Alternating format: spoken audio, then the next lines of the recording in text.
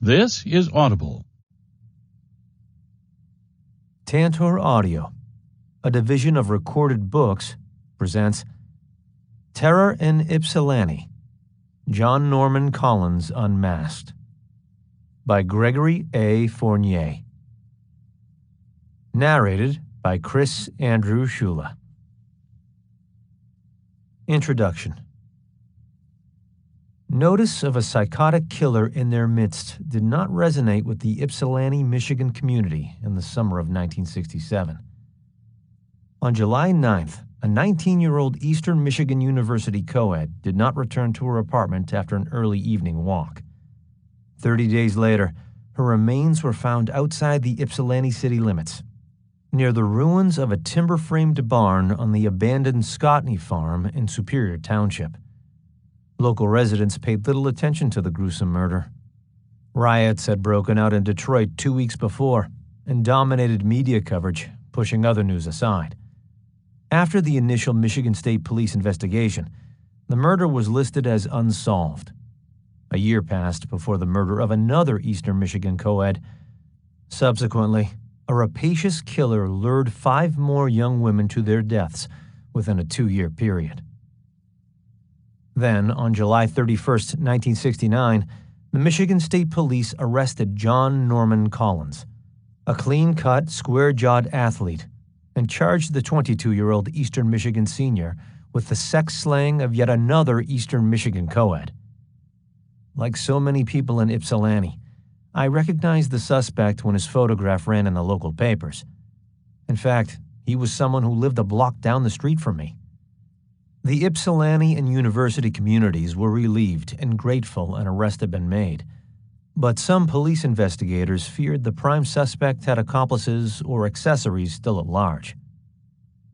After the arrest, the rash of mutilation murders ended. Certainly, other young women were killed before and after that period in Washtenaw County, but none with the same contempt for womanhood and other signature characteristics these murders bore. After becoming better acquainted with the facts and circumstances of the Washtenaw County murders, readers may draw their own conclusions about the guilt or innocence of John Norman Collins. Part 1. 1. An isolated incident. On the afternoon of August 7, 1967, 15-year-old Russell E. Chrisovan Jr. and his friend Mark Lucas were about to plow a cornfield on some farmland Russell's father leased near Geddes and LaForge Roads in Superior Township, just north of the Ypsilanti, Michigan city limits. The teens were gassing up the tractor when they heard the unexpected slam of a car door and voices down the road. This secluded area was known as a lover's lane, used by college students from the nearby Eastern Michigan University campus. The boys made their way quietly to the source of the sounds, the ruins of a deserted barn.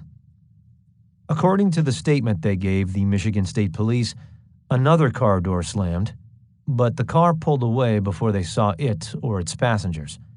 The boys immediately noticed 25 feet of fresh tire tracks in the weeds, leading from the horseshoe-shaped driveway that rounded behind the barn and led back to Geddes Road. As the teens followed the tracks, they noticed a foul odor. Then they saw what they took to be a decomposing deer carcass, not a rare sight in Michigan Farm County. There was a head, but no discernible face. Both boys noticed at the same time what looked like a human ear. Panicked, they drove to the Ypsilanti State Police Post on Michigan Avenue and reported what they had seen to Corporal Harold Rowe. He sent out detectives to investigate the site. When Dr. Henry J. Scoville, Assistant Washtenaw County Medical Examiner, arrived, he officially identified the remains as human. The body was a nude female, lying face down on the damp ground. Due to decay found at several locations, state police investigators deduced that the deceased was moved at least twice from her original position, perhaps by feral animals or by the murderer or murderers. The first location appeared to be on top of a pile of rusted cans and broken bottles dumped in the area. The next position was 5 to 6 feet away to the southeast. Discoloration of the grass indicated that the body may have lain there for some time. The body was moved again about 3 feet to the northeast from the second position. Dr. Scoville estimated the victim had been dead approximately 1 month. As it turned out, he was correct. A 6-man team searched the area surrounding where the body had been dropped and found numerous items of clothing unrelated to this case. Several paths in the 2-foot-tall grass leading to the body indicated that someone, possibly multiple individuals, had been there numerous times. This suggested to investigators that more than one person may have been involved with or had knowledge of the murder. The boys who found the body mentioned they heard 2 voices before the car took off. 20 minutes after investigators began their search, Detective R.J. Johnston dug through a pile of soggy cardboard rubble thrown over another large piece of cardboard, stapled to a section of packing crate. When Johnston lifted the packing crate, he discovered clothes stacked beneath it. On top of the stack was an orange and white polka dot dress cut down the front, from the top almost to the bottom. The short zipper was still fastened at the back. Under the dress was a piece of white cloth, whose size and shape suggested a diaper. On the bottom of the stack was a pair of white underpants torn at the seam, and a white brassiere with ripped shoulder straps. Part of one strap was later found on the trail about 10 feet from the wet and moldy clothing, crawling with insects. A single right-footed tan sandal, size 6.5B, was also found. Investigators determined the victim was killed elsewhere and transported to the Scotney brothers' deserted farm. After a month of exposure to nature and the elements, her blackened remains were the worst sight these state police investigators had ever seen. Dental records identified the corpse as Mary Therese Fleischer, the missing Eastern Michigan co-ed. Her dentist, Dr. T.J. Smeckert, provided Mary's x-rays, which Dr. Edward Hainick from the University of Michigan Hospital used to make a positive identification. The 19-year-old sophomore was majoring in accounting and working at Eastern Michigan University's Field Services Office as a secretary. Mary was from Willis, Michigan, a rural community south of Ypsilanti in Washtenaw County. State police detectives arrived at the Fleischer home around 6:30 p.m. When they showed the Fleischers the tan sandal found at the scene, Chester and Teresa said in unison, "That's Mary's shoe." Teresa Fleischer told police Mary had purchased those shoes at Baker's in Arborland, just before going to Expo 67 in Canada sometime last spring. The other sandal was never found. On August 8th, pathologist Dr. B. Naylor began the autopsy, completed by the head pathologist Dr. Robert M. Hendricks on August 9th. Chester Fleischer requested permission to be present for his daughter's autopsy, but was refused. The autopsy report indicated the victim suffered approximately 30 stab and puncture wounds in the chest and abdomen, at least 20 of which were inflicted by a knife or similar sharp object. The rest were irregular in shape and attributed to ravaging insects and feral animals. Small teeth imprints could be seen on the flesh and exposed bones. One forearm and hand were missing, and the fingers of the other hand had been removed. Both feet were severed at the ankles, definitely not caused by animals, as there was no evidence of sawing or clean cutting of the ankle bones. The pathologists believed bones were smashed. There was also a long slash across the victim's back. Severe putrefaction had damaged the internal organs, and mummification was pronounced. The pathologists could not determine if Mary Fleischer had been sexually violated.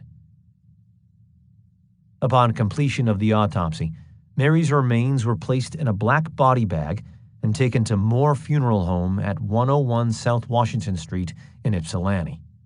Harold Britton, an employee of the funeral home, called the state police the next day, saying a person had come into the funeral home just before closing and requested permission to take a photograph of the body. Britton told the young man that because of the family's wishes, the casket would remain closed. Britton asked the young man if he was a friend of the family. He said he was.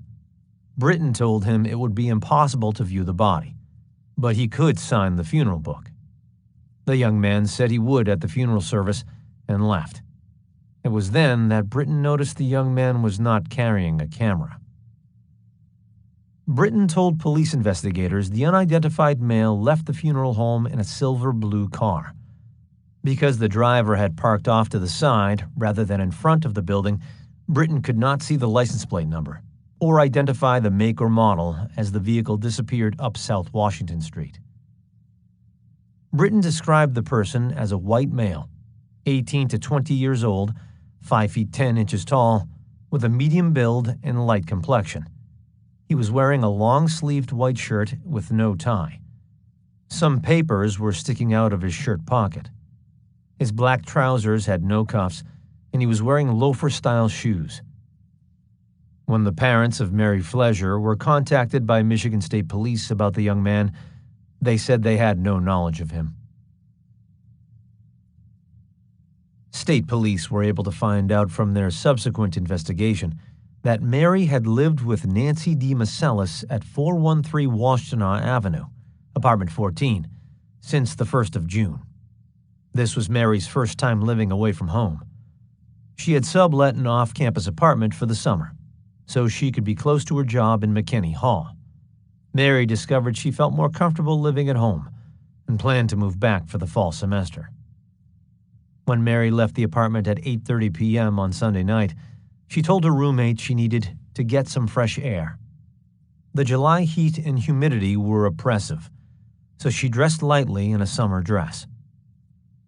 She was wearing a pair of woven tan sandals. Mary was not someone who particularly liked walking, but she headed down the street alone that night. About 30 minutes later, a campus policeman who recognized Mary spotted her walking alone. A short time after that, a young man driving a bluish-gray two-toned car pulled up beside Mary on Ballard Street and offered her a ride. Neighbors Gerald and Nancy Durand, who knew Mary, witnessed this from their front porch. Gerald Durand reported to police that Mary shook her head no and continued walking. The driver then sped around the block and pulled up aggressively into a driveway, blocking her way on the sidewalk. Mary once again shook off his advances and walked around the car. Frustrated, the unidentified driver backed out onto the street and sped away, screeching his tires. The witnesses lost sight of Mary as she drew closer to her apartment building. Her neighbors were the last known people to see Mary alive. Mary's purse was not missing from her apartment, but her car keys were gone. Her mother, Teresa, noticed Mary's light blue Mercury Comet was across from where she usually parked it. She felt this was odd, leading the Fleischers to believe Mary was overpowered and abducted in the parking lot of her apartment building. Police investigators reconstructing Mary's last day discovered the following. At 6:30 a.m., she attended Mass at St. John's Catholic Church on Cross Street in Ypsilanti. At 7:30 a.m., she left for work in McKinney Hall at the Eastern Michigan University Building Services Office. She was working over the weekend, handling registration for an upcoming cheerleading conference on campus. Mary left work at 4:30 p.m. to return to her apartment. She changed her clothes and went to go swimming. She was supposed to meet up with her sister and 2 cousins, but Mary never found them at Silver Lake. At 5:45 p.m., a lifeguard friend named Mike saw Mary at Half Moon Lake. She was also seen at 6:30 p.m. by a coworker named Husey. At 8:20 p.m., Mary went back to her apartment, changed into her summer polka dot dress, and told her roommate Nancy D. Macelis it was too hot in the apartment, so she was going for a walk. At 9:00 a.m. the next morning, Nancy called Mary's younger sister, Sandra, and told her Mary did not return home from her evening walk. By all accounts from people who knew Mary, she was a sweet, lovely person, a devout Catholic who sang and played the organ regularly at church services. Mary's close friends say she was reserved and naive about men, and by no means a party girl. In fact, she was essentially a quiet, private person. Tom Henry Stefina, who knew Mary in high school, saw her at a wedding for a mutual friend in Willis the night before she disappeared. Mary played the organ for the service and did not appear worried. She was in good spirits. Tom recalled that when he left the wedding reception to go home, Mary gave him a big smile and a friendly wave from across the room. Tom never saw her again. When Mary Fleischer was still missing, Michigan State Police interviewed everyone they could find who had recent contact with her. Kathy Jones had met Mary through a mutual friend, Ellen Rose, when they took a women's self-defense class together. Police hoped Mary had confided in her friend where she had gone. The police asked Jones if she had any idea where Mary might have run off. She had been missing for several days by then. Jones admitted she had known Mary for only a year. State Police Detective Sergeant Ronald Schoonmaker asked Jones if Mary was seeing anyone special, but there was no one she knew about. According to Jones, Mary was inexperienced about relationships for a girl her age. She described Mary as a conservative Catholic who was just starting to feel comfortable with her femininity. Jones believed Mary never would have gotten into a car with a stranger. When asked if she knew of anyone who might want to harm Mary, she answered, "No one. Mary was a lovely person, sweet and good, one of life's innocents." After interviewing Jones, Detective Schoonmaker called upon the Fleischer family in Willis to ask about Mary's Canadian trip. Her parents explained Mary had taken a trip to the Canadian Expo 67 in Montreal with her sister and two friends. Mary convinced her parents to let her use the family car, a 1965 Mercury station wagon. She worked out the route, the mileage, where they would stop, how much gas they would need, and how much the trip would cost. The trip was a rite of passage for Mary. She was asserting her independence to herself as much as anyone. The four girls set out on Thursday, June 1st, 1967. The trip was uneventful, but for a souvenir she bought: a Canadian Expo 67 medallion necklace. In the course of their original investigation, Michigan State Police investigators Sergeant Earl James and Sergeant Burt Maxwell consulted with Dr. Marks, Director of Clinical Services at Ypsilanti State Mental Hospital. Dr. Marks reviewed the facts from Mary's murder with the hope he might be able to advise police about the type of individual who would commit such a heinous crime. In his report dated August 18th, Dr. Marks surmised the person likely has had a traumatic experience with a female, be it his mother, girlfriend, or wife. He could very easily be a person who is outwardly very religious. His religion is a defense mechanism against emotions he has built up. The victim would be a symbol of someone whom the perpetrator wanted to get back at. For example, he could be a person who is very dependent upon his wife or mother. He would not be a person who is outgoing when it comes to sex. The perpetrator would be more likely to attack someone he does not know. This behavior frequently results from an irresistible impulse at the time. The fact that the victim's body was placed on a trash pile would be symbolic of the perpetrator thinking that the female was trash, something to get rid of. This type of individual would tend to keep to himself and probably not get along well with neighbors. Dr. Marks's rudimentary attempt at psychological profiling demonstrates that criminal profiling was still in its infancy. But it was a start. What State Police Detective Sergeant Ronald Schoonmaker told the Fleischer family turned out to be more accurate. If we don't catch this person within 30 days, he will kill again with increasing frequency within the next year or so. Sadly, his prediction would come to pass. 2. The first link. A full year after the remains of Mary Therese Fleischer were found just north of Ypsilanti, the image of her mutilated, decomposed body and the terror of what she had to endure were the only lasting impressions investigators had of her. As if on cue, another EMU co-ed went missing. Joan Elspeth Schell was last seen getting into a red car with a black convertible top, which conflicting eyewitnesses described as either a Pontiac or a Ford.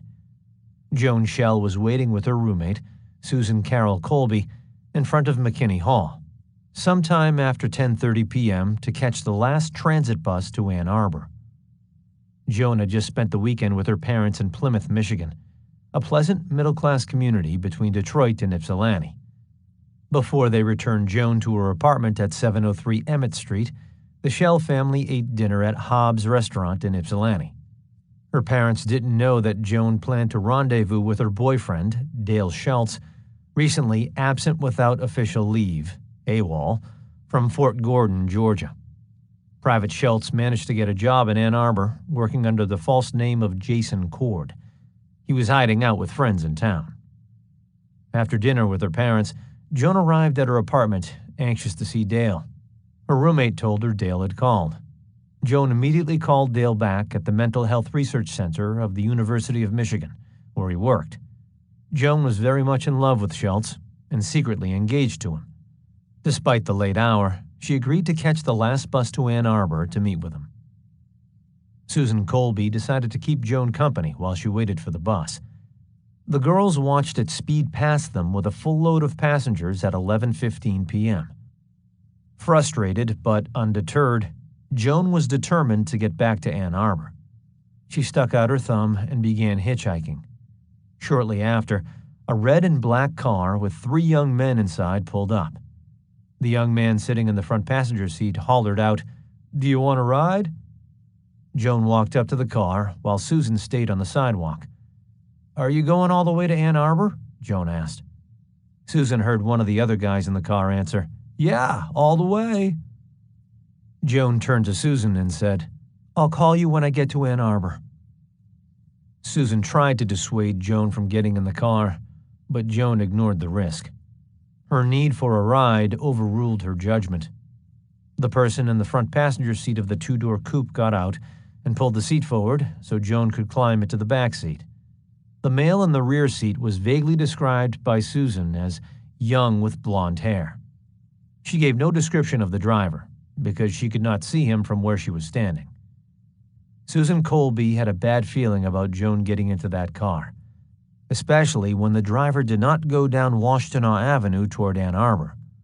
The red and black car unexpectedly turned right onto the street that ran alongside McKinney Union and turned right again, heading east down Forest Street in the opposite direction. Susan went back to their apartment to wait for Joan's call.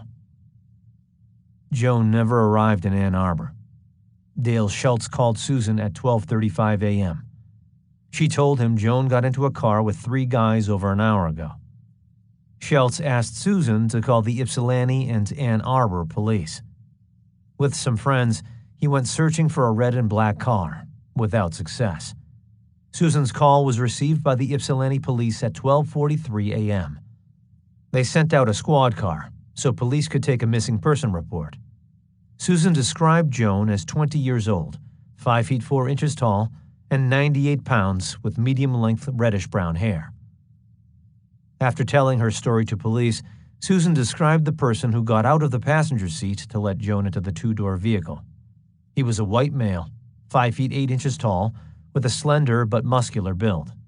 He had mid-length dark brown hair and a medium suntan with a clear complexion. Ypsilanti Police Sergeant William Stenning drew the original composite drawing of the suspect, using an identikit, a book with pages of horizontal strips for various facial features. Eyewitnesses would flip through pages until they found a match for their descriptions. Chosen types of eyes, noses, mouths, and chins guided the police artist, some of whom are more gifted than others, to create a likeness of a suspect. The first 2 pencil drawings of Joan Schell's abductor were for police use only. Detectives felt the drawings were too sketchy. A third version showing more detail was released to the media and distributed on Eastern Michigan University's campus. Colby identified the make of the car as a Pontiac with 3 square taillights on each side. 2 days later, McKinney Union custodian Johnson Props was interviewed by police. He said 3 white males were in the building after hours earlier that evening. making a phone call from the payphones. Another custodian told them to leave and escorted them outside. The custodians checked all the ground floor doors for signs of forced entry, but found none. They thought one of the intruders might have had a building key. From the second-floor stairwell, Props looked out the window and saw the three young men get into a car he described as a Pontiac Bonneville. Props said the trio sat there for several minutes before pulling away. The Ypsilanti police found and interviewed two other eyewitnesses who saw the two women standing at the bus stop that evening. Helen Haynes was sitting on her porch across the street from McKinney Hall when she witnessed Joan Schell get into a red and black car. She described the car as a Ford, with taillights stacked on each other. From another vantage point just west of McKinney Union, service station attendant James Overhoyle of K&H Marathon witnessed the same scene and believed the car was a Ford Fairlane with rectangular or square taillights, either a 1966 or 1967 model. The police needed to find the red car with the black top and then prove Joan Schell had been in it. But now they had conflicting information on the make. Was the car a Ford or a Pontiac? 5 days later in rural Ann Arbor, about 350 yards west of Earhart Road, two construction workers smelled the foul odor of decomposing flesh and happened upon a nude female body. Their foreman, Lynn H. Bailey, called Ann Arbor police, saying his workmen had discovered a body tucked under some scrub brush 12 feet off Glacier Way Road, next to a wire farm fence. When police arrived, they found a naked torso partially covered with tufts of grass.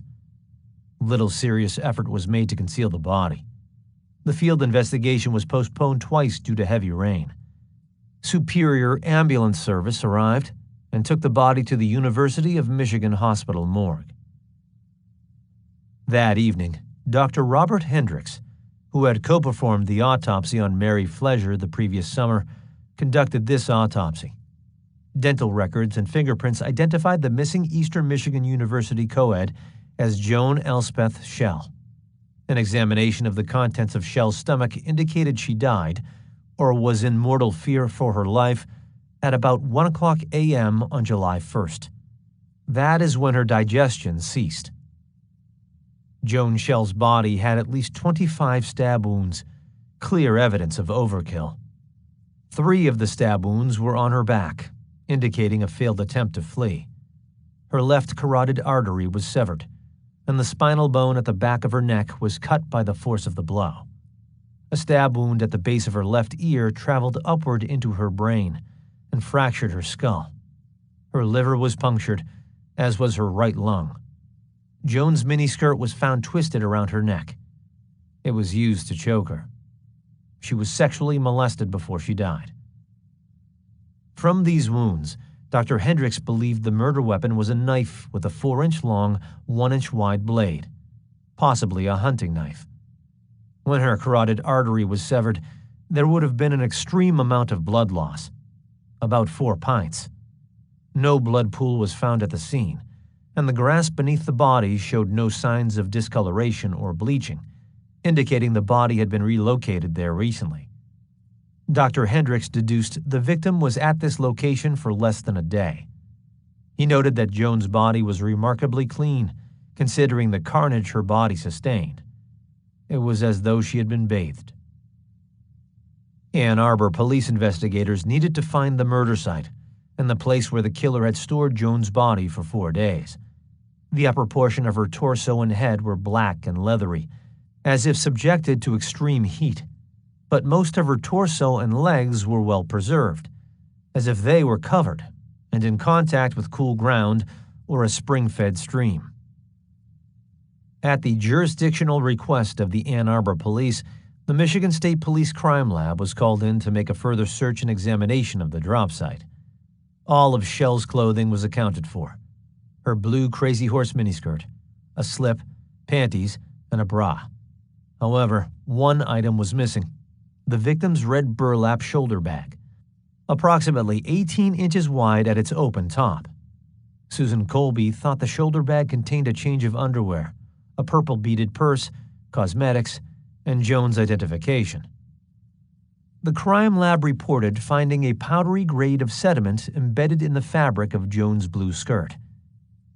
This led investigators to collect water, sand, and silt samples along the Huron River at secluded lovers' lanes and near abandoned buildings like the Peninsular Paper Factory. The area around the Superior Road Bridge was checked. Of all the microscopic tests done on sand and silt samples from around the area, none were similar except a white porous material obtained from the Whitaker Gooding Gravel Company on Cherry Hill Road. The secluded sand and gravel pit was thoroughly searched, but nothing incriminating turned up. Another dead end for police. Dale Schultz came under immediate suspicion. Jones' parents did not approve of his involvement with their daughter. He had a minor police record and was presently AWOL from the Army. When polygraphed and interrogated on August 5th, Dale volunteered everything he knew.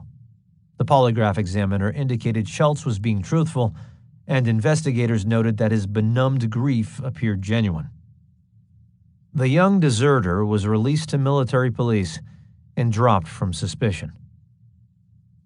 The Eastern Michigan Campus Police took on the task of interviewing every male summer school student and employee who fit the general description of the suspects. Over 150 red cars with black tops were checked out statewide, with no luck locating the suspected car. Many of the car's owners were polygraphed, but none had incriminating results. Several police investigators felt the Shell murder resembled the horrific murder of Mary Fleischer. The day after Jones' body was found, State Police Detective Ronald Schoonmaker, Ypsilanti Police Detective Sergeant Bertrand C. Maxwell, and Ann Arbor Police Detective Lieutenant Eugene Standemeyer met to discuss the similarities between the Fleischer and Shell murders. Both girls worked part-time in McKinney Hall. Both lived in off-campus apartments 2 blocks from each other, and both girls were petite and posed no apparent threat to anyone. When their bodies were discovered, both showed signs of overkill. Neither girl was slain where her body was found, and both were dumped in the countryside not far from each other. For now, the Fleischer and Shell murders were officially considered isolated incidents. The Ann Arbor and Ypsilanti police agreed there was no sense creating panic within their communities. The Ypsilanti police received numerous phone tips stating that Susan Colby knew the boys in the car that picked Joan up. Callers claimed she dated one or more of them. The tips seemed orchestrated to discredit Susan Colby, so Detective Burt Maxwell requested the state police give her a polygraph test. She willingly took the test and denied the allegations. The polygraph examiner believed she was being truthful. It appeared to police someone was trying to sidetrack their investigation. A more promising lead came to the notice of the Eastern Michigan University Campus Police a week later. A supervisor from the Alumni Relations Office in McKinney Hall phoned in a tip that one of his student employees was tormenting a coworker, with graphic details about Joan Shell's mutilated body. The employee's name was John Collins. When Collins was questioned by campus police, he told police he had spent the weekend at his mother's house in Center Line, Michigan, 50 miles away. When asked about his inside information about the condition of Shell's body, he credited his uncle, Michigan State Trooper Daniel Like, with telling him. When Corporal Like was asked to corroborate his nephew's statement, he said he had not discussed the case with his nephew, beyond saying he had not worked on that case. EMU campus police asked Corporal Like about his nephew. He said John was a police buff who was known to fraternize with off-duty officers at the Bomber Restaurant on Michigan Avenue, across from the state police post. John often sat with local police for breakfast. The restaurant owners had a large round table tucked in the corner for them to congregate between shifts. Off-duty Washtenaw County sheriffs, Ypsilanti police, and Michigan State troopers routinely went there to unwind and discuss their tough cases. The restaurant was unofficially a clearinghouse for local police to informally share information. Perhaps Collins had picked up some inside information there. For now, investigators decided John Collins did not fit their profile. They did not follow up on Collins's alibi that he was at his mother's house over the weekend Joan Schell was killed. Perhaps out of professional courtesy for a fellow cop, this lead was never pursued. Because police were cautious to act and had no solid evidence, Collins was virtually eliminated as a suspect. The searchlight of suspicion would not fall upon him for another year, until 4 more Michigan young women, and 1 in California, would die horrible deaths. 3. The Wrinkle. Jane Mixer, a law student at the University of Michigan, needed a ride to her hometown of Muskegon, 200 miles west of Ann Arbor. Like many students before and since at the University of Michigan, Jane posted a notice on the campus ride board, located in the basement of the Student Union building. The ride board consisted of 2 large maps stapled to a bulletin board, one of Michigan and the other of the United States. Students posted notices on a Ride Wanted section or a Riders Needed section. The system worked well most of the time. According to Jane's boyfriend, her notice read, "Ride Wanted to Muskegon, Thursday. Call Janie." And then she gave her phone number at the law quad and her room number. Jane probably did not think twice about writing her address in her notice. That may seem reckless today, but people were generally more trusting and less fearful back then. Jane came from the western side of the state, where many people still left their doors unlocked at night. People who knew Jane said she was trusting and compassionate. Her need for a ride home superseded her caution. She had some unwelcome news for her parents. A person giving the name David Johnson quickly responded to her message, saying he was headed for Muskegon on March 20th at about 6:30 p.m. Pleased that her notice got such a speedy reply, she agreed to meet Johnson at the law quad. At 7 p.m., Jane's boyfriend called her to check if she had left. Jane was still waiting for her ride. When he phoned back an hour later, no one answered. When Jane did not arrive home within a reasonable amount of time, her father, Dr. Daniel Mixer, called the Michigan State Police Post in Grand Haven on Michigan's western coastline. Dr. Mixer had a personal connection with Muskegon County Sheriff Marion Calkins, and contrary to standard operating procedure in most missing person cases, a report was immediately entered into the Michigan Law Enforcement Information Network. All state troopers in Washtenaw County were alerted of Jane's disappearance. Nationally, police policy customarily requires a delay of 24 to 48 hours before any action is taken on a missing person report, because of the many calls police get daily. Most of the missing individuals turn up unharmed. Without this policy, police would do little else but chase down teenaged runaways, deadbeat parents, and truant spouses. But when someone's daughter goes missing, the logic of a cooling-off period seems like nothing more than a head start for predators and child molesters. The waiting period was waived in this case. The Muskegon County Sheriff took immediate action. The next day was a cold March morning, cloudy and windy with occasional blowing snow. 13-year-old junior high school student Mark Stephen Groh was walking along Denton Road, which runs beside the Denton Township Cemetery. He was heading to his school bus stop when he spotted a shopping bag set off by itself on the road's edge. The bag was across the street from the cemetery. Mark looked inside and saw a blue-wrapped present, a birthday card, some college notebooks, and some typed reports. The contents looked like they might be important, so he returned home with the bag and gave it to his mother, Nancy Ann Groh. Mrs. Groh told him she would take care of it and rushed her son off to catch his school bus. Mark hurried past the cemetery a second time and waited on a neighbor's front porch for the bus to arrive. Meanwhile, upon closer examination of the shopping bag, Mrs. Groh noticed what appeared to be 2 brown spots on the bottom. She removed the contents of the bag and discovered a dark, gooey substance on the bag. It was blood. Sensing something was terribly wrong, she got into her car, drove to the cemetery, and turned in. Nancy Groh saw the body of a woman laid out on the ground, about 100 feet inside the fenced grounds. A yellow raincoat covered most of the body. A nylon stocking was tied around the victim's neck, and one arm was positioned over the dead woman's head. Panicked, Mrs. Groh got behind the wheel and drove to her sister's house several blocks away. She ran crying to the front door and started knocking frantically until her sister opened it. When she was able to tell her sister what she had seen, her sister called the Ypsilanti State Police Post and reported the incident. Nancy was in shock. The state police post in Ypsilanti was the nearest, despite being in the next county. They sent some officers anyway, which would cause jurisdictional problems later. For the rest of the school day, Mark did not think about what he found that morning. But on the way home on the bus, the driver asked if anyone lived by the cemetery. That is when Mark found out a woman's body was discovered across the street from where he lived. Walking up the gravel road just after 3 p.m., he saw heel drag marks going across the road he had not noticed that morning.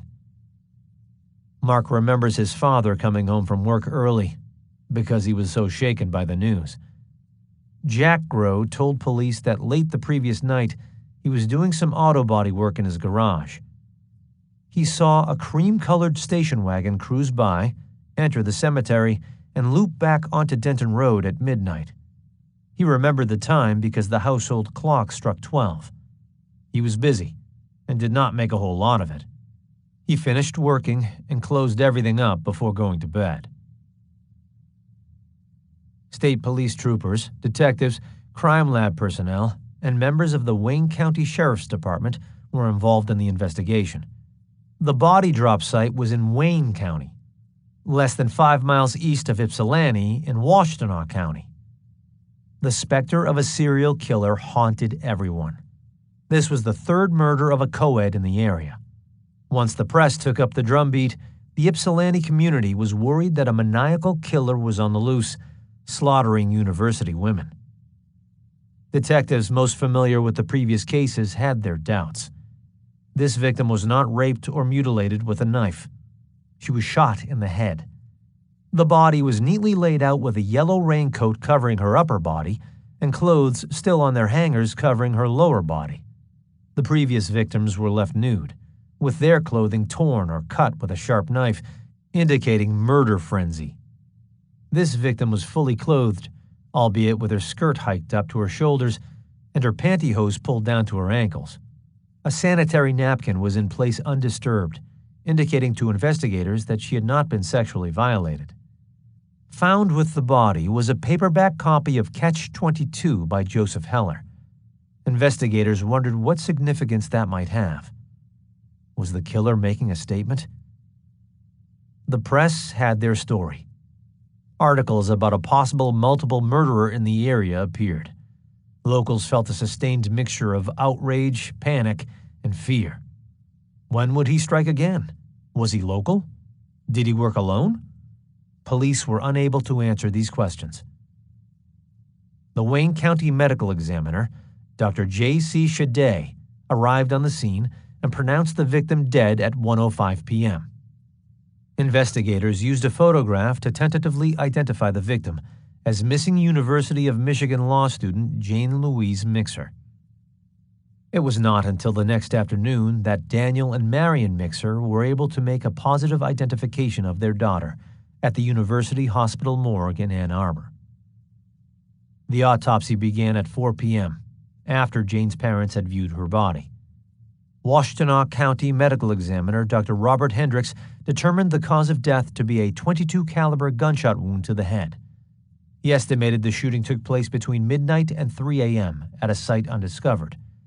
Police surmised Jane was held for approximately 4 hours in a laundry room in a home or apartment building because of soap granules found on her coat.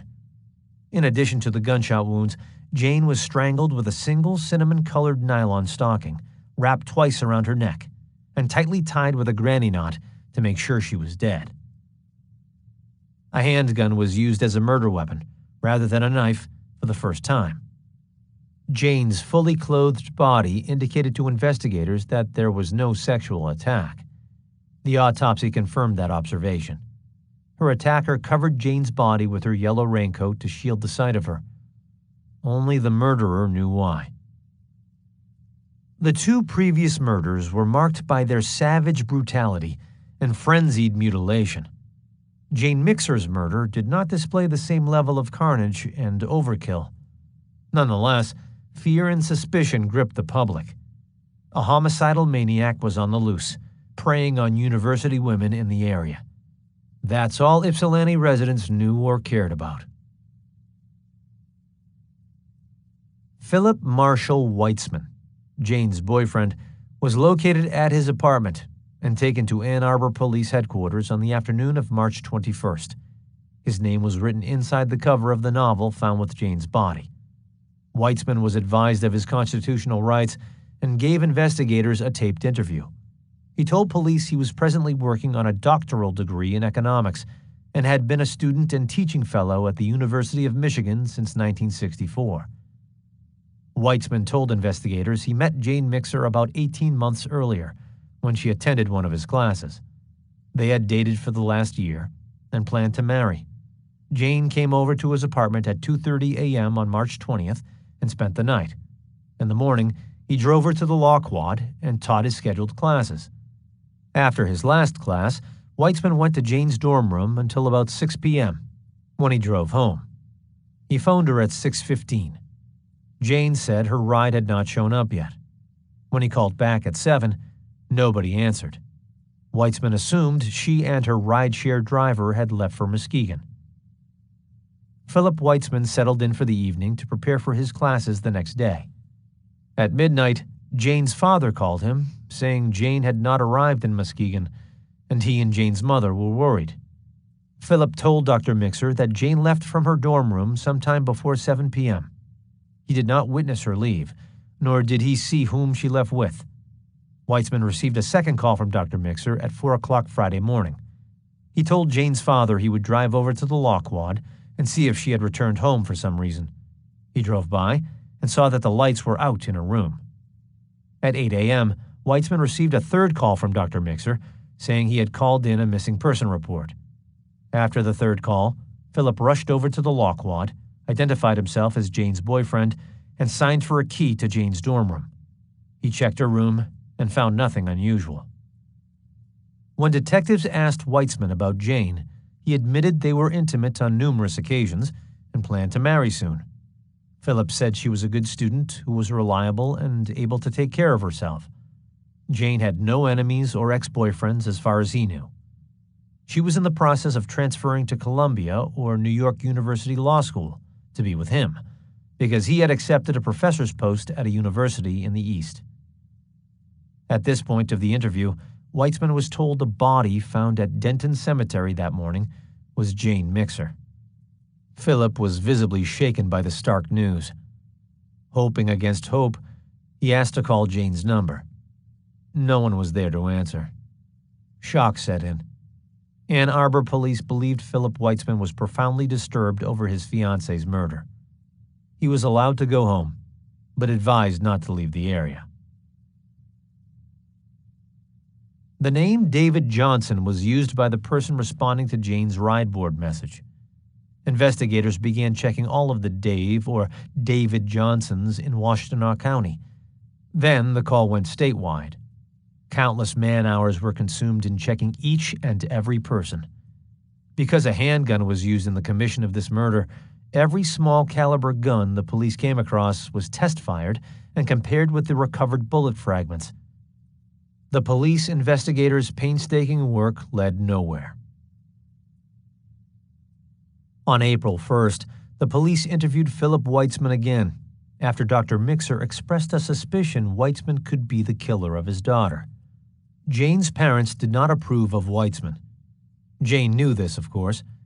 Despite their disapproval, Jane accepted his marriage proposal and decided to move to New York with him. She knew her parents would have trouble accepting the marriage. Weitzman was Jewish, and the Mixers were Lutherans. Moreover, Dr. Mixer was a Barry Goldwater conservative, while Jane and Phil were Eugene McCarthy liberals.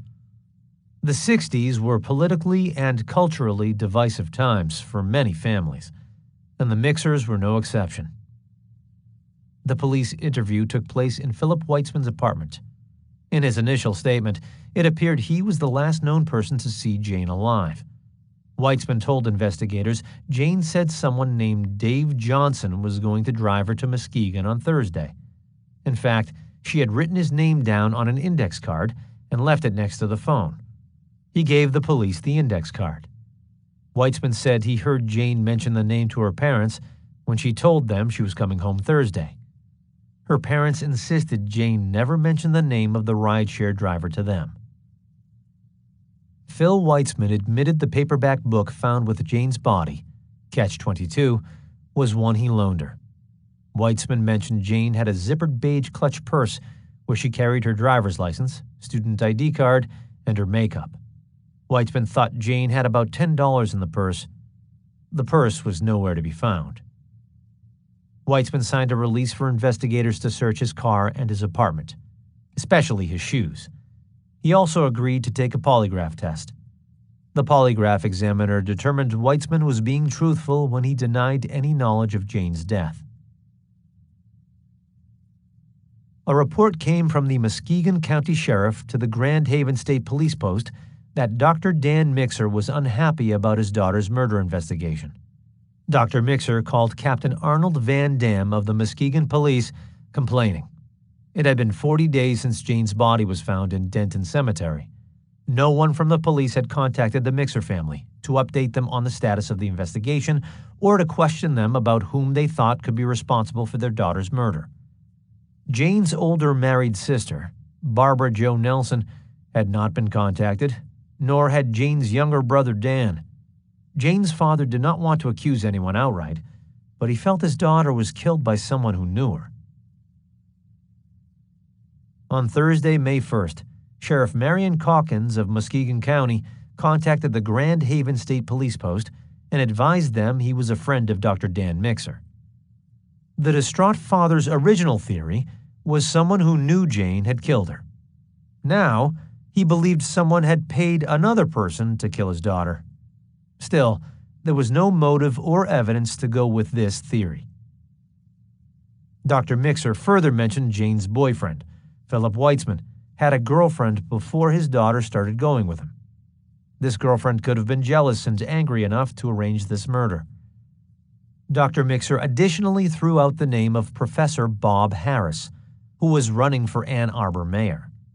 Jane did some volunteer work typing for him. Jane also volunteered for a legal aid group and was a strong believer in the civil rights movement. Perhaps she made some enemies through her work. Police investigators pursued Dr. Mixer's theories, but neither area of inquiry contributed any useful information. Jane Mixer was believed to be the third victim of an elusive killer, primarily because her murder was unsolved, she was a co-ed, and her body was found in a rural area outside of Ypsilanti. Jane seemed to fit the basic victim profile of the other two murdered university women. The press ran with the story, as fear tightened its grip on parents statewide, with daughters going to Eastern Michigan University or the University of Michigan. 4. Another hitchhiker. Only 2 days after the body of Jane Mixer was found, State Trooper Herbert Kruppers received a missing person call at the Michigan State Police Post in Ypsilanti. Sharon Santucci reported she'd received a phone call from her friend, 16-year-old Marilyn Skelton, to meet her at McKinney Student Union on the Eastern Michigan University campus. Marilyn never arrived, nor did she call back. This sent up a warning flag for Santucci, who was keenly aware that 3 young women had been killed in the area within the last 20 months. Santucci explained to the Michigan State Trooper how she tried to enlist the aid of the Ypsilanti Police Department in filing a missing person report. But they refused to take the report because Marilyn Skelton went missing outside their jurisdiction. Santucci indicated Marilyn phoned her at about 4 p.m., saying her father dropped her off at a gas station at the intersection of Carpenter Road and Washtenaw Avenue, the main road leading east to Ypsilanti. Marilyn asked Santucci if she or her husband John could pick her up. Sharon answered she had no transportation, but would meet Marilyn at McKinney Student Union. Marilyn planned to hitchhike the 3 miles into Ypsilanti. The Michigan State Police refused to take a formal missing person report because it was not coming from a proper source, a relative or a parent. Sharon Santucci was thwarted twice trying to report the disappearance of her friend. The next day, Santucci returned with Michael Millage to the Ypsilanti State Police Post to inquire about Marilyn. She was missing for over 24 hours by then. Corporal Lucky told them he did not have any information, but asked them to come back that evening. By then, he would have a chance to look into the matter. Corporal Lucky noted in his report that Mrs. Santucci appeared to be about 14 years old. In fact, Sharon was 17 and recently married to 19-year-old John Santucci Jr. Michael Millage pressed Corporal Lucky to take a missing person report, but Lucky told him Marilyn's parents should be the one making the report, even if they had to phone it in. Millage insisted he had talked to Marilyn's parents twice by phone, but they were unconcerned whether Marilyn had run away or not. The Skeltons were in the process of moving to Flint, about 75 miles north of Detroit. Corporal Lucky explained he could not broadcast a missing person report, but he would note the information and pass it on to the road patrols. Millage was not happy with the response and pressed the issue. He and Sharon Santucci left the state police post angry and convinced nothing would happen. Early Monday morning, Trooper Lucky discovered that the Wayne County Sheriff's Office had taken a missing person report on Marilyn Skelton from Michael Millage on Sunday. Despite Marilyn being last heard from in Washtenaw County, a report was filed on the pretext she had lived in Romulus, located in rural Wayne County. Wayne County sheriffs were on the lookout for a white female by the name of Marilyn Skelton, no middle name, 16 years old, 5 feet 5 inches tall, 115 pounds, with shoulder-length medium brown hair and brown eyes. On Monday morning, Marilyn's mother came to the Ypsilanti State Police Post of her own accord. Helen Skelton told Corporal Cicchetto she and her family were in the process of moving from Romulus to Flint after learning Marilyn had taken drugs since age 13 and was an addict. Marilyn refused to move to Flint and preferred to live with her hippie friends. At that time, the officer noted Mrs. Skelton did not appear overly concerned about her daughter's disappearance. Mrs. Skelton came to discuss Marilyn's problem with narcotics and other difficulties she was having with her daughter. She told Corporal Cicchetto she could not understand what Michael Millage was trying to pull by reporting Marilyn missing. Mrs. Skelton said Marilyn told her she was going to Ypsilanti because she owed some hippies money. It seemed odd to Corporal Cicchetto that Marilyn's mother downplayed her daughter's disappearance, but he learned Marilyn had run away from home on numerous occasions and always returned. Mrs. Skelton wanted information on how to contact the Women's Division of the Wayne County Sheriff's Department. Officer Beverly Scannell was familiar with Marilyn's problems. Mrs. Skelton tried to contact her without success. At that time, Corporal Cicchetto suggested Skelton phone in a missing person report in Wayne County. She did half-heartedly. Tuesday morning, March 25th, was cold and dreary. The overnight precipitation left a light dusting of blowing snow.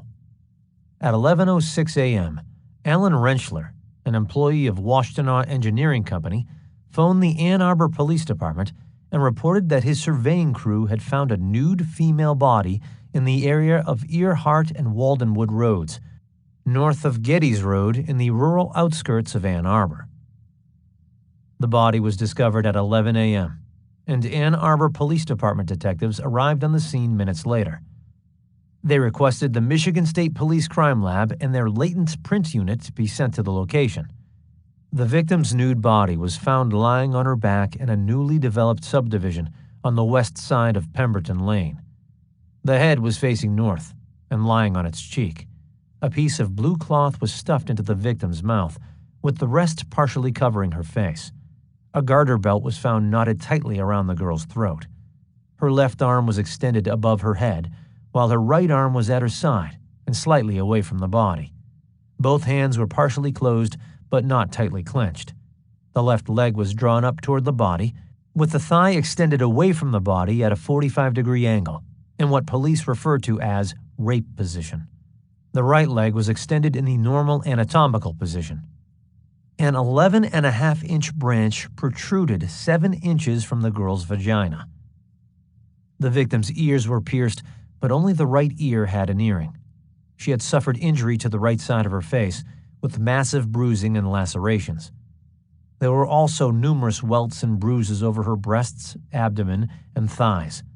These bruises showed the distinct outline of a belt buckle and violent strapping. Her clothes were near her body. A white bra was draped over her head with one of the straps. A blue windbreaker jacket was lying on the ground beneath the teen's buttocks. A few feet north of the victim's left leg were a pair of brown loafers, a torn pair of light blue underpants, a used Tampax, a torn portion of a blue t-shirt, and a pair of jeans. At 1:15 p.m., Washtenaw County Coroner Dr. Robert Hendricks arrived and officially pronounced the victim dead. An ambulance took the young Jane Doe to the University of Michigan Hospital morgue. A foot search of the surrounding area found shoe prints in the mud some 45 feet northwest of the victim, leading up to a muddy embankment toward the spot where the body was found. Because of the rainy weather, the prints were lacking detail. After pictures and measurements were made of the crime scene, Ann Arbor Police Chief Walter E. Krasny held an impromptu press conference at the scene. He told reporters, "This is the worst thing I've seen in 30 years of police work. We can't say this has no connection with the other 3 murders. There almost has to be some link." The Ann Arbor police felt a profile of the murderer was forming. But how many more young women would die before the murderer's identity would be known? When Alan Rentschler was further interviewed, he told Ann Arbor police his road crew was surveying when they saw what looked like a body south of Pemberton Lane. 2 carpenters were working inside a house under construction. Rentschler asked them to check if the body in the back area of the yard was an actual person. Ben Romans and Joseph Lobstel, both from Ypsilanti, left from the rear of the house and approached the body. When Romans was interviewed by police, he said he got within 2 feet and knew it was a corpse. Romans told police the surveyors did not approach the body, but reported it to police. The carpenter also noted that the owner of the house under construction was on the roof the day before and would have been able to see the body. He had said nothing. The police surmised this Jane Doe was killed at another location and probably dumped there in the middle of the night.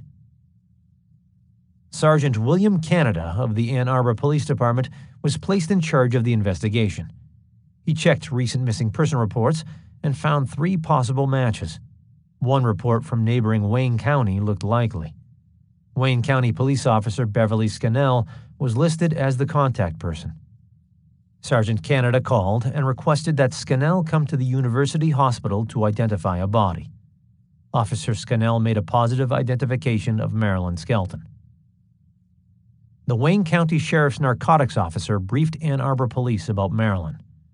She tried it all: marijuana, speed, heroin, and LSD. Miss Skelton was all over Wayne County buying and selling drugs to support her habit. After being picked up in Westland on a drug charge, Marilyn became a police informant to mitigate her situation.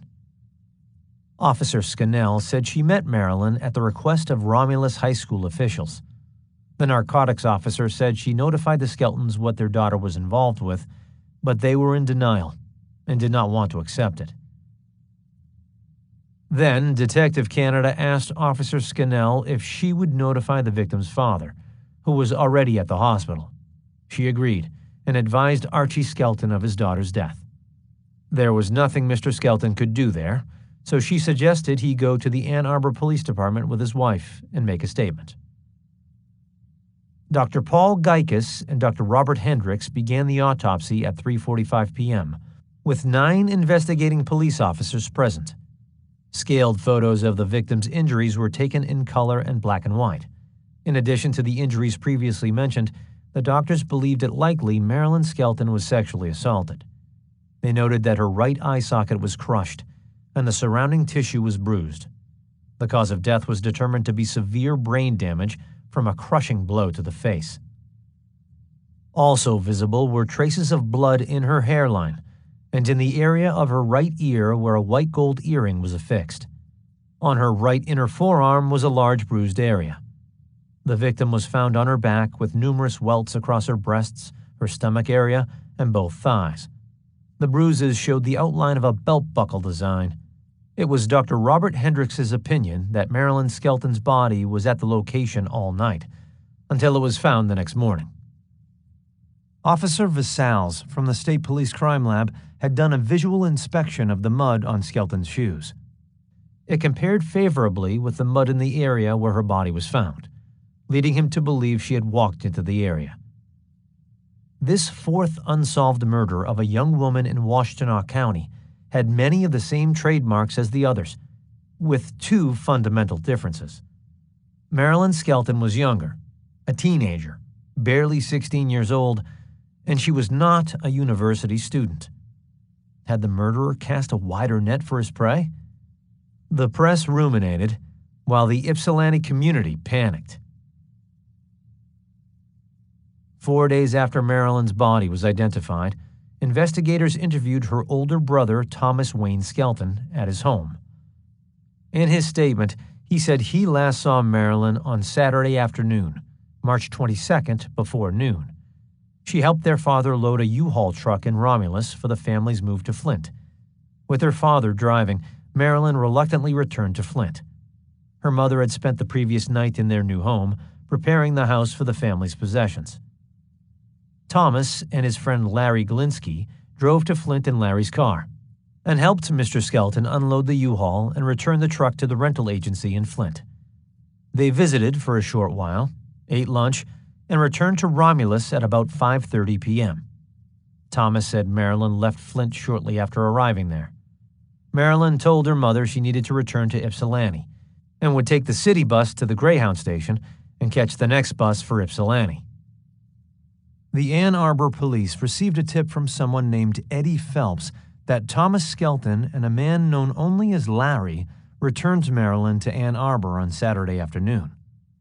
Confronted by police with this conflicting information, Thomas Skelton denied returning from Flint with Marilyn or knowing anyone named Eddie Phelps. 2 days after Thomas was interviewed, the state police interviewed Larry Glinsky. His version of what happened corroborated the account given by Thomas Skelton. He denied giving Marilyn a ride back to Ypsilanti and stated he never associated with her or any of her friends. He knew Thomas and Archie Skelton for many years and had no further information about the case. Glinsky told police he drove Mr. and Mrs. Skelton to Ann Arbor after they learned Marilyn's body had been found. It was the opinion of the investigators at the time that Glinsky and Thomas Skelton were truthful and innocent of any involvement in this case. Marilyn's parents were interviewed on Monday, March 31st. It was learned that in addition to an adult son, they had a married daughter named Barbara. Investigators discovered that Marilyn often spent weekends with her friends John and Sharon Santucci in Ypsilanti. Mrs. Skelton confirmed that Marilyn left the house wearing the same clothing found near her body. In addition, Marilyn carried a brown leather pouch-style purse with brass eyelets and a long drawstring. A black wallet with her identification and approximately $30 should have been in the purse. Marilyn was wearing a diamond engagement ring her boyfriend Michael Millage gave her on her 16th birthday, March 4th. None of these items was found with the body. Helen Skelton told police Mike Millage called her in Flint Sunday night to say Marilyn was missing.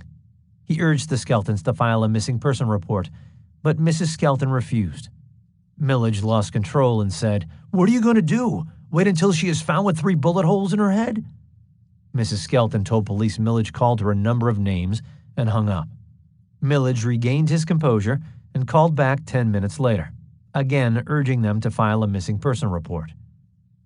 Disturbed by Millage's phone calls, Archie and Helen Skelton drove to the Ypsilanti State Police Post shortly after midnight on Monday, March 24th.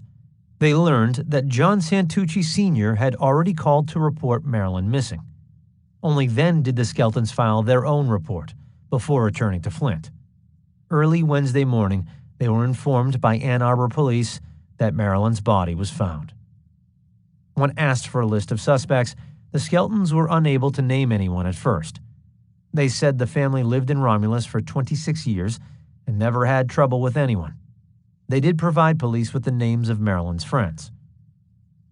During another interview 2 days later at the Ypsilanti State Police Post, Archie and Helen Skelton were asked when they first noticed they had a problem with Marilyn.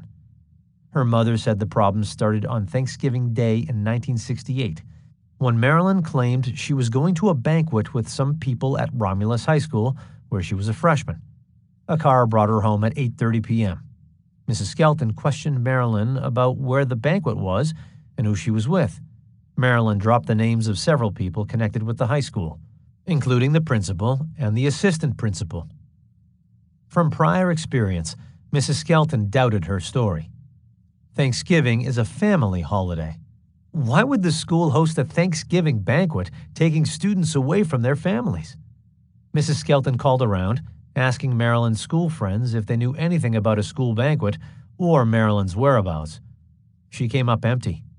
Confronted with this information, Marilyn changed her story and told her mother she was at the home of Wayne County Sheriff Detective Beverly Scannell, someone with whom she had been working. This excuse was less credible than the first, but Marilyn was home, so her mother let it pass. Shortly after that incident, Marilyn started bringing Sharon Sanders, who was soon to become Mrs. Sharon Santucci, home for the weekends. Marilyn spent several weekends with Sharon at her parents' home in Ypsilanti.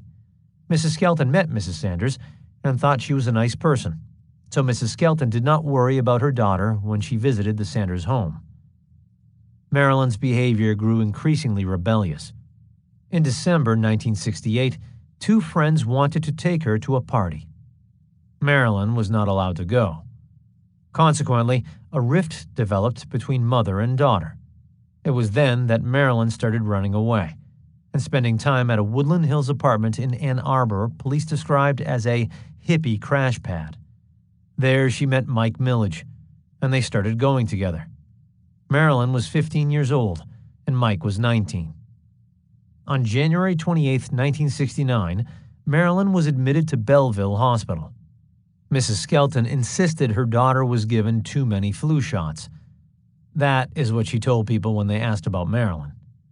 She met John Santucci at this time, and he announced he was king of the hippies and popped 2 pills into his mouth. Mrs. Skelton said his eyes started to roll almost immediately. Mrs. Skelton said someone named Jim Cooney also came to the hospital frequently to visit Marilyn. He would sit in the lobby and stare like he was in a trance. Mike Millage spent lots of time visiting Marilyn, too. Skelton thought Millage was afraid of the hippies, like they had some kind of power over him and Marilyn. Mrs. Skelton told Marilyn the family was moving to Flint, so her father could be closer to his new job and get her away from her hippie friends. Marilyn objected. This was when she told her mother she would not be living with them after March 21st.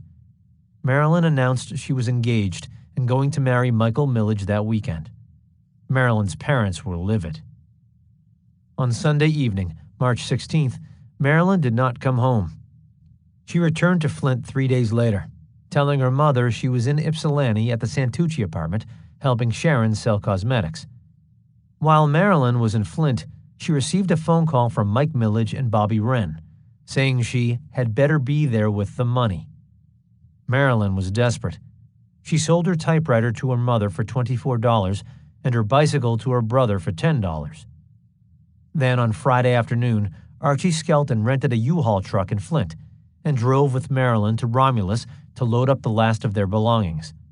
While Mr. Skelton made a call to his wife at 6:30 p.m., Marilyn ducked out of the house and arranged a ride to Ann Arbor. She went to the Woodland Hills apartment to see Mike Millage, but he was not there.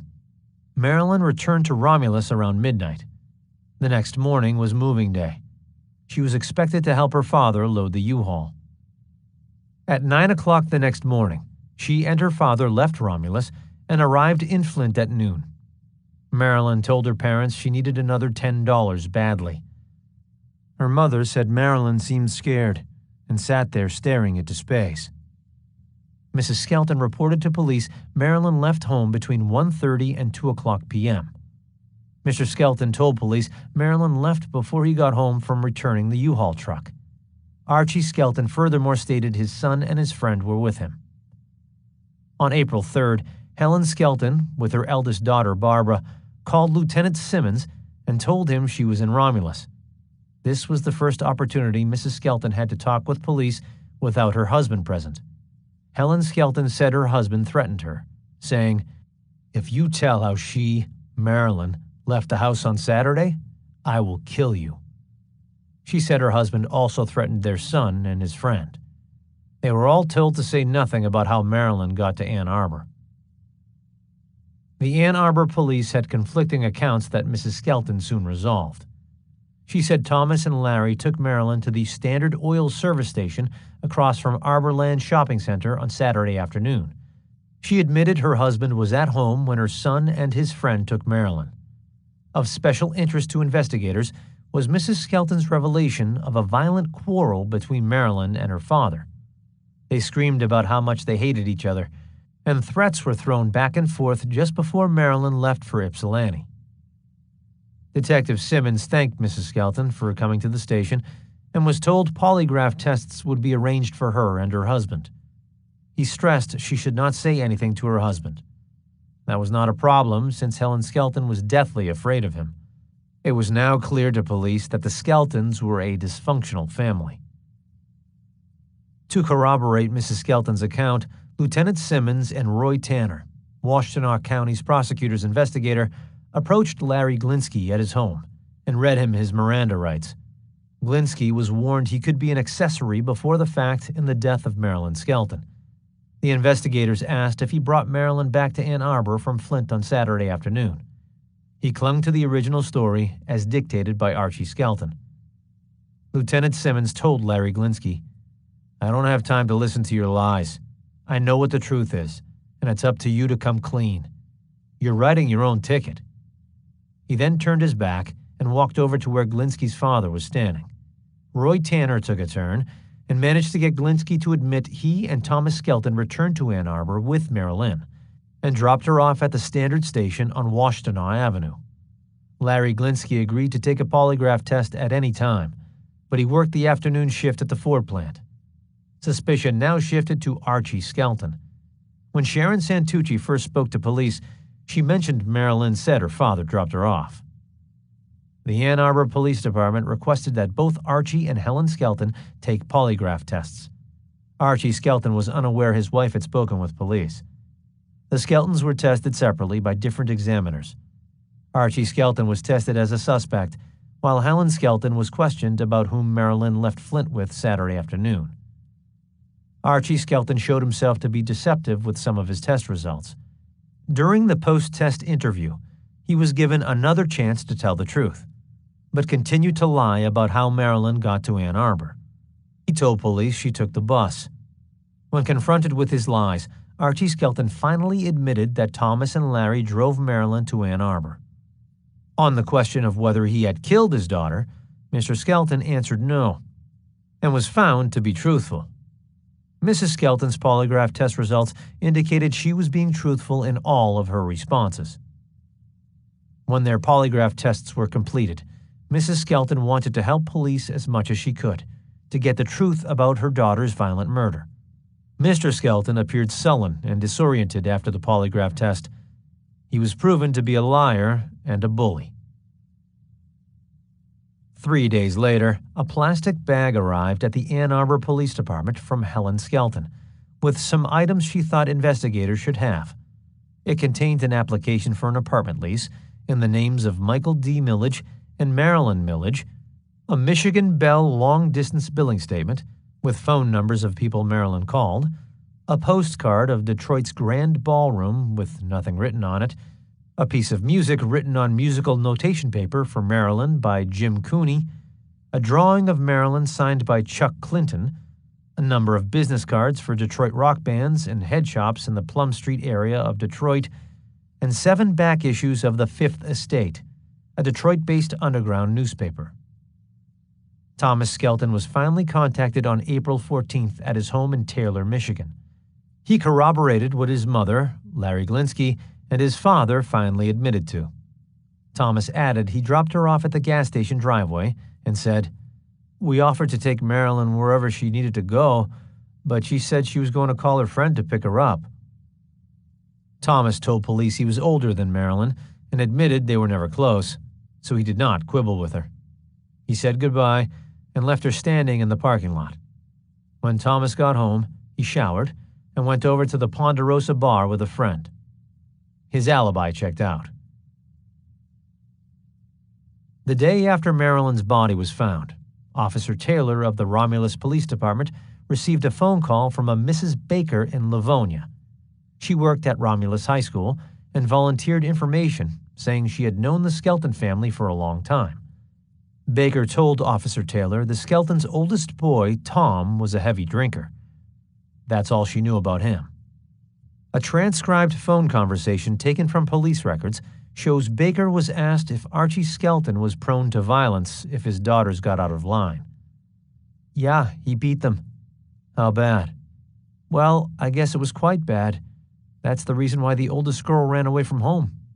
"That's what she said, anyway." "That would be Barbara?" "Uh-huh.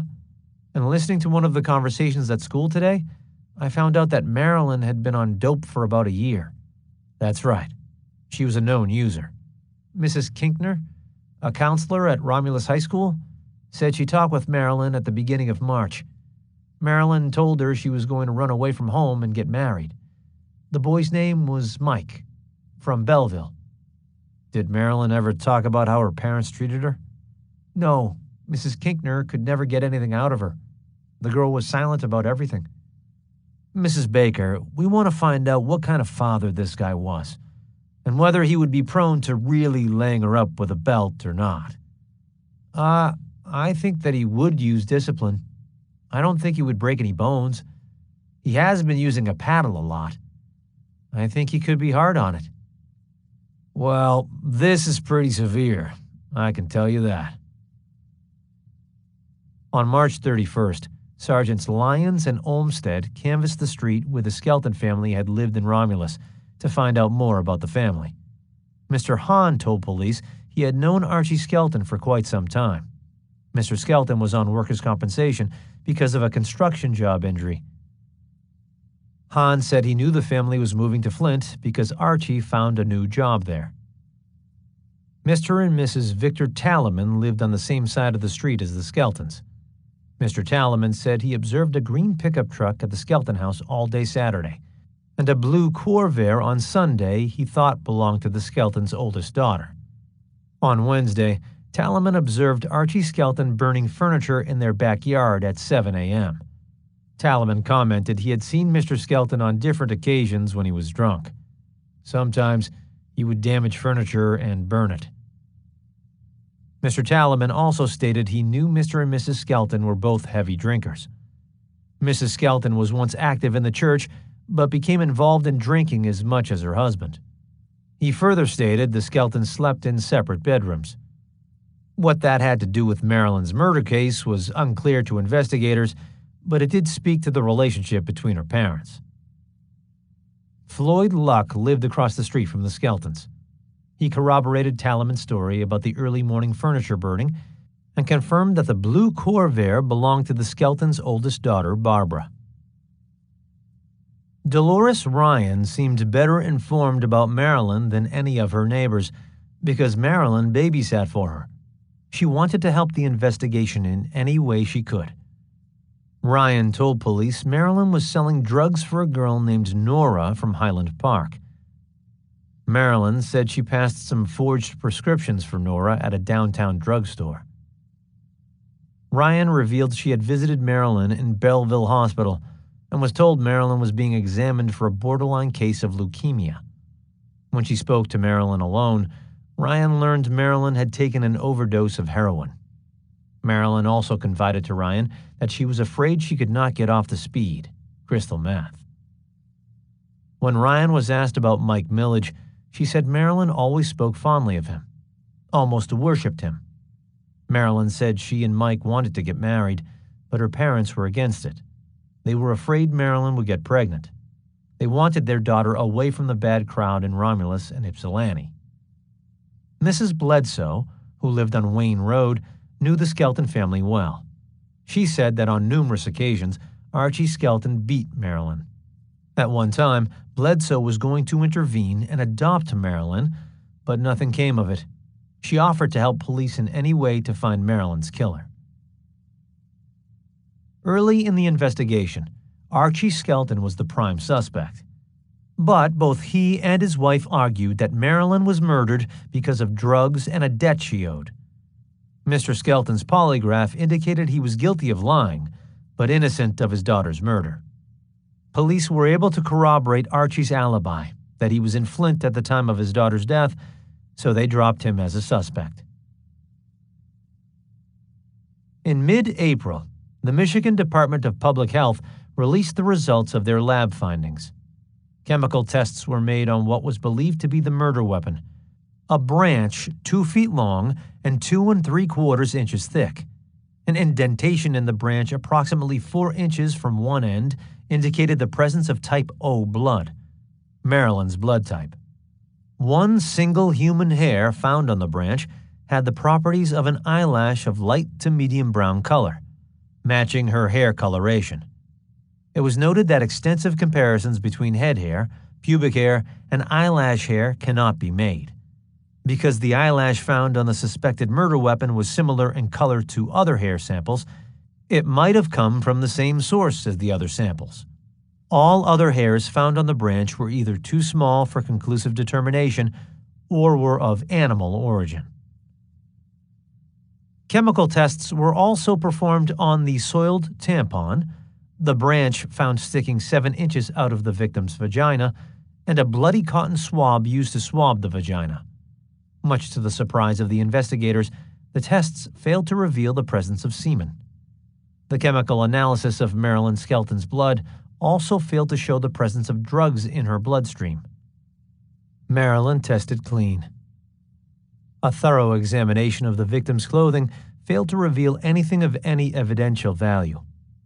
The police were once again baffled. At the request of the Ann Arbor police, the Romulus police began to interview people who knew Marilyn. A 16-year-old high school friend said Marilyn was selling orange tablets of methadone for 50 cents apiece and nickel bags of marijuana at school last January. Marilyn told this friend she got the stuff from Mike, but the friend didn't know his last name. Police already knew Mike's last name. Police learned Mike purchased an engagement ring, a housecoat, and slippers for Marilyn while she was in Belleville Hospital withdrawing from drugs. The rumor at school was Marilyn was in the hospital for hepatitis. Marilyn's school friends said Marilyn was hooked on drugs and wanted to get off them. Another friend of Marilyn told investigators she had been good friends with Marilyn since the 7th grade. She described Marilyn as active in school, a musician who played clarinet in the school band, and an A.B. student. She remarked, "There wasn't anything that Marilyn couldn't do. But last summer, she started to fade away and became involved in smoking marijuana, and she became a speed freak." Marilyn's friends said she once had gone with Marilyn to Nora's place, next to a motorcycle clubhouse in Detroit. Heroin, speed, and LSD were available there. The friend believed Nora was paying the Detroit police not to bust her. The place was wide open, and anything could be obtained there, the teen said. Marilyn's friend also revealed that Marilyn and her friend Sharon Santucci took karate lessons together, but she did not know where. While Romulus police interviewed Marilyn's friends and neighbors, Ann Arbor Police Detective Sergeant Raymond Winters and Michigan State Police Detective Kenneth Taylor questioned Michael Millage in an unmarked police vehicle parked in front of his parents' house. Millage told police he worked delivering cosmetics for his father, but expected to be officially hired by the Holiday Magic Cosmetic Company soon. He was laid off from St. Regis Paper Company a week before Marilyn was murdered. The last time Millage heard from Marilyn was a phone call Saturday morning. She was in Romulus with her father and brother, about to move their belongings to Flint. She asked if Millage could help, but he was already committed to assisting his friend Jerry move. He worked with Jerry until about 5 p.m., when he went home, showered, and returned to eat pizza and watch basketball with Jerry and his family, including Jerry's in-laws. He returned to his parents' home at 10 p.m. and briefly talked with his father until he gave Marilyn a call in Flint.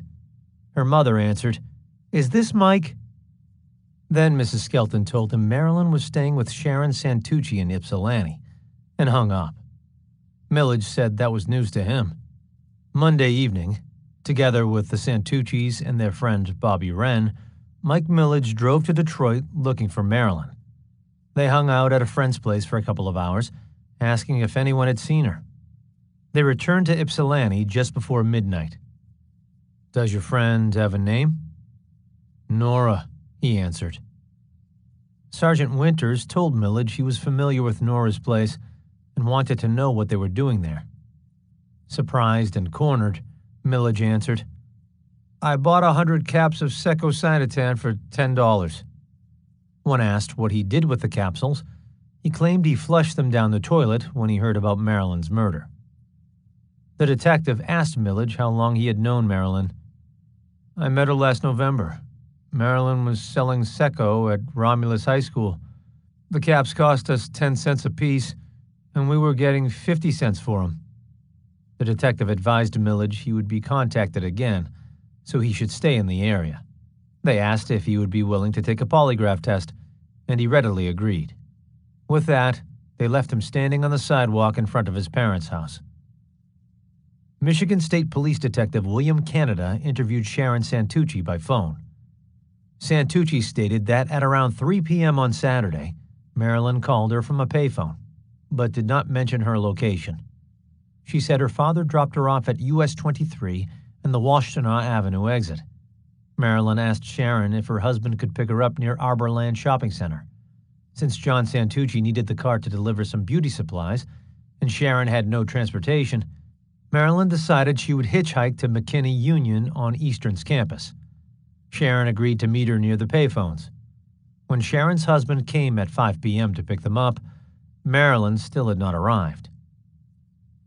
Officer Canada discontinued the phone interview and arranged to interview Sharon Santucci at her home the next day. In addition to Sharon and John Santucci, Michael Millage was there. Once again, Sharon told Canada the identical story she had the previous evening, except this time she added that Marilyn told her she had a nickel bag of grass and something to run on. Somewhere, Marilyn obtained some speed. Sharon said she warned Marilyn not to use the stuff. When it was apparent Marilyn was not going to show up, the Santuccis went looking for her. They drove to the Woodland Hills apartment, where Marilyn sometimes stayed, and knocked on the door, but nobody answered. They continued on Packard Road, looking for Marilyn on their way home to their apartment. Sharon Santucci told Detective Canada something she thought police should know. Marilyn was a third-degree red belt karate expert, and she was pretty good. Mike charged her with a knife once at a test, and she threw him on the ground, almost breaking his wrist. I imagine whoever attacked her was pretty big or had a weapon of some kind. Santucci went on to describe Marilyn's purse. Marilyn carried a brownish suede purse with different colored brown patches on it, some light and some dark. The purse had fringe on the bottom and drawstrings on the top. She kept an address book in the purse, a driver's license that wasn't hers, and a wallet with many photos of her friends. Detective Canada asked if Marilyn ever wore just one earring. Sharon said Marilyn would never wear just one earring. The pair she has been wearing had a mate, but it would fall off her ear. Now it was Michael Millage's turn to speak with the investigator. Millage was there because he wanted to be interviewed someplace other than his parents' house. He told Detective Canada that Marilyn had a large black and blue bruise on her right forearm. This happened approximately 2 weeks before, when she was trying to inject methadone. She punctured a vein in her forearm. He admitted Marilyn used heroin before, but was not an addict like the newspapers were saying. Most of Marilyn's drug contacts are in Detroit, he said. I introduced her to the group at the Sunny Good House on South University Avenue in Ann Arbor. I know that last summer she spent a lot of time at John Sinclair's place in Ann Arbor. She frequented the White Panther House on Hill Street. The Ann Arbor Police and the Washtenaw County Sheriff's Department were familiar with the White Panthers and John Sinclair, the self-appointed guru of Ann Arbor's counterculture scene in the late 1960s. He was a white male, 6 feet 3 inches tall, with a wild shoulder-length mane and mustache. The White Panthers had been under police surveillance for quite some time. Their commune, known as Trans Love Energies, had recently migrated from Detroit to Ann Arbor, where they mistakenly thought they might get less police harassment. The city of Ann Arbor was liberal, but the rest of Washtenaw County was conservative. The group morphed into the White Panther Party and attracted even more police attention from the Washtenaw County Sheriff. When Mike Millage was asked if Marilyn owed anyone money, he answered the only debt he knew about was $24 she owed a girl named Nora. When asked if he knew how to get in contact with Nora, Millage pleaded ignorance. Detective Canada asked Millage if he and Marilyn were supposed to be married last weekend. Millage quietly answered. He bought her a diamond engagement ring that was missing from her things, but he still had the matching wedding band. Canada asked if police could use the band for evidence if they ever found the engagement ring. Millage agreed and brought it to Ann Arbor Police Headquarters the next day. On April 1st, Millage was taken to the Redford State Police Post and given a polygraph test. The examiner stated Millage passed it unqualifyingly. He appeared to be telling the truth. The Michigan State Police were following another lead that Marilyn Skelton was last seen getting into a light blue Ford Econoline van with flowers painted on the sides and a Playboy bunny and STP stickers on the back window. A number of calls came in from locations around the state saying such a van was seen in their town. Information was received that a blue van was in for repairs at Arborland Dodge on Washtenaw Avenue. Michigan State Police investigators Winters and Taylor contacted the service manager, Bill Daniels, and learned the vehicle was repaired on March 11th and returned to its owner on March 17th. The vehicle was registered to the Bob Seeger system in Southfield, Michigan. Detective Taylor checked out the vehicle and gave it a clean bill of health. State police ran down every vehicle lead statewide, but they all led nowhere. Even if Marilyn was picked up hitchhiking by a van, she could have been dropped off and picked up again by someone else. Police were no closer to solving this murder than they were the previous three. Area police ran down every lead in this case, from Ann Arbor to Detroit, but they could not find enough evidence to make an arrest. Investigators theorized that Marilyn's murder was related to her drug use and the company she kept. This was the direction Archie and Helen Skelton initially pointed the investigation. After her murder, Marilyn was revealed to be a police informant for the Westland Police and the Wayne County Sheriff's Department. Law enforcement could not rule out a drug-related killing. Her murder may have been an example to others who were talking to police. But some investigators thought it unlikely Marilyn owed some drug dealer $24 and paid with her life. The level of emotion and brutality pointed elsewhere. The carnage was too personal and extreme. Furthermore, this was not an isolated message murder, but rather one of a series of such murders that pointed to one sinister conclusion. A serial killer was in their midst. 5. Panic in small-town America. After their exhaustive investigation failed to turn up a prime suspect in the Skelton case, law enforcement was discouraged, especially after another young girl was found murdered 22 days later. The latest victim was 13-year-old Ypsilanti native Dawn Louise Basom. News of her abduction and murder spread quickly throughout town, sending the city into shock. Dawn Basom was an 8th grader at West Junior High School in the University Heights area of Ypsilanti, a more affluent residential area than those where Dawn and many of her friends lived. University Heights was adjacent to the western edge of Eastern Michigan University's sprawling campus and was considered the nice part of town. Dawn rode the school bus with her friends, many of whom came from blue-collar families like hers. They migrated to Ypsilanti in search of jobs at the Willow Run Liberator bomber plant during World War II. When the war ended and the plant closed, many workers made a life for themselves in Ypsilanti. Some found work at the Ford plant in town, while others found low-paying jobs at the university. This was the Ypsilanti into which Dawn was born, 2 months premature at Bayer Hospital on November 28, 1955. The Beineman family lived at 1312 LaForge Road, in a 2-story house with a large screened front porch overlooking wooded terrain. Their home on the north side of the Huron River was less than a quarter-mile away from Eastern's campus. Dawn's father, Louis Jr. Beineman, died of cancer in 1964, when Dawn was 9 years old. She was the youngest of 4 Beineman children and was raised by her mother in a single-parent household. Dawn's older sisters were married, with families of their own. Dawn was closest to her brother Louis, who was 1 year older than she was. She got along well with her family and had no trouble making or keeping friends. One of Dawn's school friends remembers, "Dawn had many friends and was popular at school. She had a unique bedroom decorated unlike any I had ever seen. The walls had huge decals of guitars and record album covers stapled everywhere. She had a large poster of a guy who resembled Elvis. Dawn's mom let kids come over to their house to listen to music. Dawn had lots of slumber parties. Dawn loved to dance, and Mrs. Beineman let us have chaperoned mixed parties of boys and girls. Dawn was a sweet 13-year-old girl who looked older than she was."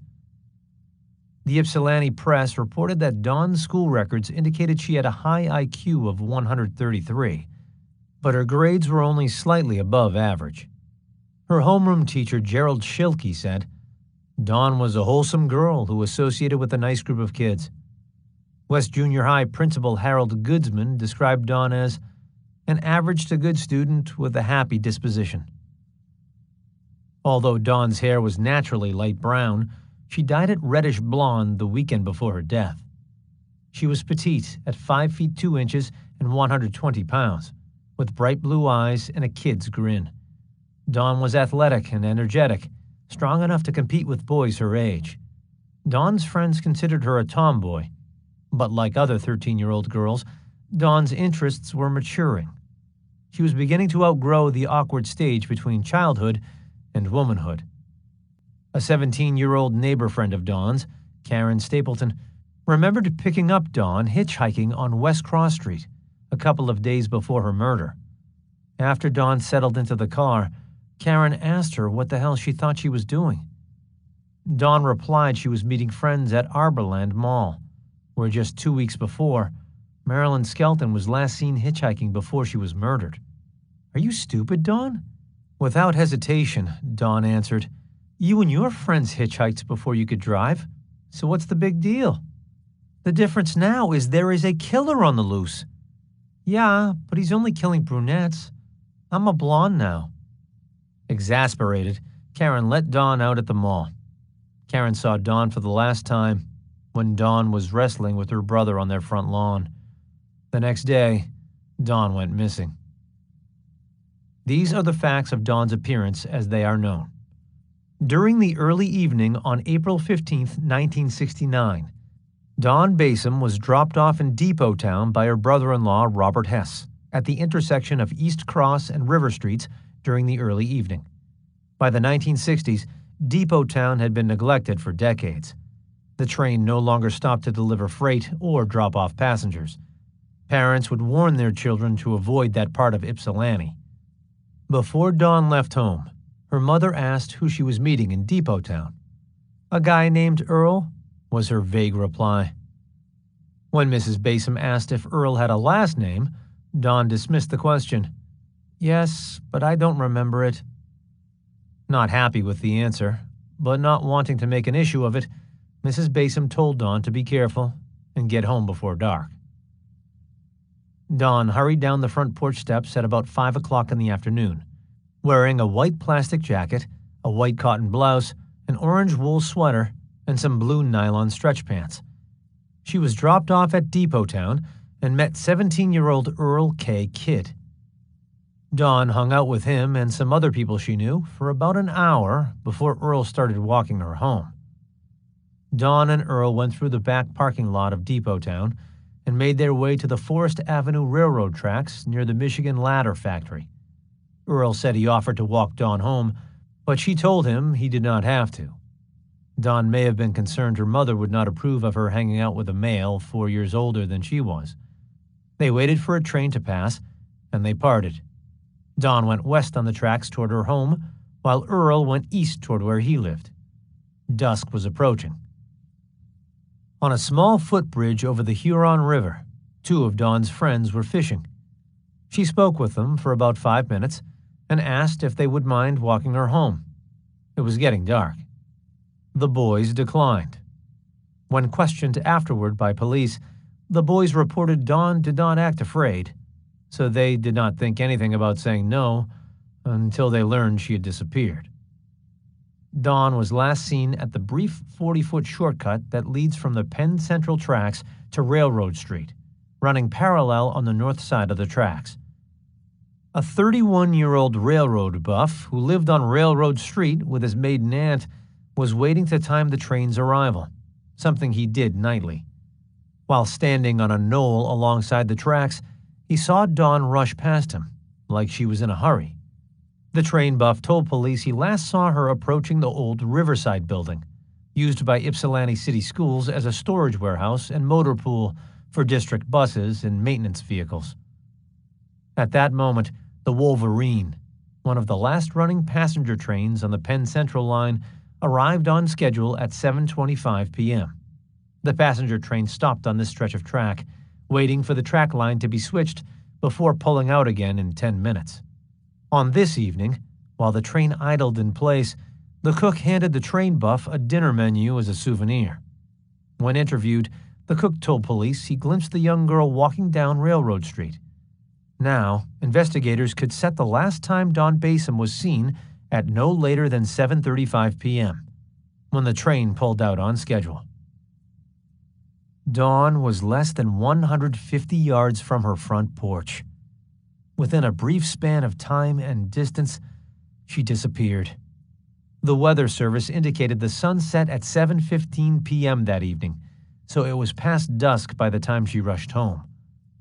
Either Dawn took a ride from someone because she was late, which is unlikely because she was so close to home, or she was quickly abducted by one or more people and driven to an unknown location. Nobody saw or heard anything. Dawn vanished with the light of day.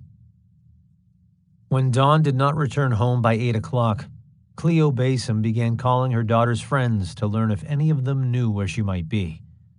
None of her friends had seen her. Mrs. Beineman's anxiety grew until she called the Ypsilanti police after midnight, telling them Dawn had been missing for over 5 hours.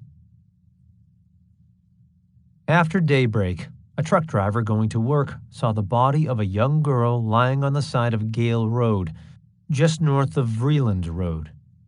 The Michigan State Police Investigative Services was dispatched from Plymouth, Michigan, and arrived on the scene at 7:40 a.m. Washtenaw County Sheriff Douglas Harvey was there waiting for them. The body was officially identified on the scene by Sheriff's Deputy Lieutenant William Mulholland. Dawn was one of his daughter's school friends. Late Tuesday night, Mrs. Beineman called their home, looking for Dawn. Early Wednesday morning, Mulholland was standing over her dead body. The Michigan State Police complaint report from that morning read, "The scene was located in Washtenaw County, Superior Township, Section 9. The victim was on the east side of Gale Road, between Vreeland Road and Cherry Hill Road. A white female was clothed in a ripped white long-sleeved blouse and white brassiere. The above clothing was pulled or pushed upward toward the shoulders and neck. The body was exposed from the breasts down. Her blouse was open in the front. The blouse covered the shoulders and part of the upper back, and the full length of the arms. Both sleeves were still buttoned at the wrists. There was one piece of insulated electrical wire twisted around the victim's neck. The victim was laying on her back with her head to the east. Her legs were spread apart and extended toward the west, with the right knee slightly bent. The left hand was facing palm up. Both hands of the victim had more than the normal amount of dirt on them. The bottoms of both feet had dirt on them. It appeared the victim had walked or had her feet on the ground with no shoes on. There was dirt found on the top of the left foot above the big toe. There was also more than the normal amount of dirt on her knees. There were visible lacerations and puncture wounds to the left breast and lacerations to the chest, stomach, and left thigh. A balled-up piece of white cloth was found in the victim's mouth. A woman's dark blue shoe was found on the embankment on the west side of Gale Road, across the road from the body. An hour after police found the first shoe, they located the second one on the opposite side of Gale Road, farther south towards Geddes Road. Police investigators theorized the killer threw one of the shoes out of the driver's side window on the way to the drop site. Then, after he deposited the body, he threw the other shoe out the driver's side window, returning the same way he had come. Sheriff's deputies were dispatched to check out every abandoned farm building in the area, between the drop site and the victim's home. 3 hours into the search, a deputy sheriff found Dawn's orange mohair sweater behind a deserted farm building at 1888 LaForge Road. This site was less than a mile from the victim's home and a scant third of a mile from where Mary Flesher's body was found on Geddes Road almost 2 years earlier. The investigation shifted its attention to the barn shell and the dilapidated farmhouse. When crime scene investigators arrived at the barn, Sheriff Harvey and his men quickly discovered a coil of insulated electrical wire in the barn, the cut edge of which matched the 40 inches removed from around the victim's neck. After 4 unsolved murders of young women in the area, the police felt, for the first time, they had discovered a murder site. The state police forensic investigators turned their attention to the abandoned farmhouse facing Geddes Road. They first checked the house for latent palm or fingerprints. The rear outside door on the north side of the building returned negative results. The door frame leading from the south side of the kitchen to the basement had partial latent prints.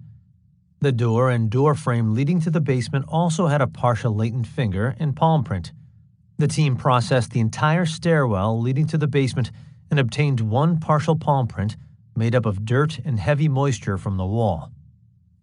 Dawn Basem's finger and palm prints were taken during her autopsy at the University of Michigan Hospital morgue. Forensic investigators were unable to match the latent prints found on the scene with Dawn's inked impressions. Items removed from the stone floor of the basement were cataloged as evidence. They consisted of 2 large boards with footwear prints on them, a piece of white cloth, a pair of size 42 blue underpants, not Dawn's, various fabric fibers, 1 gray button, 4 white buttons, and numerous pieces of broken glass with evidence of blood spots on them. Recovered near the back of the house was a wad of 8 2-ply tissues containing a crusty, yellowish white substance and what appeared to be a pubic hair. University of Michigan forensic pathologists Dr. Robert Hendricks and Dr. Paul Geikus were not able to set the time of death because the victim's body temperature was so low when her body was found. Dawn had not eaten any supper, which would have been useful for gauging her time of death. The doctors were certain this victim was not having her menstrual period. On April 17th, the Michigan Department of Public Health released its lab report on the chemical and serological analysis of Dawn's blood. It showed no evidence of alcohol or drugs. Dawn had type O blood. 3 stained cotton vaginal swabs showed the possible presence of seminal fluid, but microscopic examinations of the extracted substance did not reveal spermatozoa. An 11 by 16-inch piece of white fabric with red-brown stains was taken from the mouth of the victim. Chemical and serological analyses indicated type O bloodstains on the cloth, but no presence of seminal fluid. The white fabric was crudely slashed and ripped from the tail portion of the victim's blouse. An 8 by 15-inch piece of white cotton fabric, the lower left front portion from the blouse, had at least 3 buttons ripped from it when torn open. The fabric was crudely slashed and cut along the top portion. Tearing was the means of separation along the left side. Type O bloodstains were present on the garment remnant. Chemical analysis did not indicate the presence of seminal fluid. 8 2-ply facial tissues, each measuring 8 inches by 8 inches, found near the back door of the farmhouse, had crusty yellowish white stains and 1 pubic hair approximately 60 millimeters long.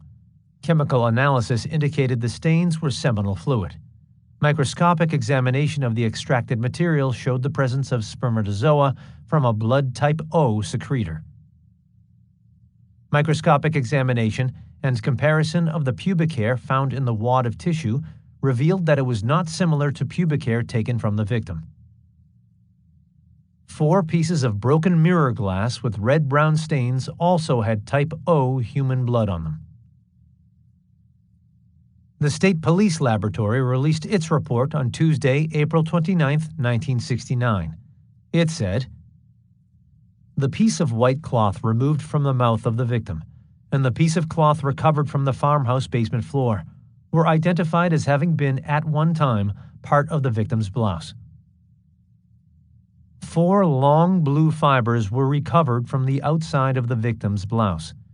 These fibers are dissimilar to fibers that the blouse and bra are made of, and dissimilar to known fibers from the blanket used by ambulance attendants. In our opinion, these fibers were not from these sources. Fibers recovered from a leaf under the victim's body are red and blue wool fibers, and are dissimilar to the fibers in the victim's clothing and known fibers from the 2 blankets. In our opinion, these fibers did not come from any of these sources." Examination of the victim's blouse revealed 4 missing buttons. The 4 buttons from the farmhouse basement floor exhibit a size, pattern, and molding similar to the buttons remaining on the blouse, and are sewn with similar cotton thread in the same commercial pattern. In our opinion, they came from the same source. The gray button recovered from the farmhouse basement floor is dissimilar to all the buttons on the victim's clothing. Fibers adhering to a piece of glass recovered from the farmhouse basement floor include wool, rayon, and nylon, and are microscopically similar to fibers the victim's sweater is made from. They could have come from the same source. Footwear prints on the 2 boards recovered from the farmhouse basement were photographed and preserved in the event they have evidential value. The dark blue leather loafers had glass pieces embedded in the soles, similar to glass pieces found in the basement of the farmhouse. The 37-inch piece of insulated electrical wire removed from the victim's neck was identified as having been, at one time, joined together with the end of the electrical wire found in the barn at the crime scene. Fibers recovered from the wire around the victim's neck are microscopically similar to known fibers from the victim's sweater, and likely came from the same source. Once the area was cleared of evidence, regular patrols and checks were made of the farmhouse and barn. On May 6th, 3 weeks after Dawn's murder, Michigan State Police investigators George Smith and Ronald Schoonmaker were making a routine check of the crime scene. Schoonmaker saw something on the basement floor he was certain was not there the previous day. He located a simulated pearl post-type earring with a missing clip that fit the description of the one missing from the victim. They also found a remnant of white cloth that was not there before. It matched Dawn's torn blouse. Schoonmaker called Sergeant Kennard Christensen, commander of the State Police Crime Lab, and told him what they had found. Christensen was asked if it was possible the lab guys missed something on the basement floor in the farmhouse. Christensen said they had searched it with a fine-tooth comb and taken every scrap of fabric out of the basement. The crime lab commander wanted to compare the found earring with the earring in evidence. The new evidence was turned over to the State Police Crime Lab. The microscopic comparison of the pearl earring taken from the basement floor with the one found attached to Dawn's left ear was similar in all respects. The remnant of white cotton fabric also matched the blouse pieces in evidence. Police were left with one inescapable conclusion. The killer had returned to the scene of the crime and was taunting them. At 3:17 a.m., 29 days after Dawn was murdered, the barn at the crime scene was burning. The timber-framed barn was 30 feet by 40 feet and built over a basement. It was only 100 feet from the abandoned farmhouse and stood next to an adjoining garage, where county police had found Dawn's orange sweater. The Superior Township Fire Department allowed the fully engulfed structure to burn. The smoldering embers were doused so the arson squad could get in and perform their duties. County sheriff officers with 2 Washtenaw County jail inmates removed the corrugated metal roofing and other debris from the basement floor and searched through them with shovels and rakes. Police feared they might find a body in the rubble, but they made no such discovery. Nothing was found to indicate what started the blaze. Since the arson squad found no evidence of an accidental cause, the fire was deemed arson. Because arsonists often show up at fires to admire their work, firefighters wrote down the license plate numbers of a couple of suspicious vehicles that came to view the fire at that early hour of the morning. The following day, the state police arrested an Eastern Michigan University student at his apartment at 1431 LaForge Road. He was 21-year-old Ralph R. Crass from Harper Woods. He lived near the Basom home on the same street. State police hoped they had finally captured their killer and expected to make more arrests. But investigators were unable to confirm the arson had anything to do with the murder investigation. Ralph Crass was arraigned and stood mute when District Judge Rodney E. Hutchinson set his bail at $5,000. Unable to post bond, he was taken to the Washtenaw County Jail. 3 days after the arrest of Ralph Crass, his 19-year-old roommate Clyde Sorrell stood mute as he was charged with aiding and abetting. Sorrell was released on $2,000 bond, pending a hearing on the matter. The name of the third suspect was never publicly revealed. Perhaps he was a minor, and his records were sealed. Police say Crass admitted walking to the farm with 2 friends after they had been drinking all night. He went to the barn loft and set some dry hay on fire. The 3 men ran away but returned by car, while the fire department allowed the barn to burn. Firefighters stood by to prevent the farmhouse from catching fire. When the blaze was extinguished, Ypsilanti press reporter John Cobb looked over the smoldering ruins. He discovered 5 freshly cut, purple lilac blossoms lying next to each other near the driveway leading to the property. Cobb theorized to police that some person left one for each of the 5 murdered girls. Police never discovered who left the flowers, but they were more than a little suspicious of John Cobb. He was new to the area and always seemed to turn up at the murder drop sites before other reporters did, sometimes even before the police. When it was discovered his car was equipped with a high-gain antenna and a police-band radio, Cobb produced the permit and showed it to Sheriff Douglas Harvey. Everything checked out to the sheriff's satisfaction, except finding who left the lilac blossoms. Was this another police taunt? After a thorough investigation of the barn burners, authorities charged both men with arson and cleared them of any involvement in the Basom murder. Ralph Crass gave no reason for burning down the barn, except he had been drinking. Both men served out their jail sentences. News of Dawn's murder hit Ypsilanti hard. Until recently, the murdered girls came from other parts of the state and were part of a greater university community, except 16-year-old Marilyn Skelton, who hung out in the college area of Ypsilanti. Less than 3 weeks later, Dawn Basom, a hometown girl, was wantonly slaughtered in their midst. Public confidence in local law enforcement plummeted. The police had difficulty finding anyone who would talk to them about Dawn's murder. The citizenry was withdrawn and in shock. The day after Dawn's body was found, her grief-stricken mother was overwhelmed by a constant parade of police and press, looking for clues or tips that might reveal the elusive serial killer. The Macomb Daily reported on the Huron Hills apartment complex across from the Basom home on LaForge Road. Reporters Dan Traynor and Kathy Mish wrote, "The road has become a symbol of hatred and animosity for the homeowners toward the riotous apartment complex filled with students from EMU. They interviewed a neighbor who lived 3 houses up from the Basom home. Leon Blackmer reminisced about Don playing with his poodles in his front yard. "It's weird, the goings-on over there," Huron Hills. "They," the students, "race up and down the road. There are all kinds of weird noises coming from over there. I don't venture out at night." Another neighbor, 12-year-old Terry Goddard, did not know Don well because Terry's family had just moved into the neighborhood. "I don't like living around here because of the college kids," she said. "2 of them tried to pick me up a couple of weeks ago." The Goddard family had a for sale sign in their front yard. Mr. Goddard was quoted as saying, "We're getting out of here as quickly as we can." Terry Goddard and her brother last saw Don around 5 p.m. on Tuesday, when she turned and waved to them before going to Depot Town. They learned of Don's death Wednesday, when the dreadful announcement was made over the public address system at West Junior High School. "There was complete silence," Terry Goddard said. Don's mother, Cleo, overwhelmed with grief, could barely rouse herself to attend her daughter's burial on Monday, April 21st. She fell apart at the sight, as 6 of Don's young classmates bore Don's white coffin to her grave.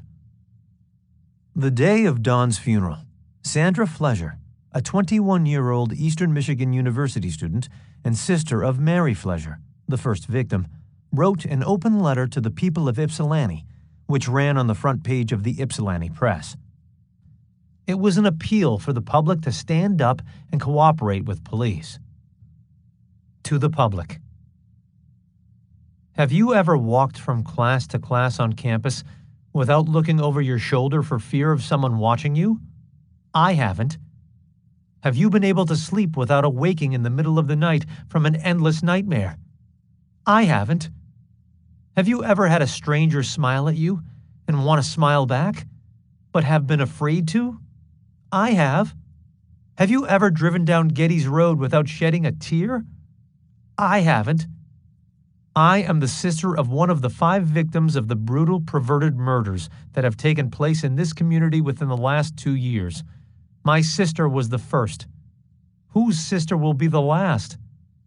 Many of you will read this letter and pass it off by consoling yourselves with, "It could never happen to me." But I believe that after 5 of these slayings, it should be obvious that the murderer or murderers have no respect of persons, and that any one of you could be next. I think it is time for the people of this community to exercise their rights as citizens and do their part to see that justice is brought about.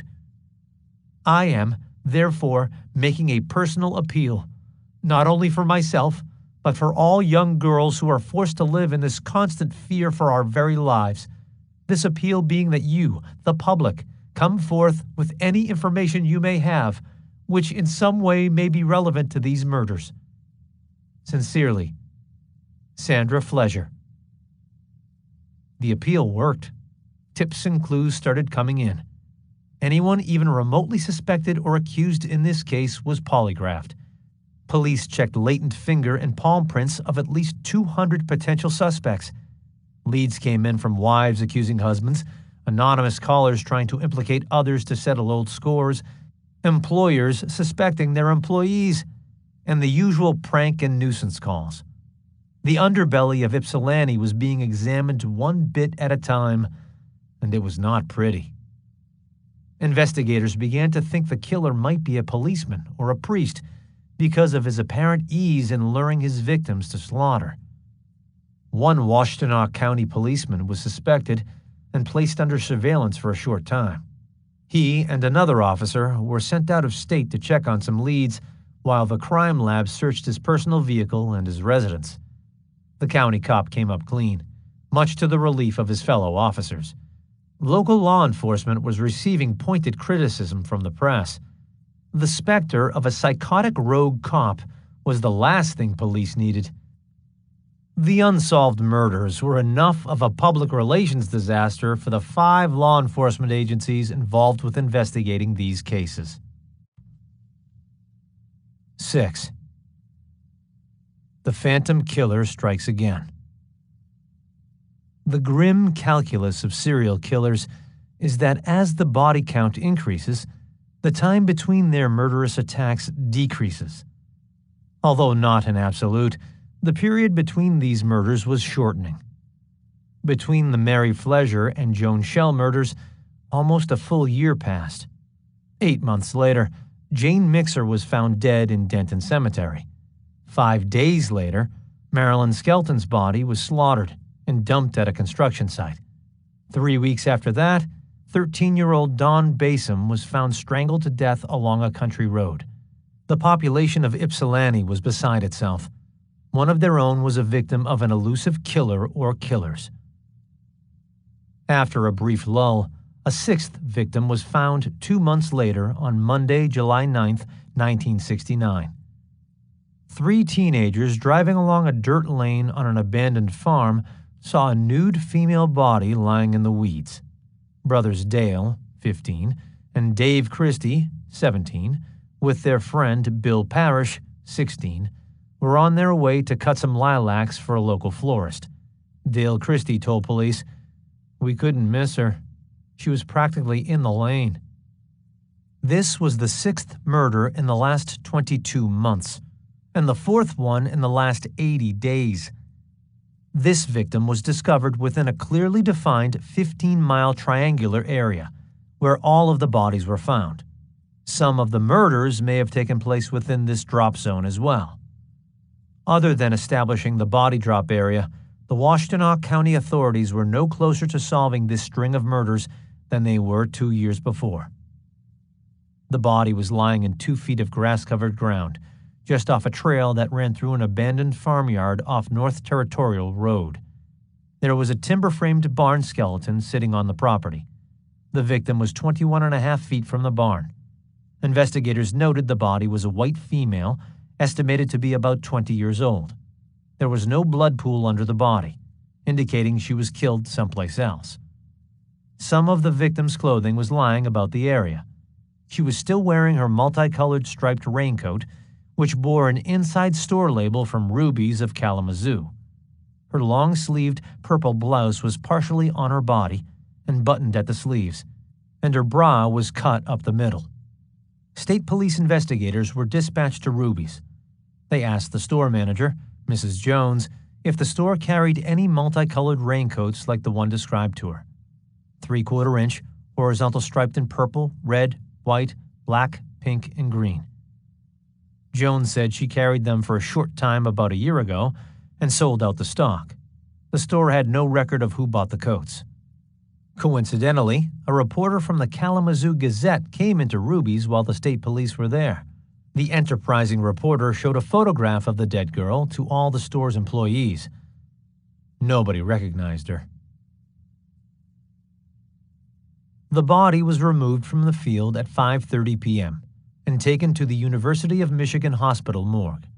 The autopsy was performed by Dr. Robert Hendricks, the only person who had examined each of the murdered girls. There was ample evidence of overkill on the body. Hendricks indicated the cause of death was either a gunshot wound to the top of the head, angling back to the spinal column, or 2 deep slashing wounds in the neck area. One stab wound was deep enough to cut a jugular vein and could have caused death at a later time. There were also 2 chest stab wounds to the heart, one of which could also have been fatal. There was another bullet wound at the right forehead with entry and exit wounds.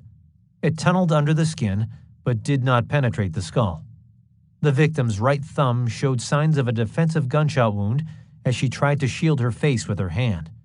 The murder weapons were a .22 caliber handgun and a sharp knife with a 5-inch long blade.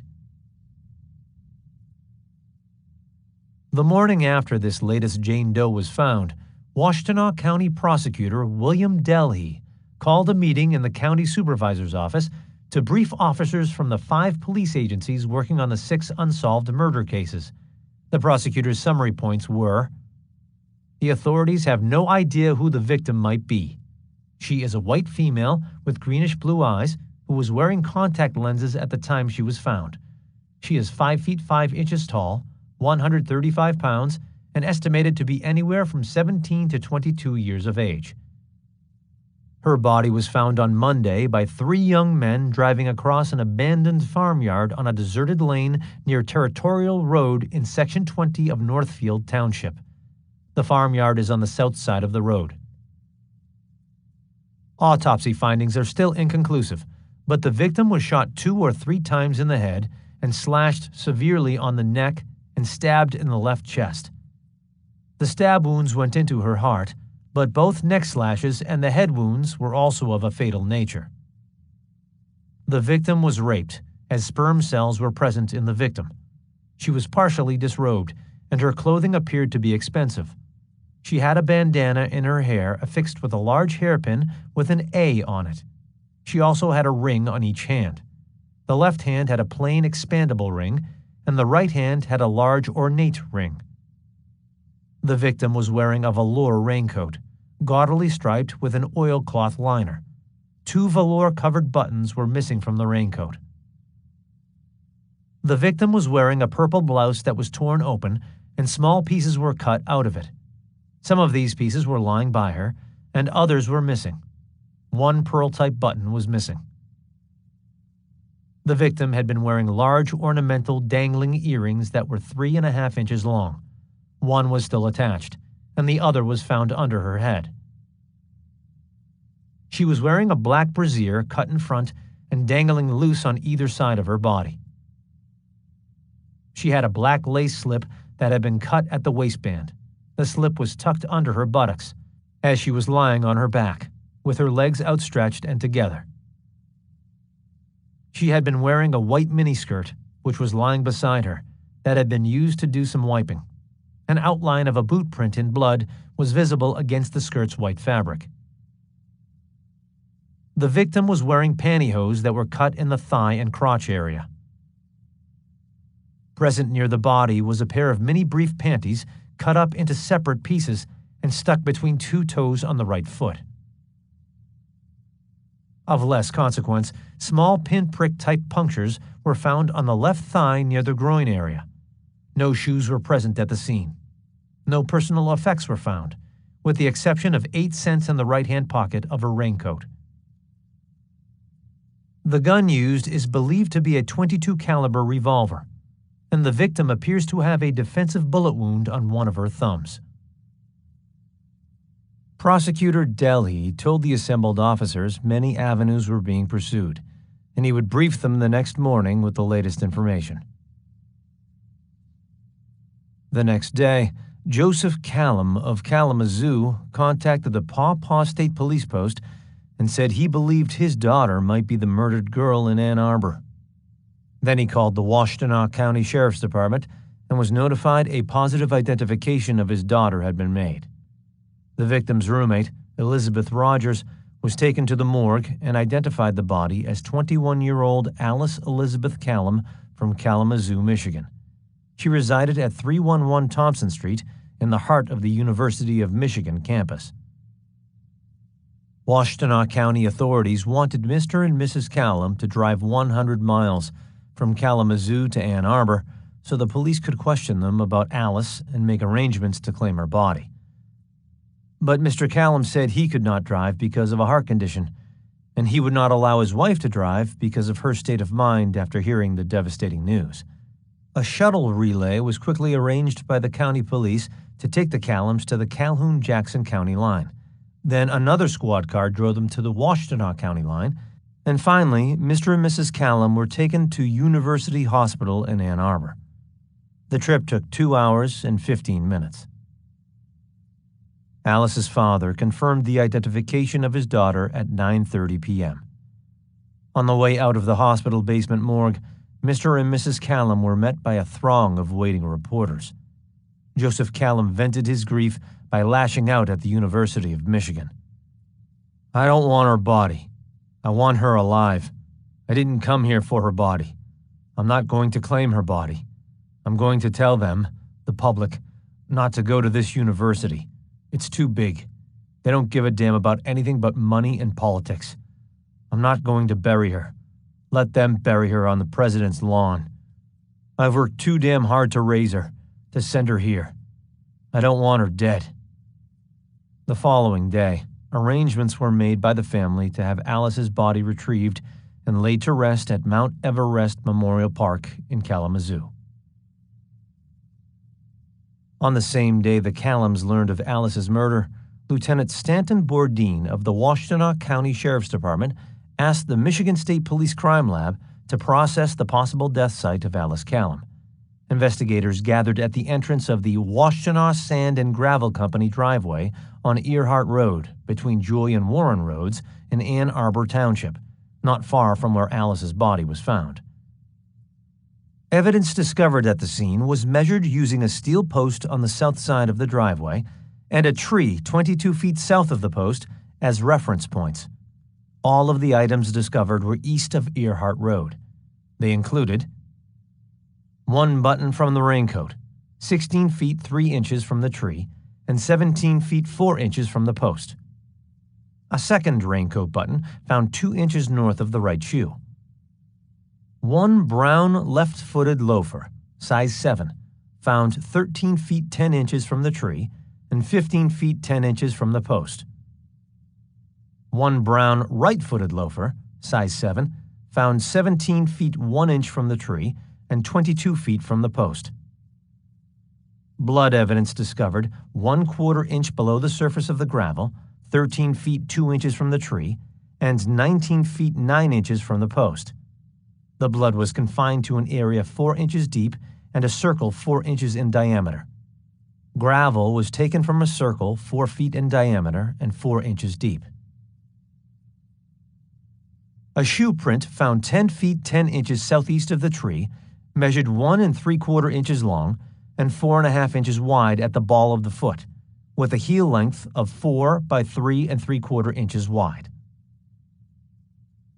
The loafers were taken to the morgue and fit the victim. It was subsequently confirmed they were Alice's shoes. Photographs taken of the evidence were turned over to Staff Sergeant Kennard Christensen of the Michigan State Police Crime Lab the following morning. Investigators discovered Alice Callam was last seen late Saturday, June 7th, or early Sunday morning, leaving a party of over 200 people held at the Depot House at 416 South Ashley Street in Ann Arbor. The Depot House was a converted railroad passenger freight station that rented out as a rehearsal hall for local bands or for private parties. There was a birthday party for a local musician that night. Some witnesses at the party claimed they saw Alice dancing with a long-haired hippie, while others who knew Alice said a woman who looked like her was there. These people thought she never made it to the party, but they were not sure. The ambiguity did not give the police any useful information. Percy Lee Claiborne was at the Depot House that night and was questioned by police. He was given a polygraph test, as were many of the people who were there that night. Claiborne admitted dating Alice and being intimate with her on occasion. He stated he did not see her at the Depot House. On his polygraph, he was asked, "Did you know her? Did you see her at the Depot House that night? Did you leave with her that night? Did you kill her?" The polygraph examiner believed Claiborne told the truth on all accounts. The Ann Arbor Police Department received information by telephone that 2 young women, the Patterson sisters, were at the Depot House the night Alice Callam disappeared and had seen her. Despite being 2 weeks slow with the information, they were willing to talk to someone in authority about the matter. Assistant Prosecutor Booker T. Williams, Chief John Hayes of the Eastern Michigan University Police, and Sergeant Fred Carpenter of the Michigan State Police questioned the girls. Their mother was also present for the interview. Gloria Patterson and her sister Beverly were at the Depot House dancing. While there, Gloria saw a girl she thought looked like the murdered girl in the newspaper photograph. Gloria insisted she knew for sure this was the same girl at the dance party that night. Gloria said that while cooling off outside the Depot House, she saw this girl making out with a guy who had his hand under her skirt. Gloria was close enough to overhear him ask her to go with him, and she said no. Gloria and her friends went back into the Depot House and danced some more. At about 3:30 a.m., she went out again to get some fresh air and saw this same girl and guy get into a red Volkswagen. Gloria was about 10 feet from the girl and said she got a good look at her. When Prosecutor Williams asked Patterson for more information about the vehicle, Gloria said the guy drove and the girl sat in the front passenger seat. There was another person sitting in the back seat. She was unable to describe that person. There was nothing unusual about the red Volkswagen, except there was something wrong with one of the headlights. The car left the depot house and turned right on Ashley Street. When asked to describe the young woman, Gloria said she was wearing a purple silk blouse with buttons, a white hip-hugger miniskirt, and nylons. She had no coat or jacket on or with her. She appeared to have shoulder-length brown hair and no ponytail. Gloria remembered the girl may have had a headband worn close to the top of her head. She had no memory what kind of shoes the girl was wearing. The person she described as the girl's boyfriend looked to be about 23 years old and 6 feet tall, with a slim build and long brown hair with a beard and mustache. He was wearing black motorcycle boots about 16 inches high, with tight green corduroy pants, a plaid button-up shirt, and no coat or jacket. The shirt appeared to be multicolored, lightweight cotton. Patterson stated she was at the dance with her boyfriend, James Roberts, and he might be able to give more information about the couple. James Roberts of Ypsilanti was located and agreed to be questioned at the Ypsilanti Post on June 24th by Chief John Hayes of the Eastern Michigan Campus Police and Sergeant Frederick M. Carpenter of the Michigan State Police. Roberts said he worked the afternoon shift at the Ford plant and arrived at the depot house close to midnight. He stated he went to the party with 4 friends from Ypsilanti. He did not go with Gloria Patterson, but caught up with her later in the evening. He did dance with her and was with her outside the depot house near the parking lot. He said he saw a few white girls were there, but none who resembled Alice Callum. If he knew anything more, he would tell them. When Roberts was told what Gloria Patterson had seen, he said he did not remember seeing the girl or any heavy petting going on between her and another person. Roberts did not see anyone drive away in a Volkswagen either. He gave police the names of the Ypsilanti friends he went with to the party: Otis Gregory, Walter Grips, Eddie Addy, and John Walker. All of their stories checked out. Investigators believed this sex slaying could be the work of more than one male because of the inordinate amount of semen found in her body. Police were sickened and baffled. The official lab report on the physical evidence obtained from the scene indicated the cotton suede coat exhibited heavy blood staining on the inside back, with very light staining on the outer back. The top 2 buttons were missing, and 2 round cloth-covered buttons remained on the coat. The 3rd button fastening loop was pulled out at the seam on one end. The 2 buttons recovered on Earhart Road were similar in all respects to the buttons remaining on the coat, and could have come from the same source. The white cotton skirt was cut the entire length of the front, 2 inches left of center at the top, to 3.5 inches right of center at the bottom. The skirt had numerous bloodstains both front and back. At least one of these stains was put on the skirt after it was cut. The skirt had black smudges both inside and out that appeared to be partial shoe imprints. The imprint had a wavy pattern and appeared to be caused by a greasy material. The pair of panties was cut from the top portion of each leg through the waistband. The black panty slip was cut from the waistband through each leg of the garment. The black brassiere was still hooked in the back, but was cut in the middle approximately 2 inches left of center.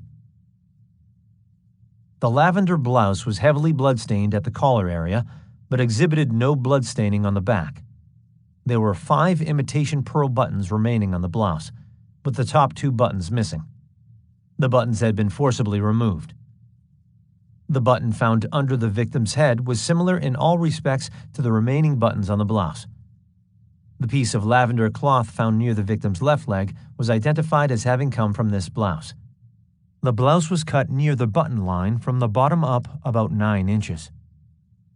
The nylon pantyhose were cut on the left waistband and badly torn in the crotch area. The section of skin tissue from the right thumb exhibited a hole, characteristic of a bullet entrance wound. Microscopic examination revealed small lead deposits. However, no gunpowder residue was found. The section of scalp tissue exhibited no gunpowder residue. However, small lead deposits were discovered. From an examination of the fired bullet, the thumb tissue, the scalp tissue, and the skull of the victim, it was apparent the bullet passed through the thumb before entering the head. The brown loafer shoes from the scene were size 7, similar to those worn by the victim. The soil deposits on the left shoe appeared extremely wet. The right loafer had a pad of toilet tissue placed inside over the heel area. It had the same pink pattern design as the toilet tissue found in the Callum apartment. The bullet removed from the head of the victim was from a .22 caliber long rifle, with 6 lands and grooves that spun the bullet clockwise. The bullet exhibited the same rifling specifications as the bullet removed from the head of earlier victim Jane Mixer, thought by many to be the third victim. Due to the extreme damage to the Mixer bullet and the differences in the ammunition used, it was impossible to render an opinion whether the same weapon fired both bullets. In a search of Callum's 3-room flat, Alice's bedroom was tidy. None of her belongings was missing. Cash and identification were found inside her wallet, and her purse was undisturbed. Robbery was ruled out as a motive. Police wondered why she would leave the house without her purse and driver's license. An empty Jacobson's shoebox found on the floor with a receipt in it revealed Callum purchased a pair of purple dress shoes Saturday afternoon, before she left for the depot house. University of Michigan student Ben College and Alice Callum were good friends, who took a photography class together over the summer session. They were shooting a photo essay about decaying farmhouses and barn skeletons in the countryside surrounding Ann Arbor. On Friday night, they developed the film at Alice's apartment in a closet converted into a darkroom. They made some prints with a photo enlarger he brought over, and then he went home. When Alice did not return home over the weekend to finish their project, he called the Ann Arbor police reporting her missing. That Monday afternoon, Alice's body was discovered. The police asked College to come to Ann Arbor Police Headquarters on East Huron Street so they could take a more detailed report.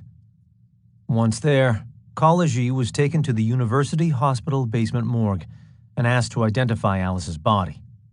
Her roommate, Elizabeth Rogers, had already made a tentative identification.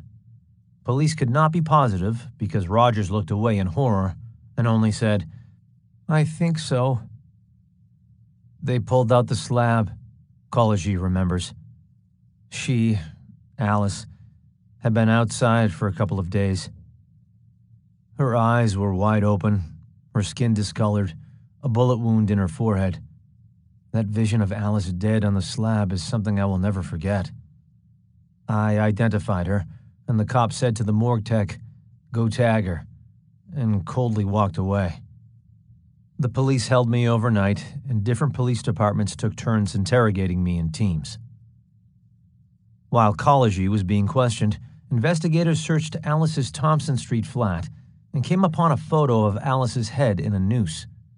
When investigators returned and showed him the photo, College shuddered. "We were taking photos at an abandoned farmhouse off Pontiac Trail for a project Alice and I were working on. Hanging from the ceiling was a length of electrical cord looped at one end like a noose. Alice placed her head inside and asked me to take the photo. She thought it would make a great gag shot." Police investigators were not amused. Alice's body was found not far from that farmhouse. The police had no decency or politeness and asked overly personal questions about our sexual relationship, College said. "I had to repeat things over and over. 4 departments were working on the case and didn't seem to be sharing information. I was harassed so badly, I wished I had never known Alice." After he established his alibi, police released him. "Someone leaked my name to the press. I lost a lot of friends over the media mess," he remembers. The police and forensic investigators were amassing a growing body of evidence. They discovered their second murder site, where they recovered blood and tissue evidence. They found a pair of loafers and raincoat buttons that linked Callum to the site. But without a viable suspect, what good were they? 7. The psychic. Some people thought it was supernatural how each girl disappeared without a trace until her body was found at a drop site in farm country outside Ypsilanti. The investigators had little physical evidence to work with. A task force was formed and a headquarters set up at the vacated Holy Ghost Fathers Catholic Seminary on Washtenaw Avenue, halfway between Ypsilanti and Ann Arbor. This site had easy access to both university towns. The vacated seminary was transformed into a crime center called the Washtenaw County Citizen Service Center. Michigan State Police Chief of Detectives Captain Dan Meyer was appointed leader of the task force, comprised of 50 detectives from 5 area police agencies. The purpose of the task force was to share and coordinate information to make better use of manpower. Investigators from the Michigan State Police, the Washtenaw County Sheriff's Department, the Ypsilanti Police, the Ann Arbor Police, and the Eastern Michigan University Campus Police were now housed under the same roof. There had been too much duplication of effort and fragmented information sharing. Seeing the authorities getting organized made the public feel like progress was being made. However, law enforcement was no closer to apprehending this killer, who had been eluding them since the Fleischer murder. Washtenaw County had a stealthy psychopath on the loose. This series of 6 savage murders hit Ypsilanti hard. 4 of the 6 victims were from the EMU campus area. All of the bodies were found within a 10-mile radius of one another, with the exception of Jane Mixer, whose body was found 5 miles east of Ypsilanti. A modus operandi was forming. But could the police capture the killer before he struck again? This was the question preying on everyone's mind. Arresting this homicidal maniac became the personal quest of every law enforcement officer in Washtenaw County, but none more than the county sheriff, Douglas Harvey. The last thing the police needed was a media circus. But Trans Love Energies, a counterculture group led by local hippie guru John Sinclair, had other ideas. The large Victorian residence Sinclair leased at 1520 Hill Street housed the Trans Love Energies commune and was the headquarters of their counterculture political wing called the White Panther Party.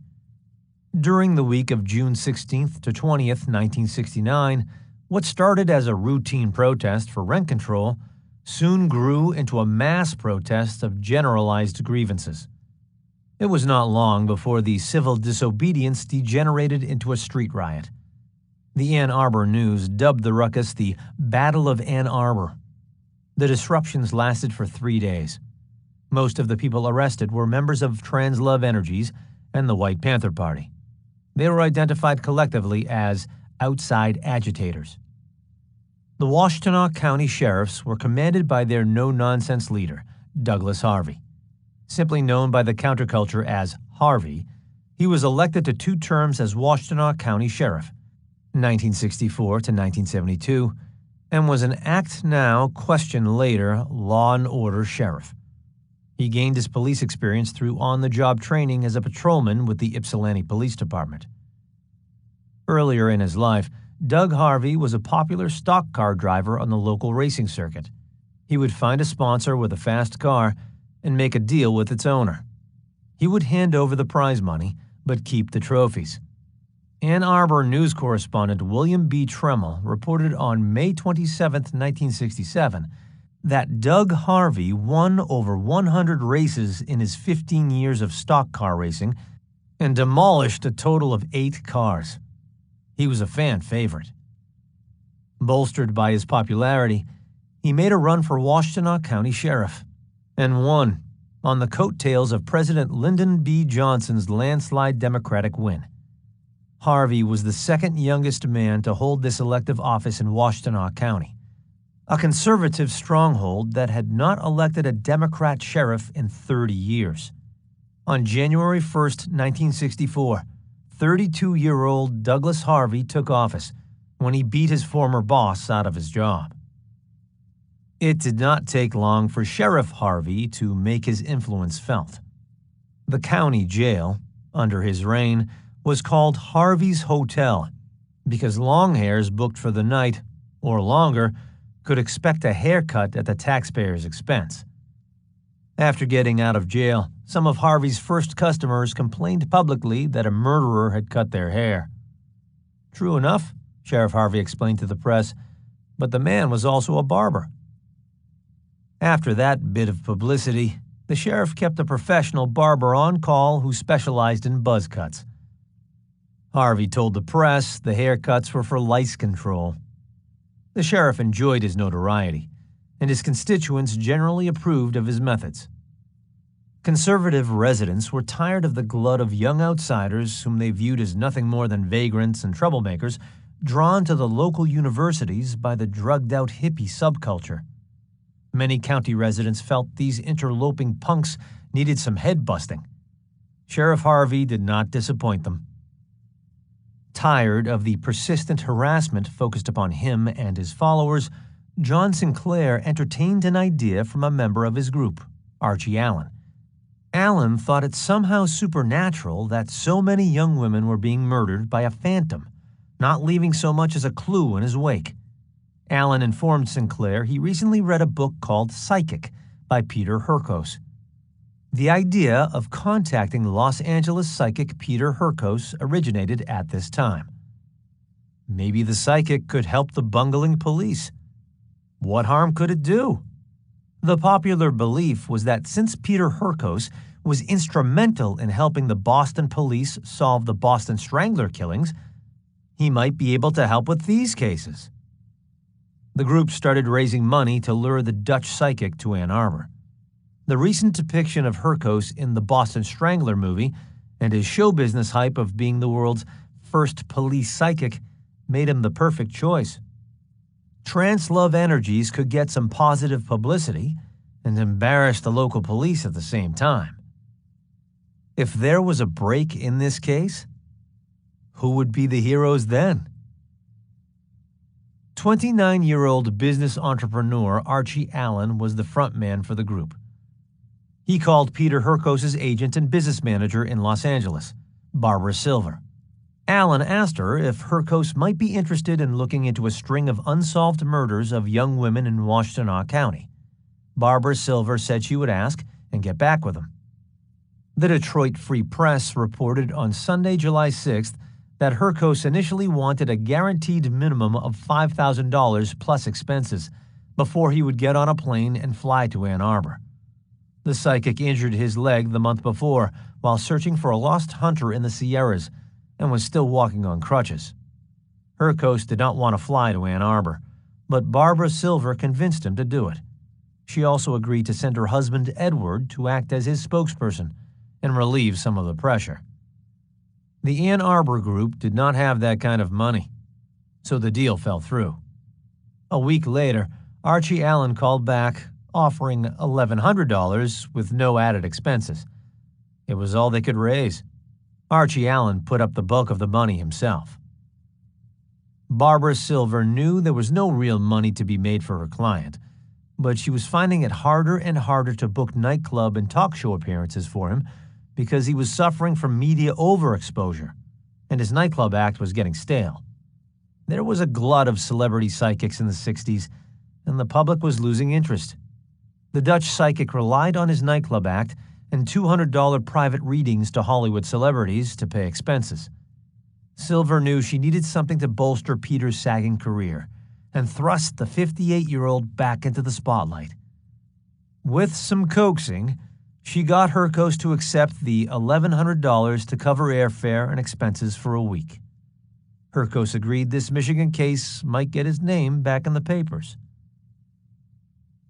Later that day, Silver called Ann Arbor from Los Angeles, saying Peter Hurkos had agreed to look into the case. Archie Allen headed over to the Trans-Love Energies commune with the news.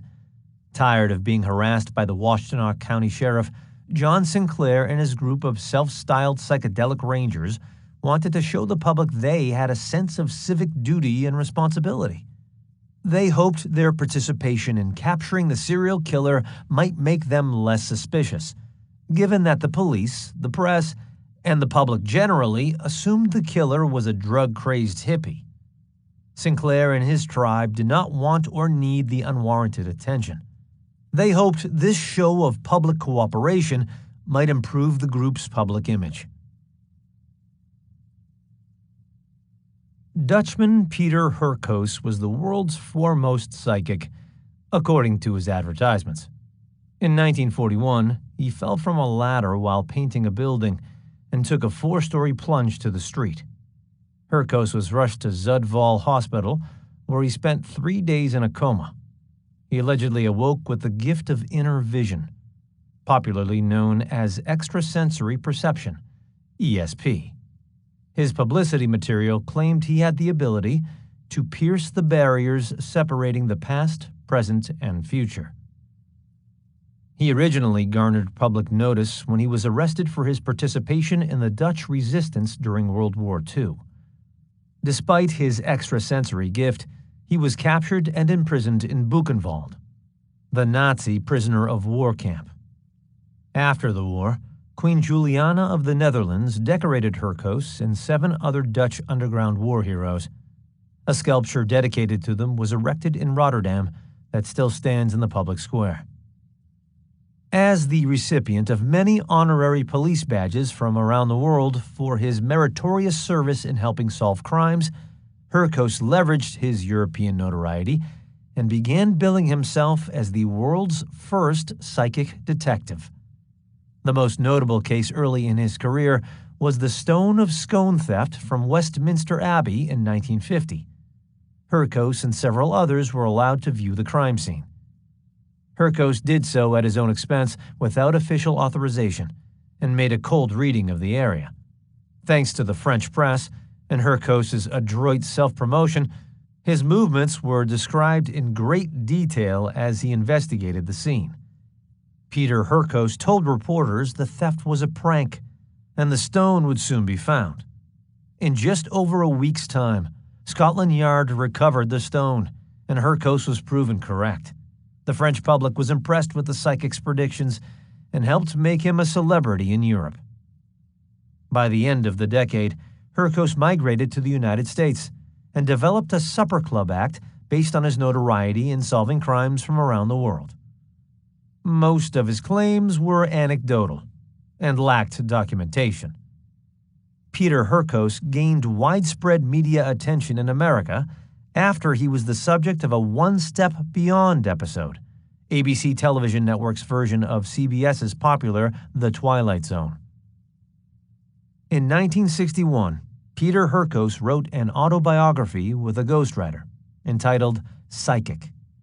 He told of the origin of his gift of second sight, and then related numerous examples of his most notable cases. Early in his book, Hurkos informs his readers that his strange gift has baffled and astounded scientists and researchers throughout the world. I am what parapsychologists refer to as a psychic. I am sensitive to people and events that concern them. I have been told by scientists that my psychic gift is, so far as they know, the most highly developed in the world. Hurkos claimed to read vibrations through a phenomenon known as psychometry. He compared his gift with the famous sixth sense of history and legend. He defined psychometry as the ability to visualize past associations of physical objects by touching them to create a mental image from vibrations given off by the objects. Hurkos's method fell awkwardly within the psychic realm of ESP, which was a popular belief of New Age proponents in the 1960s. Hurkos claimed to be sensitive to emanations that were similar to heat waves, radio waves, and electric impulses.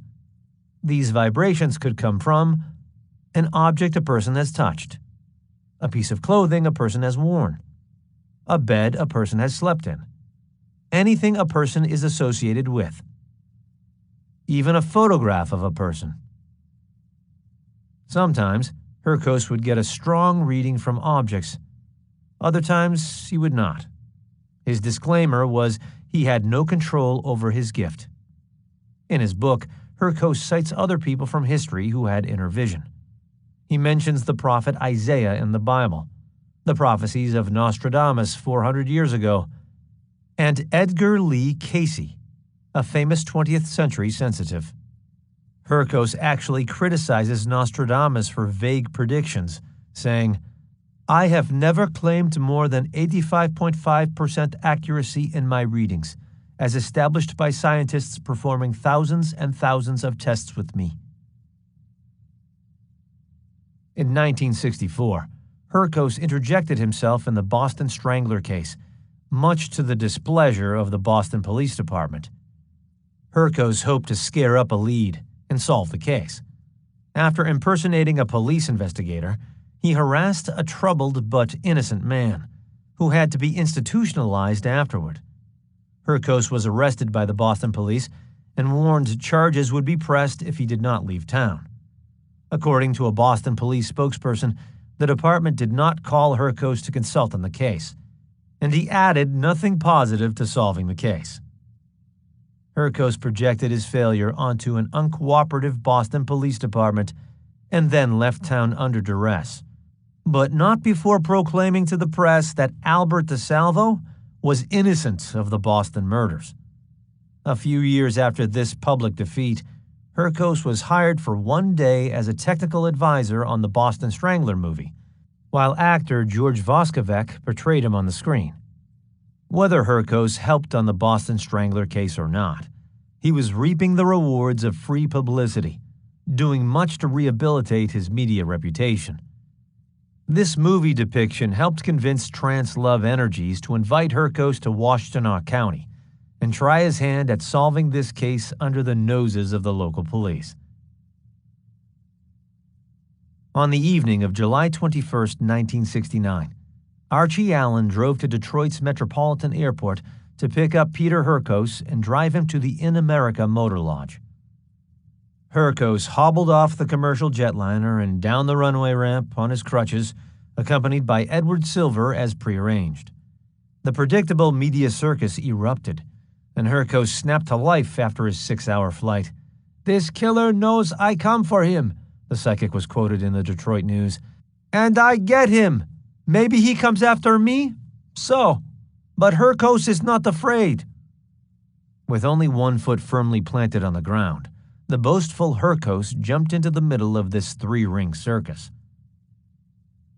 This bit of bravura, amid the snapping of photographers' flashbulbs, got Hurkos off to a rousing good start.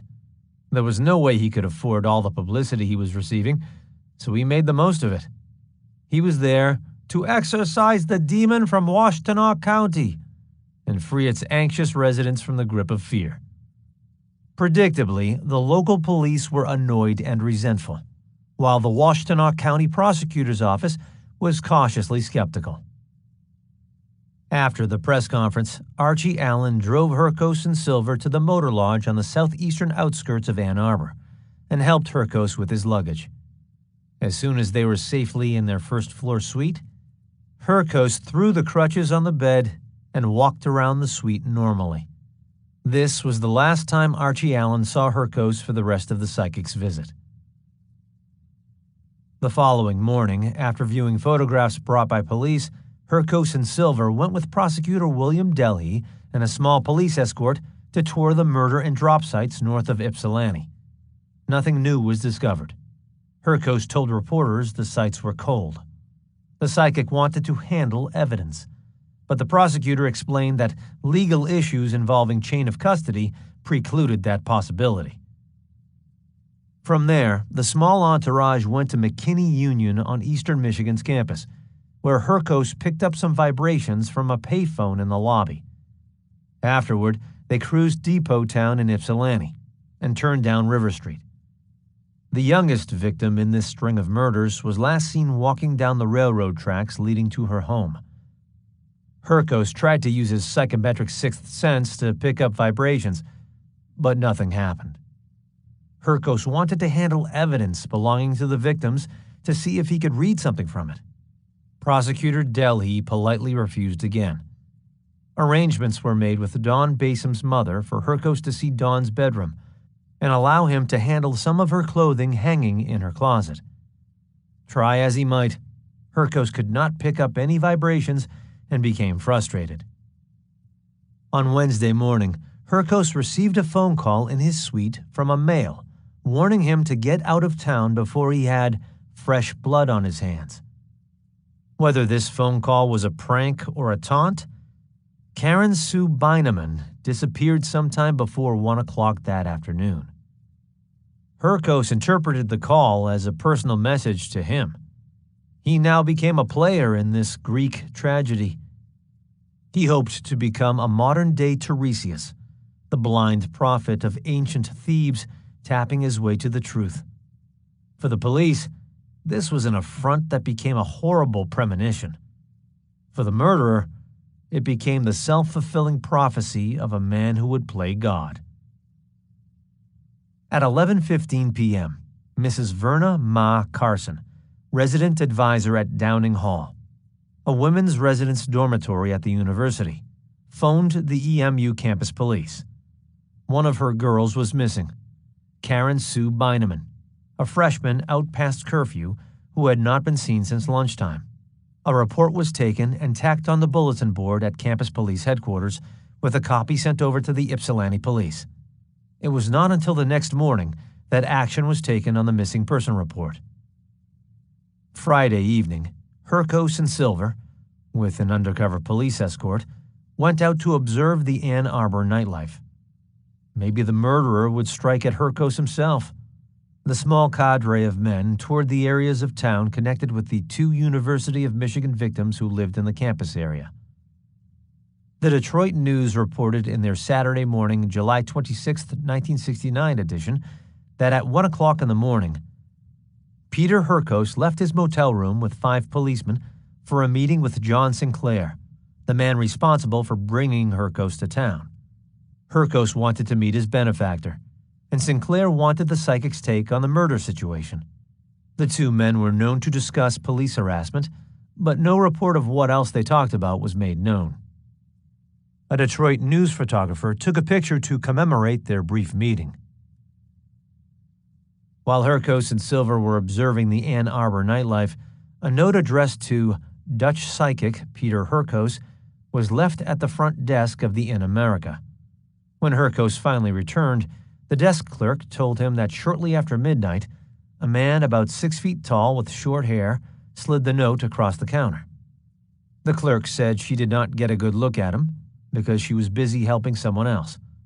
He said it was important and left, she said. The note stated there was something interesting at a burned-out cabin on Weed Road north of Ypsilanti. Hurkos felt strong vibrations emanating from the paper, so he notified the police. On the merits of Hurkos's positive feelings, a squad of investigators made a midnight run in a driving rainstorm to the remote area, where most of the bodies were dumped. After an hour of riding up and down Weed Road looking for a burned-out cabin that didn't exist, the police were tired of Peter Hurkos and his clairvoyant act. Saturday afternoon, July 26th at 4:21 p.m., while going out to the road with his wife to get the mail, Dr. Conrad Mason spotted the nude body of a young woman, about 20 feet off Riverside Drive in a deep gully. The body looked like it had rolled down the embankment with some force. Dr. Mason rushed to his house and phoned the Washtenaw County Sheriff's Department. Within minutes, Sheriff Harvey was on the scene in an unmarked car. Radio silence was immediately established. Harvey used Dr. Mason's private telephone to call the Ann Arbor Police and the county medical examiner. The discovery of the body was kept from the press. Operation Stakeout was implemented. As soon as the body was found, Sheriff Harvey saw an opportunity to trap the killer. Twice before, he wanted to do this with earlier victims, but both times the plan was leaked by the press. Police knew the killer had returned to the drop site of Mary Fleischer and to the farmhouse basement where Don Basin was murdered. The police planned to stake out the wooded area and wait for the murderer to return. Then they would spring their trap. The plan seemed simple enough. After the medical examiner determined the cause and approximate time of death of the victim, the State Police Crime Lab forensic team arrived. While they were collecting evidence and flinching at the brutality of the killing, Prosecutor William Delhey showed up unexpectedly to survey the scene.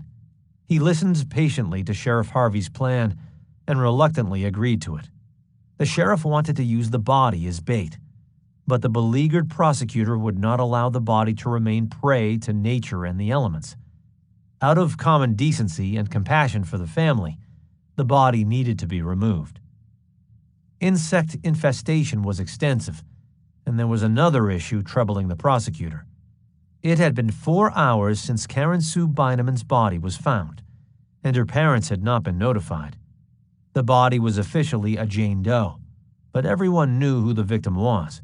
The sheriff argued for more time, convinced his plan would work and they could end this nightmare. The natural cover was ideal for a stakeout. Prosecutor Delhey agreed to wait until a positive identification came from the coroner's office, and then Karen's parents would be notified. The revised plan was for prosecutors William Delhey and Booker T. Williams to go over to the J.C. Penney at nearby Arborland Mall and borrow a female mannequin. Because the area was heavily wooded and it would be dark, the prosecutors hoped the murderer would be fooled. Sheriff Harvey was frustrated and told the prosecutors to do whatever they wanted. The stakeout was their show now. The sheriff later insisted he was not involved with the mannequin part of the plan, though some of his men did participate in the stakeout. After prosecutors Delhey and Williams explained the situation to a confused J.C. Penney manager, they chose a mannequin about the same size and hair color as Karen. They personally carried the decoy down the ravine and positioned it in the same configuration as Karen's body. They hid the jointed areas with loose ground cover to make the mannequin look more real. Everyone hoped it might deceive the killer and draw him into their trap. The prosecutors looked up from the gully at the figure of Sheriff Harvey looking down on them. "It might work," he said. A surveillance team of 9 officers staked out the area to see if anyone approached the gully. 7 of them hid behind the natural cover, while 2 stayed on Dr. Mason's screened front porch, which became the command center. The area was cleared of all police cars except for a couple of strategically parked, unmarked cars. Everyone took their places. What happened next is open for dispute. After a miserable evening of swarming mosquitoes, the clouds burst forth about 11:30 p.m.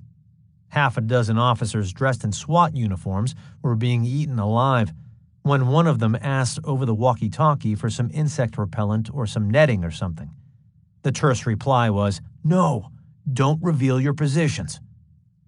Then, at about 12:15 a.m., Eastern Michigan University officer John Maxwell saw a lone runner jog by the gully and disappear in the downpour.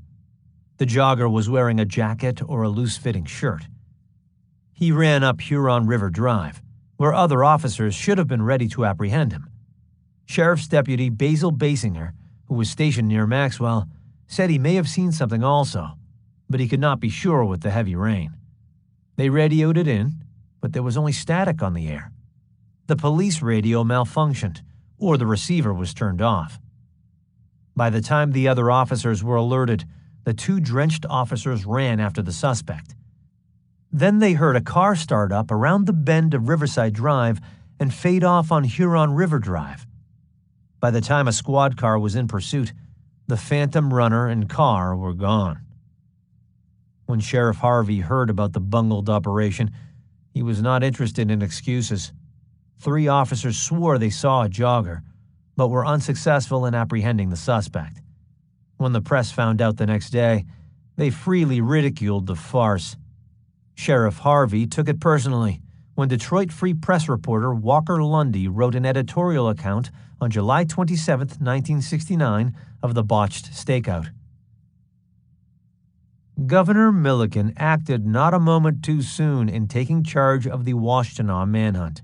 He has put Colonel Frederick Davids, State Police Director, in command of all the police forces and asked the FBI to join the search.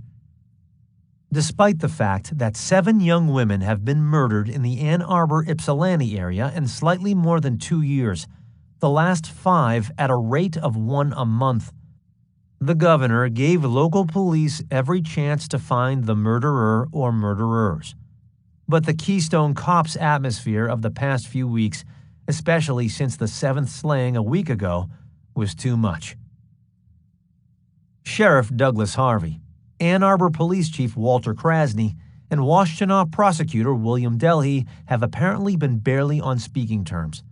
Though Delhey was officially in charge, he was not told what Harvey's department was doing. Chief Krasny was frequently left in the cold. The sheriff's stakeout Saturday night, using a department store mannequin in place of the body of the 7th victim, flopped, although a suspect came within touching distance of the body. The problem seems to be one that could not be solved without state intervention. Prosecutor Delhey cannot afford to anger Sheriff Harvey, simply because he must work with him. Sheriff Harvey, despite his limited police experience, is considered one of the most powerful political figures in the county. Both are subject to mandates of the electorate. What was required was a coordinated search by experienced experts who are not involved in the local politics, not running for office, and not looking for glory. This, the search will get under the direction of Colonel Davids. Governor Milliken's action certainly is no guarantee of an early solution to these cases, or even a solution at all. But at least the people of Washtenaw County can now know that they have the best possible help, and the people in charge are looking for killers, not glory. The original plan was Doug Harvey's, but the stakeout was an embarrassing failure for local law enforcement. Several theories were developed to explain what happened to the lone runner. The most dramatic was that the suspect waded through the cattails and marshland until he swam across the Huron River to safety. Nobody knew what happened to the jogger. The evening was a public relations disaster for everyone connected with it. The Keystone Cops remark hit home the hardest for the presumed mastermind of this failed attempt at sleuthing, Sheriff Harvey. Rather than issue no comment to the press or shrink into the background, those involved called a press conference for 8:00 a.m. Sunday, in which Sheriff Harvey and the rest of the Crime Center leadership would own up to their mistakes. Later Sunday morning at In America, a reporter who was at the press conference informed Hurkos another body was found on Saturday. The reporter asked Hurkos for a statement because he was so close to the investigation. Hurkos became enraged. 12 hours had passed since the body was discovered. Hurkos felt he was deliberately kept out of the loop and took it personally. He called Ann Arbor Police Chief Walter Krasny and asked to be taken to the body drop site for a fresh reading. Hurkos was convinced he could find something the police, with all their training, could not. "That is out of the question," said Sheriff Harvey, and he further instructed Ann Arbor Police Chief Krasny to keep that gentleman away from this crime scene until it is finished being processed. "It's my case." Chief Krasny, not wanting a confrontation with the aggravated sheriff, simply ignored him and left to pick up Hurkos. To pacify and calm the Dutchman, Krasny allowed him to view the drop site, but under the glaring eyes of Sheriff Harvey. Hurkos did not sense any revelations, only resentment. Hurkos got down on all fours with his hands spread wide and surveyed the area where Beineman's body had been. Try as he might, the psychic's ESP powers could not get past his anger and contempt for Sheriff Harvey.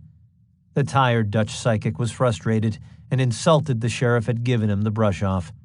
Hurkos told Silver, "We go now." On Sunday evening, Peter Hurkos and Ed Silver boarded a plane to Los Angeles. In a brief Metropolitan Airport interview, Hurkos said overall he was pleased with how he was treated by authorities. But the county sheriff's attitude was intolerable and interfered with his methods. Nonetheless, Peter Hurkos vowed to return. Other than a sideshow distraction giving the press something different to write about, Peter Hurkos' visit was inauspicious. He went back to California without the fanfare of the conquering hero.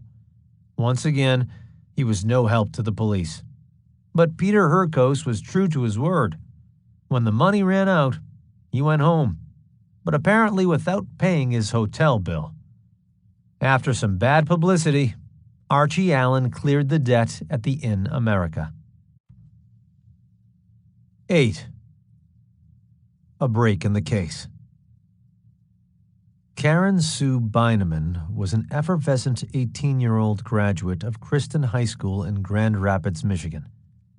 Rather than enjoy a leisurely summer before beginning her college career, Karen attended Eastern Michigan University's summer session, so she could get her choice of dormitories and rooms for the fall semester. Karen chose Downing Hall, one of the newest dorms. It had a great location facing the heart of EMU's campus. Karen was eager to prepare for a career in special education. She was determined to make a difference in the lives of handicapped children and was overjoyed with the promise and freedom of her new life. Karen was also in a steady relationship with James Duffy Dwyer, a 24-year-old high school counselor at St. Clement Catholic School. She considered herself engaged, but they had no immediate plans to marry. Karen wanted to finish her college education first. On Wednesday, July 23, 1969, Karen Sue Beineman and her dorm roommates ate lunch at Downing Hall's communal dining commons until about 12:15 p.m. After they finished lunch, Karen asked Sherry Diane Green to walk down to the wig shop with her. Her roommate declined, saying she needed to prepare for an afternoon class. According to Kay Ann Knowles, another of Karen's roommates, Karen began her mile-long trek to Wigs by Joan at 18.5 North Washington Street right after lunch. The summer had been a rainy one, but this was a lovely afternoon to walk down Ypsilanti's tree-shaded streets. The temperature was in the mid-80s. The previous day, Karen purchased a hairpiece she was picking up for a weekend wedding she planned to attend. The petite, brown-haired co-ed was approached by a young man on a flashy motorcycle and asked if she needed a ride. The stranger must have looked non-threatening enough because Karen Sue Beineman got onto the motorcycle and rode the 2 blocks to the wig shop with him. The ride took under a minute. The previous day, Karen sent a letter home reassuring her parents she was aware of the danger on campus and wrote, "Don't worry, I'm careful." Included inside the envelope was a full-page Eastern Echo article on the murders, warning co-eds to be cautious. The next day, the unthinkable happened. Karen hopped onto a stranger's motorcycle and disappeared. The motorcyclist swooped into a parking space in front of the chocolate shop next to Wigs by Joan. He parallel parked and offered to take Karen back to her dormitory. Karen climbed off the bike and walked into the wig shop to pick up her hairpiece. The shop owner, Diana Joan Goshi, and her wig stylist, Patricia Spaulding, were on hand to show Karen how to wear her hairpiece. As an aside, Karen mentioned she had done 2 foolish things that day: buying a hairpiece and accepting a motorcycle ride from a stranger. Hearing this made the hair on the back of the women's necks stand on end.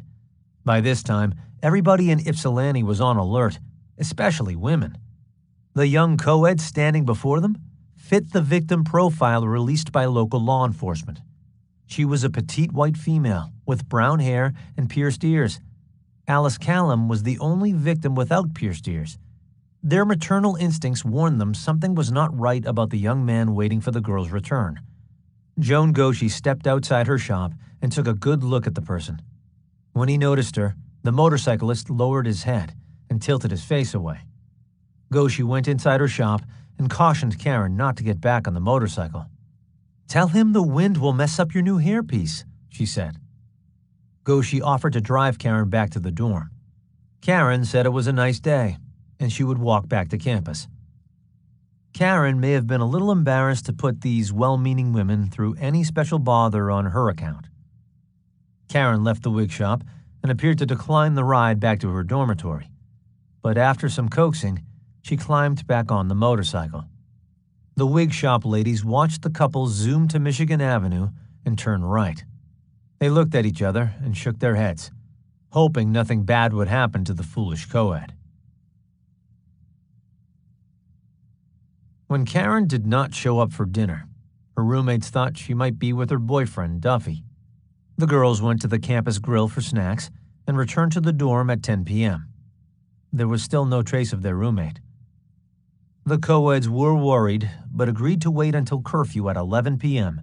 before reporting Karen missing to the Downing Hall front desk. At 11:15 p.m., Downing's resident advisor, Verna Perkins, called EMU campus police and reported Karen missing. The EMU policeman on duty took the information from the anxious dorm mother and passed the report to the Ypsilanti police. Ma Perkins, as she was known by Downing Hall residents, took it upon herself to call Karen's parents in Grand Rapids at midnight, asking if they knew of their daughter's whereabouts. Alarmed by Verna Perkins' phone call, Ronald Beineman immediately called in a report to the Michigan State Police Post in Ypsilanti. From there, a copy of the report was sent to Ypsilanti Police Headquarters and stapled to the earlier EMU campus police report. Sergeant Herb Smith arrived for work Thursday morning and found both reports lying on his desk. He and another officer named Howell immediately went to Downing Hall, which was a mile from the Ypsilanti police station. They interviewed Karen's roommates. In the presence of Downing Hall Assistant Advisor Sue Niebeling, the detectives searched Karen's room for any evidence. They seized Karen's English, history, and fine arts notebooks and several letters, hoping to find some clues. Sergeant Smith asked the co-eds if they had any photos of Karen. The girls offered one the officers could borrow. The detectives retraced Karen's probable walking route and pulled up in front of Wiggs by Joan, where they found Diane Joan Goshi and Patricia Spaulding. The detectives identified themselves and asked if the women recognized the girl in the photograph as the young woman in their shop the previous afternoon. Both women had difficulty making a positive identification from the grainy photograph. But when Smith and Howell asked the women to describe the person they saw in the shop, they did so in great detail. The girl wore a blue and white striped sleeveless lightweight top that showed off her figure real well, and some cut-off blue jeans. They also noted she was wearing leather sandals. When Smith asked why they remembered her so well, Joan Goshi said it was because of the guy on the motorcycle. This detail captured the investigators' attention. What guy on a motorcycle? The wig shop owner described a young guy on a flashy blue motorcycle, wearing a green and yellow striped, short-sleeved t-shirt. The detectives finally stumbled on some valuable information about the suspect. Sergeant Smith asked Goshi why the driver caught her attention. The shop owner explained, "While the girl was paying for her purchase, she said something odd. I've done two things today I thought I would never do. One was buy a hairpiece, and the other was accept a motorcycle ride from a stranger." Joan Goshi told the police they asked the young woman if she was aware of the murdered girls in the area. She was. While Patricia Spaulding showed the girl how to wear her new hairpiece, Goshi stepped outside to take a better look at the guy on the motorcycle. "So you got a good look at him?" Officer Howell asked. "I looked right at him. He was parked in front of the chocolate shop, next door about 15 feet away. He appeared to be in his early 20s, nice build, about 6 feet tall maybe. He looked clean-cut with short brown hair. When he noticed I was checking him out, he looked away." The wig shop owner could not identify the make or model of the motorcycle, but Patricia Spaulding said her boyfriend rode motorcycles, and the bike was maybe a Honda 450 with a square mirror. Sergeant Smith wrote down the information.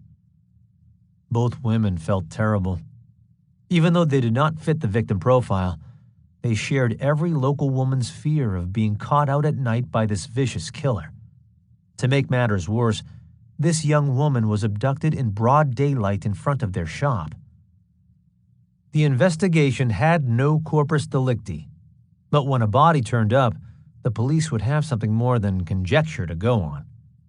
The call went out to check all campus registrations for Honda 450s with square mirrors. This approach was problematic. Most off-campus students did not register their motor vehicles unless they wanted a campus parking permit.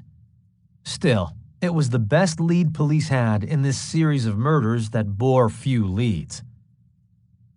Later in the afternoon, investigators interviewed other people who worked in the shops near Wiggs by Joan. Carol Viecherja, a clerk at the chocolate shop next door, was working that afternoon. She told detectives she noticed the motorcycle and its rider. Her account differed from the wig shop ladies. Viecherja was a bike enthusiast and showed little or no interest in the rider.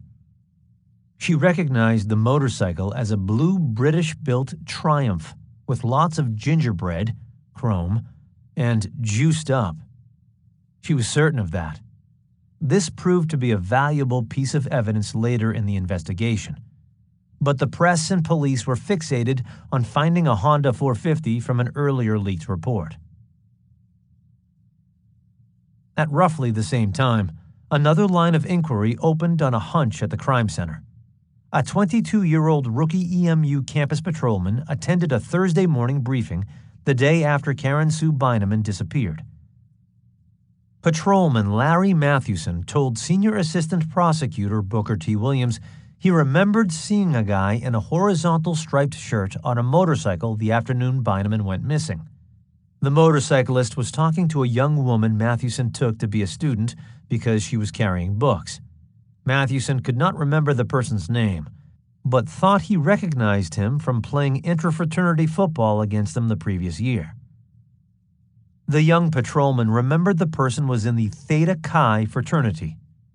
Prosecutor Williams asked Mathewson to pursue the lead. Dressed in street clothes, Larry Mathewson went to the Theta Chi fraternity house on West Cross Street, across the street from the southern border of Eastern Michigan's campus. The aging gray frame house needed repair, but it suited the Thetas. They cultivated their reputation as the animal house of Eastern Michigan's fraternity row. Several Thetas were sitting on the sagging front porch, watching the co-eds walk past. Mathewson approached the guys and described the person he was looking for. One of the frat brothers said he sounded like John Collins, a former member kicked out of the Thetas for stealing $40 from the fraternity's social fund. Now Collins rented a room around the block on the corner of Emmett and College Place. Mathewson took the short drive around the block and parked in front of the two-story wood frame house built in 1870. He knocked on the front door, and the elderly landlady, Catherine Baker, answered. Mathewson asked if John Collins was home. She grumbled something and told him Collins was working on his motorcycles around back. She directed Mathewson to the right side of the house, to what was once a carriage house, now used as a ramshackle garage where Collins stored and worked on his motorcycles. Larry Mathewson could not help but notice directly across College Place Street, less than 60 feet away, was the apartment where Joan Schell lived the previous summer, before she was murdered. Collins was hunched over one of his motorcycles tinkering as Larry Mathewson approached him. Another student named Dave Lee Myers was with Collins. The younger patrolman recognized Myers from taking a class with him. They greeted each other, and Myers introduced Larry to John, mentioning that Larry was Campus Fuzz. Larry Mathewson made some small talk about playing interfraternity football against Collins the year before. Collins remembered him. Mathewson got down to business and asked if either of them had seen the girl who had been missing for 2 days. Then he produced a photograph of Beineman. Mathewson explained the co-ed was last seen riding off with some guy on a motorcycle. Both of the young men took a good look at the snapshot and said they never saw her before. John Collins returned the photograph and proffered maybe she just took off someplace. At that very moment, another of Collins' friends, Arnie Davis, showed up saying, "John, I have your new plate." Collins' forehead furrowed. He snatched the license plate from Davis without thanking him. Dave Lee Myers filled the awkward silence. "Officer Mathewson is investigating the latest missing girl."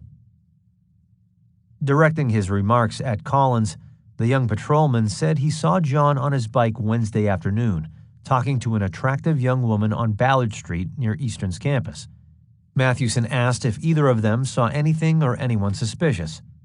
Collins relaxed a notch. He said the girl's name was Lorraine Kellogg, and she lived at the Americana Apartments on Ballard Street. Mathewson thanked Collins while he wrote the information down in a small notebook. Then he began to write down the license plate numbers from the 4 motorcycles in Collins' possession. Collins asked Mathewson what he was doing.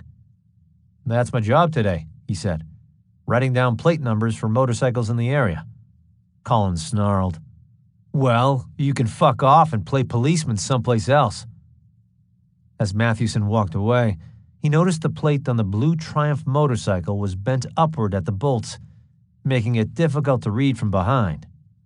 That in itself was suspicious. Larry Mathewson went to Lorraine Kellogg's apartment and found her home. He wanted to question her before Collins had a chance to establish an alibi.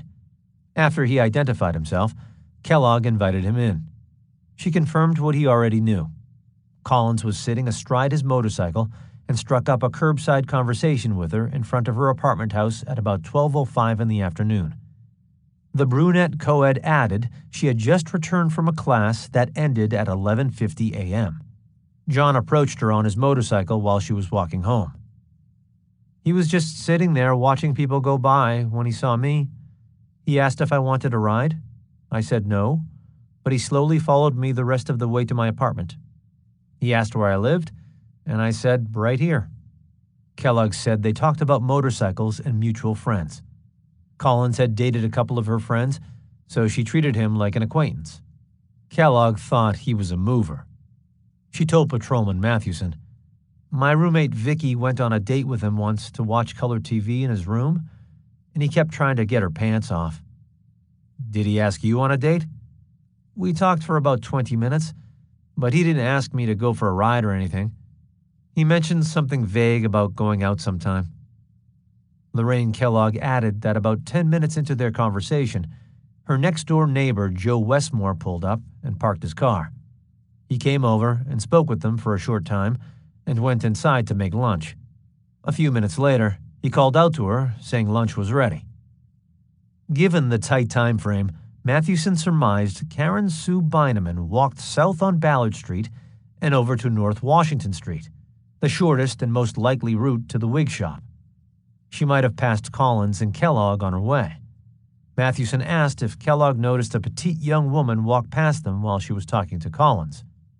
"No. Several people walked past us. He may have smiled and said hello to someone. I don't remember. I wanted to say goodbye and eat lunch." Mathewson asked if she remembered the exact time Collins left her. Lorraine Kellogg was certain it was before 12:30, because she remembered seeing her entire soap opera that afternoon. It was her daily ritual. Mathewson asked Kellogg if she knew of anyone other than her roommate who dated John Collins. Kellogg knew of one person for sure, Linda Campbell, who lived on Jarvis Street. Mathewson wrote down Campbell's address. He thanked Lorraine Kellogg and left to interview Linda Campbell. The co-ed was at her apartment relaxing before work. She agreed to answer a few quick questions. Campbell told Mathewson she knew John for only 6 months and maybe dated him 10 times. When asked what they did on their dates, she said they went back and forth to Ann Arbor on his motorcycle, taking the country roads. Mathewson asked if there was anything peculiar or suspicious about Collins. Campbell remarked he seemed to like motorcycles better than girls. Collins was preoccupied with them, so she quit dating him. Linda Campbell needed to leave for work soon, so Mathewson did not want to be a nuisance. As he was about to leave, he casually asked where she worked.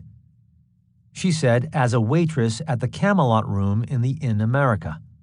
The young policeman knew the Camelot Room had been a madhouse for the past week since the psychic Peter Herkos checked in and began holding court with the local press in the restaurant.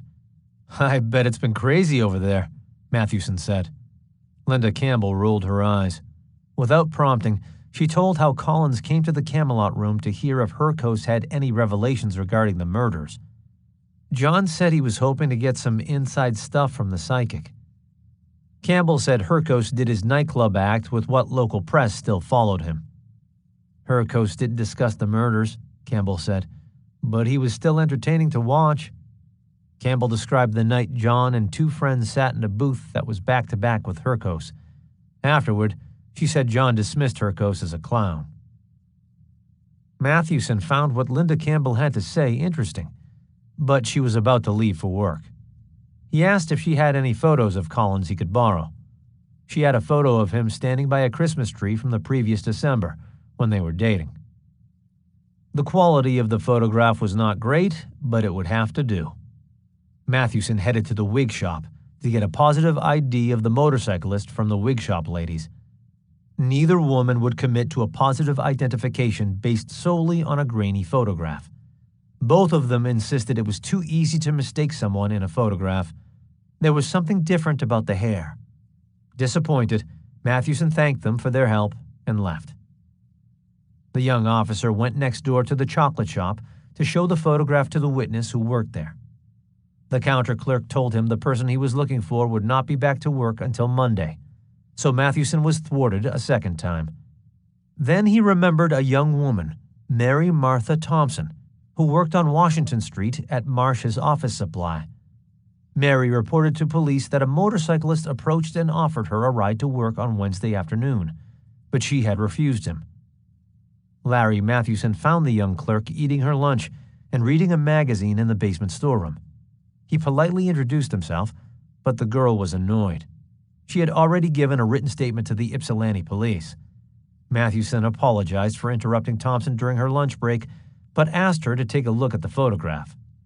She glanced at it and dropped her sandwich and exclaimed, "Shit, that's him!" Thompson told Officer Mathewson she was walking down College Place Street near Pease Auditorium when a young man on a motorcycle offered her a ride. She described him as the wig shop ladies had, except his hair was straighter than on the most recent composite drawing of the suspect. She said he was very good-looking and pleasant with a nice smile but no discernible accent. He seemed surprised she would not take a ride from him and wanted to know why. Mary Thompson said the man wore a green shirt with horizontal yellow stripes and cut-off shorts, but she could not describe his shoes or anything else. The motorcycle was clean with lots of chrome, but it was not excessively noisy. When the motorcyclist was rebuffed, he took off down West Cross Street. Thompson felt certain she could identify him again if she saw him. Mathewson returned to the crime center to write a complete report of everything he had discovered that afternoon. At roughly the same moment, the nude body of a young woman was found by Dr. Conrad Mason and his wife as they were getting their Saturday afternoon mail at 4:40 p.m. The body was lying face down with legs crossed at the ankles at the bottom of a steep gully. It had been rolled off the shoulder of Riverside Drive in Ann Arbor Township. On Sunday, July 27, 1969, Chief Assistant Prosecutor Booker T. Williams reviewed the latest reports that pointed to John Norman Collins as a possible suspect. He ordered that Collins be placed under 24-hour surveillance, but made it clear that he should not be picked up until they learned more about him or caught him in a crime. Collins was not seen all day at his boarding house room. Several surveillance teams came and went. Earlier that morning, Arnie Davis, one of Collins' friends, bounded down the front porch stairs of their Emmett Street house and boldly walked up to one of the surveillance teams. Davis asked if they were watching his house. The officers felt foolish they were flushed out, but soon recovered. "We want to question John. Is he home?" Davis said Collins was spending the weekend at his mother's house. The police thanked him for the information and pulled away. The next surveillance team pulled into position shortly afterward and chose a less obvious site. To verify Arnie Davis's statement, the Centerline police were contacted and asked to check out 7327 Helen Street and place John Norman Collins under surveillance. The Centerline police reported back later that afternoon. Collins was seen washing and waxing a silver Oldsmobile Cutlass inside and out, including the trunk, in the driveway of his mother's house. When Collins returned home to Ypsilanti at 11 o'clock Sunday night, the officers on the night shift stakeout were not told of Booker T. Williams' directive that Collins not be apprehended. This team was acting on new orders to pick him up for questioning. Collins was now a person of interest and considered a flight risk. The police did not want to look foolish again. This would be the second time police questioned John Collins in the last year. After 2 hours of interrogation at the crime center, Collins agreed to take a lie detector test in the morning. But now he was exhausted and needed some sleep. Besides, it would take some time to arrange for the polygraph examination. Collins was driven home and released on his own recognizance. Arnie Davis overheard Collins calling his mother and telling her he was in trouble.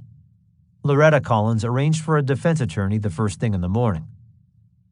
When the state police arrived at his boarding house Monday afternoon, Collins was waiting for them with his Ann Arbor lawyer Robert Francis, a 29-year-old former Marine and graduate of U of M's law school.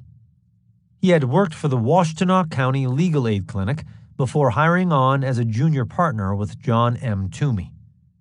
Francis had been in private practice only 6 weeks when he was given the Collins case. Francis advised Collins not to take the polygraph test, and he challenged police to charge his client or leave him alone. They had no choice but to leave. They needed more evidence before they could get an arrest warrant. The search intensified for the site where Karen Sue Beineman was murdered. The David Like family arrived back home from a 12-day family camping vacation on Tuesday night, July 29th. Like and his wife Sandra had entrusted the care of their German Shepherd to Sandra's nephew, John Collins. The dog was kept in the garage. Collins cared for the dog daily, but had no household responsibilities. When Sandra got up the next morning to make breakfast for the kids, she noticed scuff marks on her kitchen floor. She had mopped and waxed the floor before the family left on vacation. Sandra was a fastidious housekeeper and did not like returning to a messy house. Her nephew had no reason to enter the house, but they gave him a key anyway. Sandra would ask John about the errant scuff marks when she called him later. Sandra Like went down to the basement laundry room to wash the dirty vacation clothes. She noticed black blotches of spray paint on the floor, from the doorway of the recreation room to the right corner of the laundry room. She was absolutely certain that the paint was not there before, because she had swept the floor of hair clippings after she cut her son's hair. Everything was clean and tidy before the family left on their vacation. She looked around and noticed that an empty king-size box of Bold laundry detergent she had planned to use as a waste container was missing. She looked over her laundry supplies and saw that a bottle of ammonia was also gone. Something was odd. She went upstairs and asked her husband what the black paint on the basement floor was all about. David Like went down to the basement, took a look at the cement floor, and then rummaged through his paint shelf. Something else was missing: a partially used can of flat black spray paint. Perhaps John had some explanation, but now the Likes were more annoyed than angry. They wondered what their nephew was doing in their basement while they were gone. Corporal Like went to the Ypsilanti State Police Post the next morning as scheduled to report back for active duty. Post Commander Carl Friedborn wanted to brief David Like personally, to tell him his nephew was under suspicion for the sexual assault and murder of Karen Sue Beineman, the latest unsolved case that occurred while the Like family was on vacation. After Trooper Like listened intently to what Commander Friedborn reported, he did his duty and revealed the irregularities he discovered in his basement. The post commander thanked Corporal Like, realizing how difficult the family situation was going to be for the young state trooper. The crime center was contacted with Corporal Like's latest information. For 2 years, police investigators made little or no progress on these murders. Now, credible leads were developing at a remarkable pace. John Norman Collins' alter ego was about to be unmasked by police and revealed to the public. John's Aunt Sandra was unsuccessful phoning her nephew. Since he was not answering, she decided to call her sister Loretta in Centerline. Loretta Collins told Sandra that John was at home visiting, but not there at the moment. Loretta said she would tell John to call Sandra later when he got home. Later turned out to be 10:30 p.m. The Like phone rang and Sandra answered. She quickly asked John what he was up to while they were gone. Under different circumstances, it might have been an innocuous question. "What do you mean, Aunt Sandra?" Sandra Like was unaware her husband had been briefed that morning on her nephew's possible involvement in the Beineman murder. Corporal Like did not know how to tell his wife her nephew was under police surveillance as their prime suspect. Like picked up the extension in the kitchen and broke into the conversation. "Hey, John, how's it going?" Collins asked his uncle how the vacation went. After some small talk, David Like asked his nephew if he had spray-painted anything in their basement while they were gone. After a slight pause came a flat denial. Then Sandra jumped back into the conversation, saying, "I noticed there were a couple of things missing in the basement. Did you throw anything out?" John became defensive and swore he never touched anything. It was late, so his aunt thanked him for taking care of their dog and said goodnight. After the phone call, David told his wife he was not sleepy and wanted to have a couple of beers with a police friend. Officer Stu Lucky was nearing the end of his shift, and David Like needed to talk to someone about his nephew. The two of them went to the Tap Room, a downtown Ypsilanti bar on Michigan Avenue. They chose an out-of-the-way booth to drink a couple of beers and talk privately. Several things were gnawing away at David Like. Had his nephew lied about the spray painting? Or had someone else entered their house and done it? But why? He found no forced entry when he checked the house and basement windows. John was the only person with a key to their house. That was the level of trust he and his wife placed in John. And if that was not enough, several more items were missing from the basement that John denied any knowledge of. John's defensive posture unsettled the state trooper. There had to be some explanation, but John offered none. David Like tried to assimilate everything he had learned since his morning briefing. Was it possible his wife's nephew was the Ypsilanti Ripper? He could not get his nephew's reaction out of his mind. John was never evasive with him before. "Have you scraped under the spray paint?" Stu Lucky said. "Maybe it's hiding something."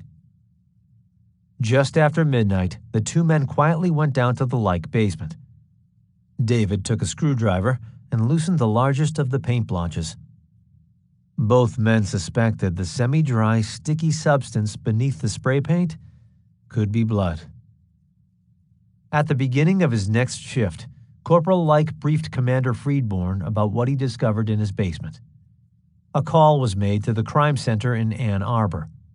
Prosecutor William Delhey and Colonel Frederick Davids, newly appointed commander of the Crime Center Task Force, agreed to send in State Police Crime Lab technicians. Corporal Like was instructed to go home and wait for them. When he got home, Sandra was on the phone with her nephew again. She covered the receiver with her hand. "It's John," she whispered. "He wants to know about the paint." This is when Like whispered to his wife that the crime lab unit was on the way over. Sandra's eyes widened. Before her husband could stop her, she told her nephew the crime lab was on the way over. This was supposed to be a secret police operation, and now it had been leaked to the last person who should have known. David Like winced. "Let me know how it comes out," John replied. "Sure, honey, I will. Say hello to your mom for me." Sandra hung up the phone and asked her husband what was going on. Like told her as gently as he could that her nephew might be the person responsible for the murders in Ypsilanti and Ann Arbor over the past 2 years.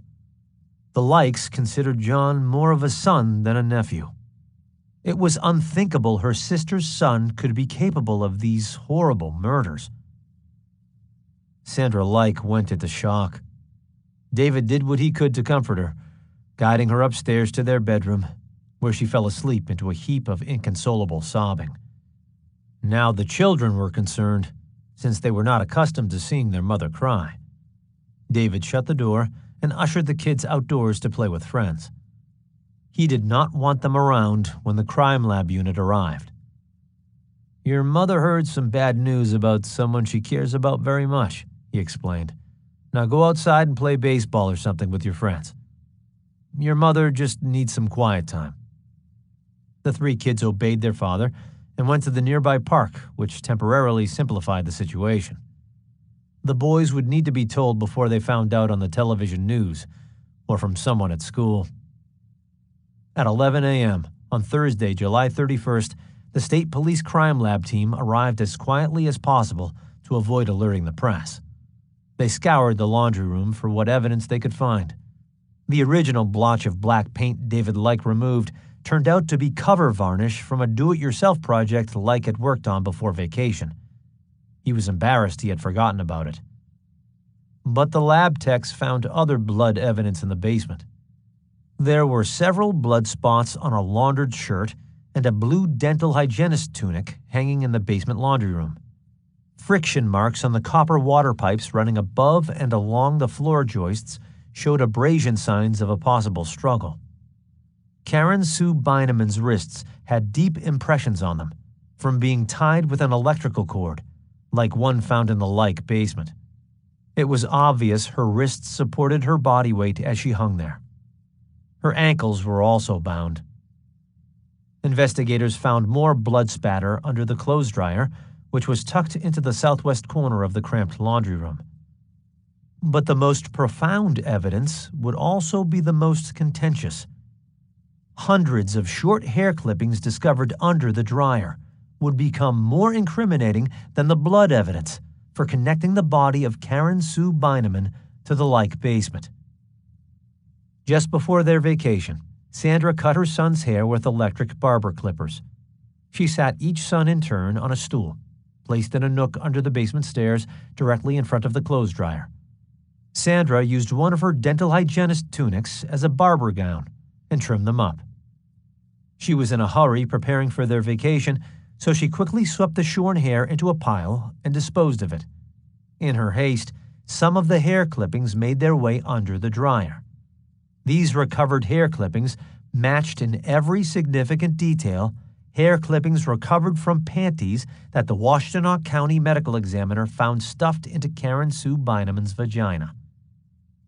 The prosecutor now had enough evidence to link Karen Sue Beineman with the Lyke basement.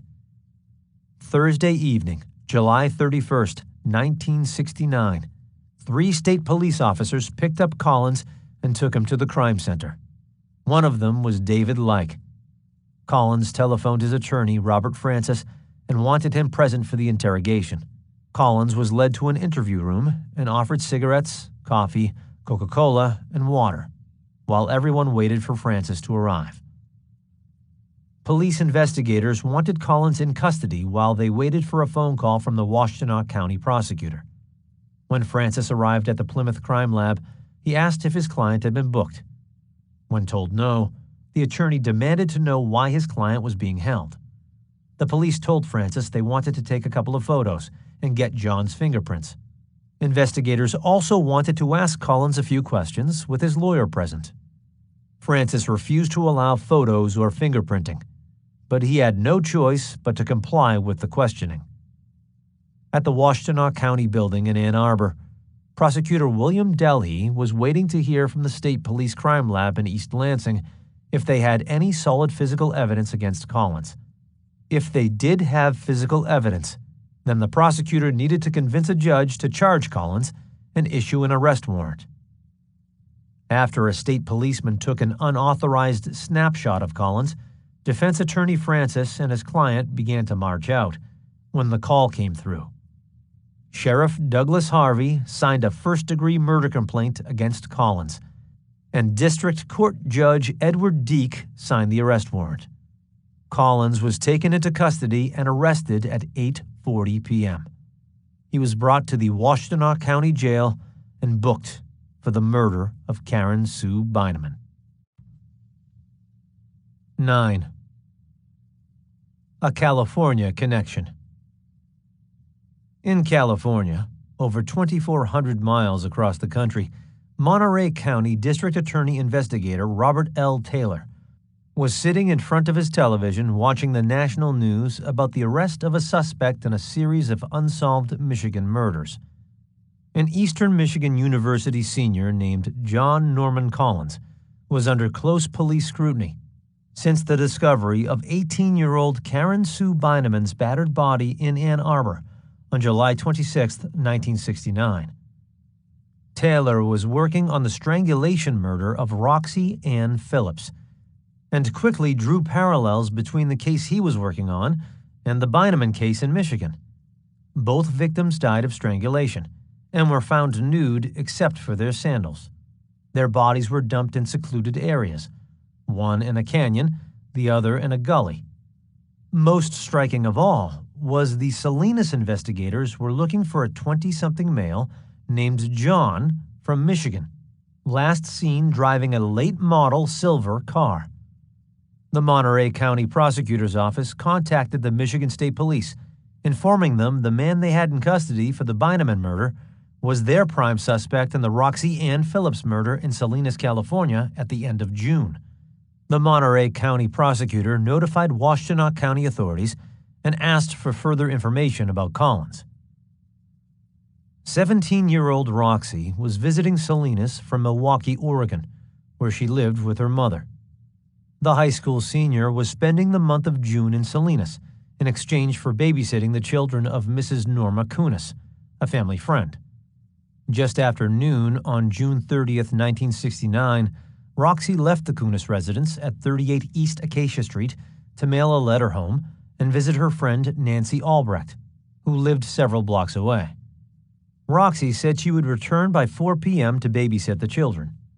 When she did not return by 7 p.m., Mrs. Kunis filed a missing person report with the Salinas police.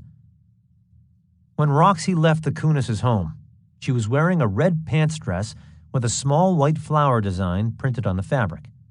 Mrs. Kunis identified the cloth belt found around Roxy's throat as made from the same material as the missing dress.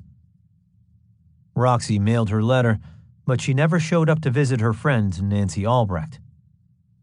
On July 18th, investigator Taylor interviewed Albrecht and asked when she last saw Roxy. Albrecht answered she visited Roxy at the Kunis' home the day before she disappeared. Afterward, Nancy walked home to Pajaro Street at 2 p.m. En route, a car pulled up alongside her. A pleasant-looking young man asked for directions. He said he was new to the area and identified himself as John, adding he was studying to be an elementary school teacher. He told Albrecht he and a friend pulled a house trailer all the way from Michigan. John made a date with her for the following day. Nancy described John to police as a white male in his early 20s, with short brown hair. He was wearing Levi jeans and a t-shirt. When Nancy arrived home, she called Roxy and told her about meeting a guy with a flashy silver car. John never kept his date with Nancy. Both he and Roxy vanished the next day. Upon further investigation, it was learned Collins had a traveling companion, Andrew Manuel, originally from Salinas. They were visiting California in a fraudulently rented house trailer at the time of Roxy's death. The trailer was found abandoned in an alley behind the home of Andrew Manuel's elderly grandparents. When 80-year-old Silver Manuel was questioned about his grandson and his friend, all he knew was they left suddenly without saying goodbye. The trailer was towed to a secure location and sealed. 2 Michigan State policemen from the State Police Crime Lab in Plymouth, Michigan, Detective Tom Nasser and Sergeant Kennard Christensen, flew out to Salinas on the next available flight. They joined forces with Salinas police investigator Vic Collins and searched every inch of the trailer. They found it wiped clean, inside and out. A suspicious act, but not proof of murder. Once the Salinas police got the vehicle identification number for Collins's Oldsmobile Cutlass, they soon discovered it was serviced and a trailer hitch taken off at Tolan Cadillac Oldsmobile in Salinas on July 3rd. The vehicle was registered to Loretta Collins of Centerline, Michigan. During the investigation of the body drop site, one of the Salinas police investigators contracted a bad case of poison oak. He surmised the murderer may have also. It was a long shot, but he canvassed doctors in the area, asking if anyone fitting John's description was treated for poison oak recently. The detective's hunch paid off. He located a doctor who identified John Collins as someone he treated for poison oak. Michigan State Police forensic investigators shared information about evidence they collected from John Collins' vehicle the day after his arrest for the Beineman killing. Forensic investigators found blood residue on the front seat, the seatbelt, and the seatbelt channel. The bucket seat was removed and taken to the Michigan Department of Health Laboratories in Lansing and examined by Dr. Curtis Fluker. He determined the blood was of human origin. Blood evidence was inconclusive in the days before DNA-positive identification, but the type O samples matched Roxy's blood type. Caught up in the seat's undercarriage was a piece of red fabric about the size of a dime.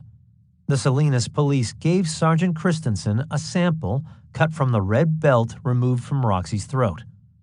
With a compound microscope, Dr. Fluker compared the belt sample with the swatch of fabric recovered from the cutlass. Fluker's laboratory report, issued August 7th, determined the samples were similar in all respects. Both were 100% cotton fabric, woven the same way with the same thread diameter. Both samples were rolled with identical dye stuff, and the white floral pattern on the fabric was the same size. The red swatch found in Collins's cutlass linked Roxy to his car. Dr. Fluker also examined a brown sweater taken from Collins's closet by forensic investigators after Collins's arrest. 22 pubic hairs were embedded in the yarn fibers.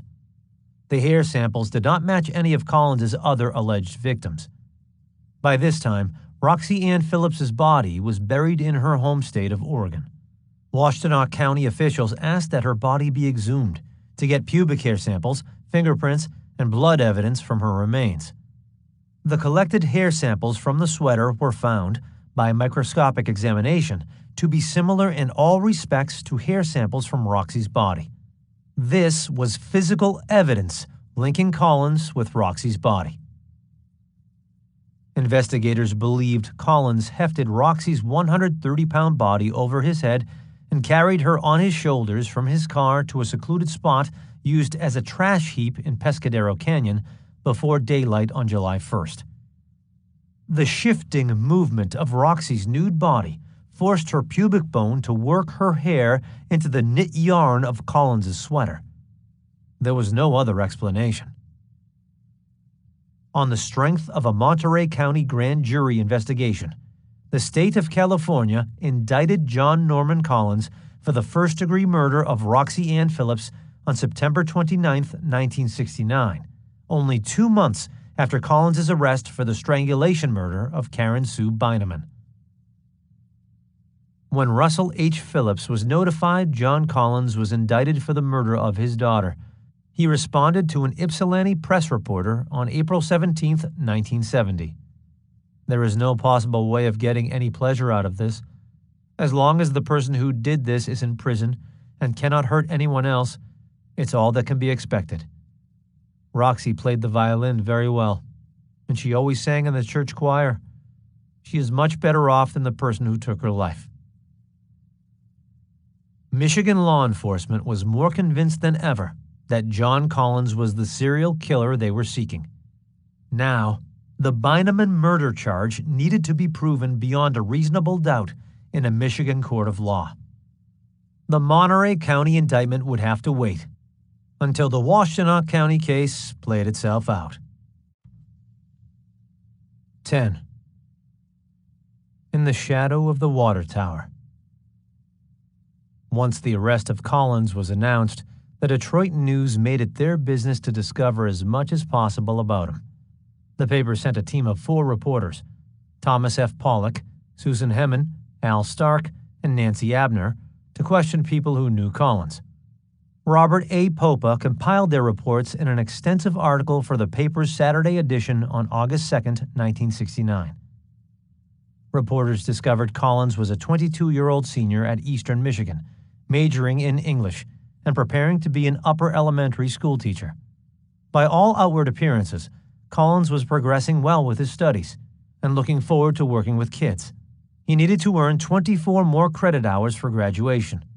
On the surface, he appeared to be the living embodiment of the all-American boy, Popa wrote. After graduating in 1965 from St. Clement Catholic High School in Centerline, Michigan, Collins followed his older brother to Central Michigan University on a sports scholarship. He played football, but soon realized he was not large enough for college-level ball. When Collins' brother graduated from Central Michigan in Mount Pleasant, Collins wanted to be closer to friends and family. He transferred to Eastern Michigan in Ypsilanti, which was less than 50 miles from Centerline, and only an hour's ride home. At Eastern Michigan, Collins played intramural football in a campus fraternity league. At that level, he was a standout and enjoyed playing the game again. Collins wasted no time joining Theta Chi, a sports and social fraternity known for its massive rush parties. While a member of the Thetas, he wrestled for EMU's Greco-Roman team. Reporters soon found that Collins had a busy dating life and showed an active interest in the opposite sex. Some girls described him as a respectful, hands-off type, while others said he was as sexually aggressive as other single men his age. 19-year-old sophomore Victoria Waite went on one date with Collins. He took her to his room to watch his new color TV. "He was kind of a mover," she said. "He pressed me to have sex with him." Jo Ann Fitzsimmons, a sophomore at EMU, met Collins when the university ski team took a semester break trip to Aspen, Colorado. "John was kind of fresh with me. He kissed me in a public lounge. My reaction wasn't favorable. He was a flirt." Asking that her name not be used, another EMU co-ed told Detroit news reporters she dated Collins the month before and rode with him on his motorcycle a few times. On the Tuesday before he was arrested, she saw Collins riding in front of her dormitory and yelled out to him, "Hey, John, you look like the guy in the picture," on the latest composite drawing. He yelled back, "You look like the other picture," photo of Karen Sue Beineman. She said they kidded each other about the murders when they were dating. EMU senior Barbara A. Stevens remembered Collins asking her to go on a motorcycle ride at 1 a.m. "He nearly had me talked into it," she said. "The only reason I didn't go was I was wearing a skirt." Seeing the most recent composite drawing of the suspected killer in a striped T-shirt made her feel uncomfortable. "I immediately thought of the time John asked me for that bike ride," she recalled with a shiver. "I remember him wearing a similar T-shirt." Ken Rowe worked with Collins the previous year at the EMU alumni office. "He was really a nice guy," Rowe said. "The kind of guy you would let your sister go out with. He was an open and friendly person who had no trouble meeting girls." Bill Freer, an EMU freshman who worked with Collins at Motor Wheel Corporation, said Collins was a nice guy. "He's real straight. The only time I saw Collins upset was when he learned a friend had been killed in Vietnam. Collins dreaded the thought of being drafted and sent to fight in Vietnam." Collins' St. Clement High School record showed he was a model student who was consistently on the honor roll. He cultivated his jock persona by becoming a star athlete, lettering in football, basketball, baseball, and wrestling. Collins was one of 3 captains of the football team his senior year. A profile written for the yearbook, Crest, described him with typical high school zeal. Collins, sparkling end for the green and gold, has been a letterman since his sophomore year. His fine blocking has resulted in many extra yards for Crusader ball carriers. Leading the way, he pokes holes in opponent lines, smashing through to open the field for a touchdown. Collins pokes holes in other things besides the opposing football lines, as any of his classmates will tell you. An alert debater, he is a ready participant in class discussions, where instead of an opposing lineman, another student's argument is his target. Naturally curious, Collins digs through to something until he is satisfied he has reached an answer. This vitality is present in other activities too. For instance, his eye-catching dancing ability and his participation in all high school events. His pride outside of sports is his car, which he keeps in top-flight condition, indicative of his natural attraction to cars. His interests run the gamut of teen interests. He is extremely meticulous in his appearance, with tastes a little unusual. Collins tries to dress with a certain flair which makes him stand out in a crowd. Like most boys, He loves food, flavorful stick-to-the-ribs dishes such as steak. But when it comes to his one idiosyncrasy, potatoes, they must be just so, either French fried or whipped. Any other style is liable to result in a disgusted look at the dish and a "what do you call that?" expression. A real fighter on the field, Collins seems to carry his image with him wherever he goes, physically at least. His jaw firmly set, he gives the impression that he is always on the lookout for action. But this tough guy appearance is misleading.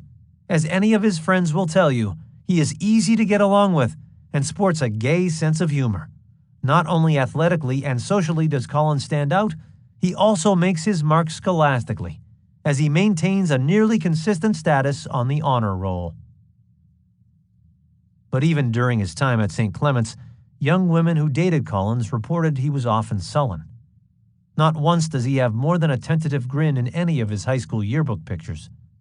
As Collins became a young man, he was more attached to his cars and motorcycles than the girls he dated, with the possible exception of his high school sweetheart. Bernadette Hudak and John Collins met at homecoming during freshman year and went steady off and on throughout high school. Even with Bernie, a wall separated Collins from any lasting relationship. They broke up after high school, when college sent them in different directions. Hudak told the Detroit News that on September 28, 1968, Collins phoned her asking for a date. Instead of going to a movie as planned, they went for a ride. Collins wondered if she still loved him, and Hudak answered no. Collins took her home. Several days later, Collins called back and said, "If you ever change your mind, write to me." Hudak described Collins as level-headed, smart, and on the honor roll. English and Spanish were his favorite subjects. John was an avid weightlifter who worked out almost every night. She continued. When others disagreed with John, he was inclined to become moody, sometimes for a day or two. He came from a broken home with very little fatherly influence, but always spoke of his mother with great respect. John Collins' high school football coach, Al Baumgart, described Collins as a real competitor who liked strong discipline and wanted to be disciplined. He was a winner and didn't want to lose.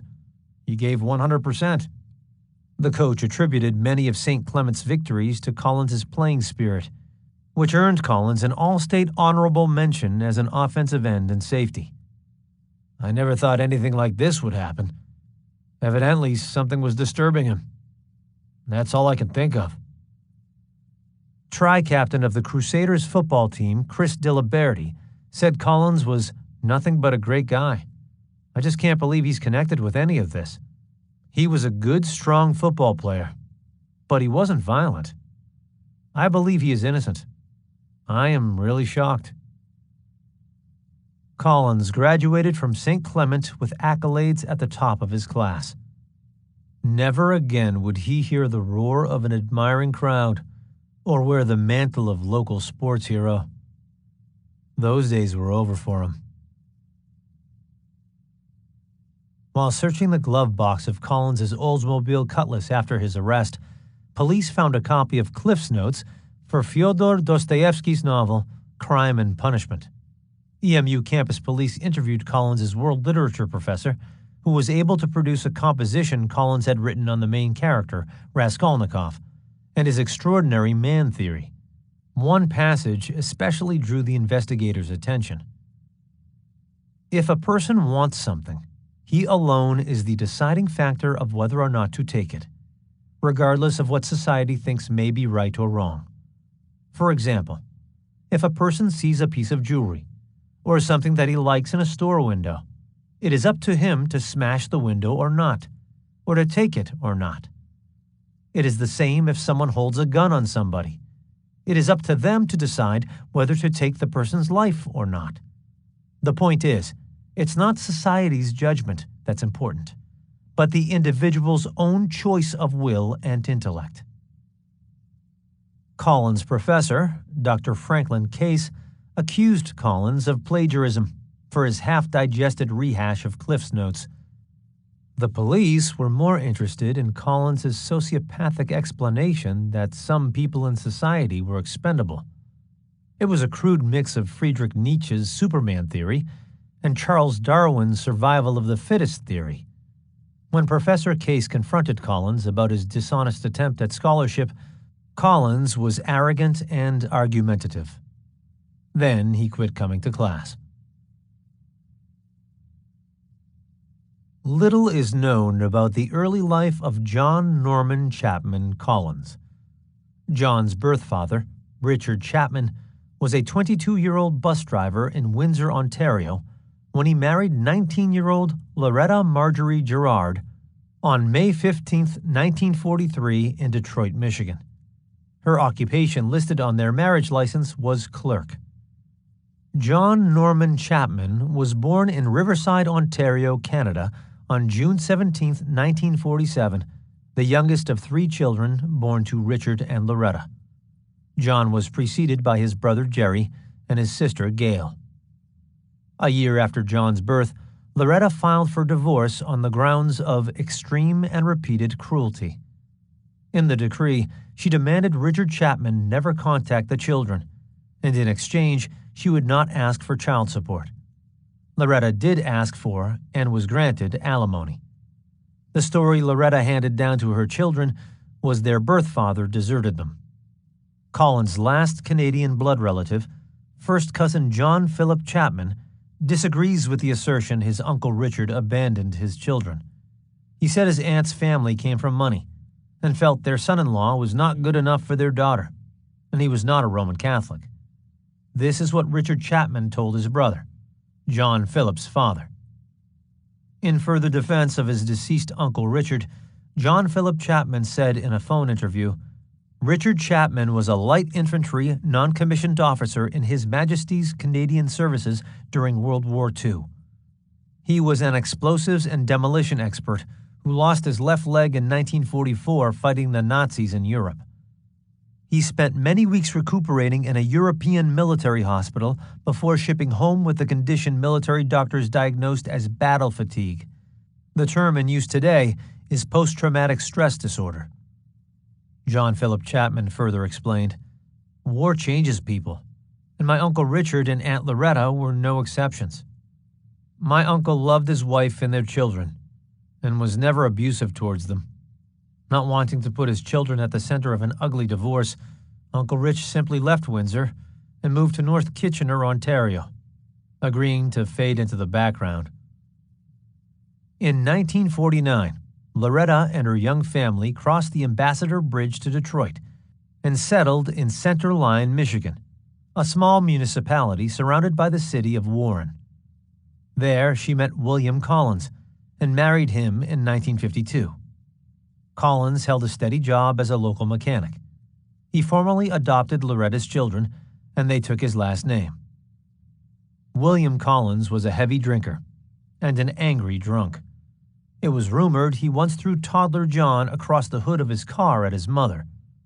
On another occasion, he used the toddler as a human shield when confronted by a man with a gun over a gambling debt. Neither incident has been confirmed, but accounts survive in print. Loretta and William separated in 1955 and divorced in 1956. This marriage lasted 4 years before Mrs. Collins found herself single again.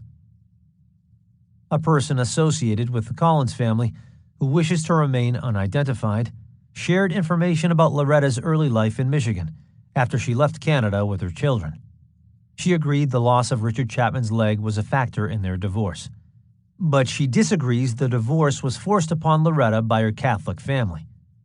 She maintains that Richard Chapman's violent flashbacks made Loretta afraid of her husband. She left and took her children to Detroit. According to this confidential source, if Loretta's parents were well off, it was news to me. She never had any money as a single mother of 3 children. When they needed a place, her family in Centerline took them in. They cared for the kids while Loretta worked. Without a college degree or serious work experience, Loretta took the only job open to her, waitressing. She learned the trade and worked some of Detroit's high-end restaurants like Stouffer's, Top of the Flame, and Greenfields in Southfield.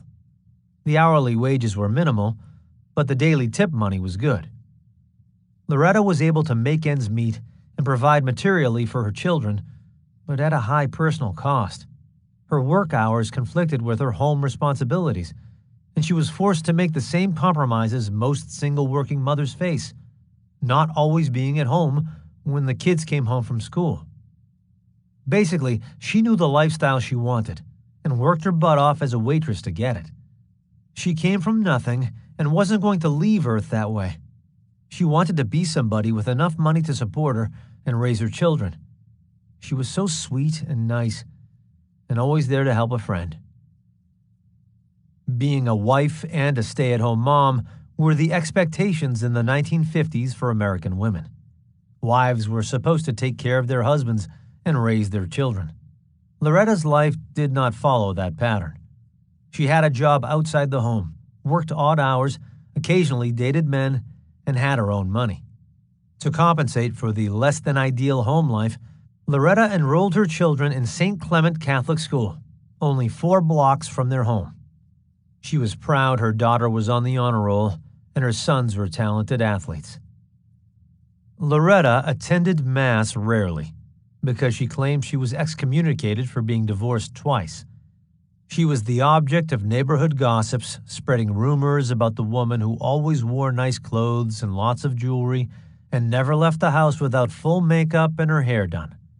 Mrs. Collins was not active in parish events at St. Clement Church, which was a major strike against her in their heavily Catholic community.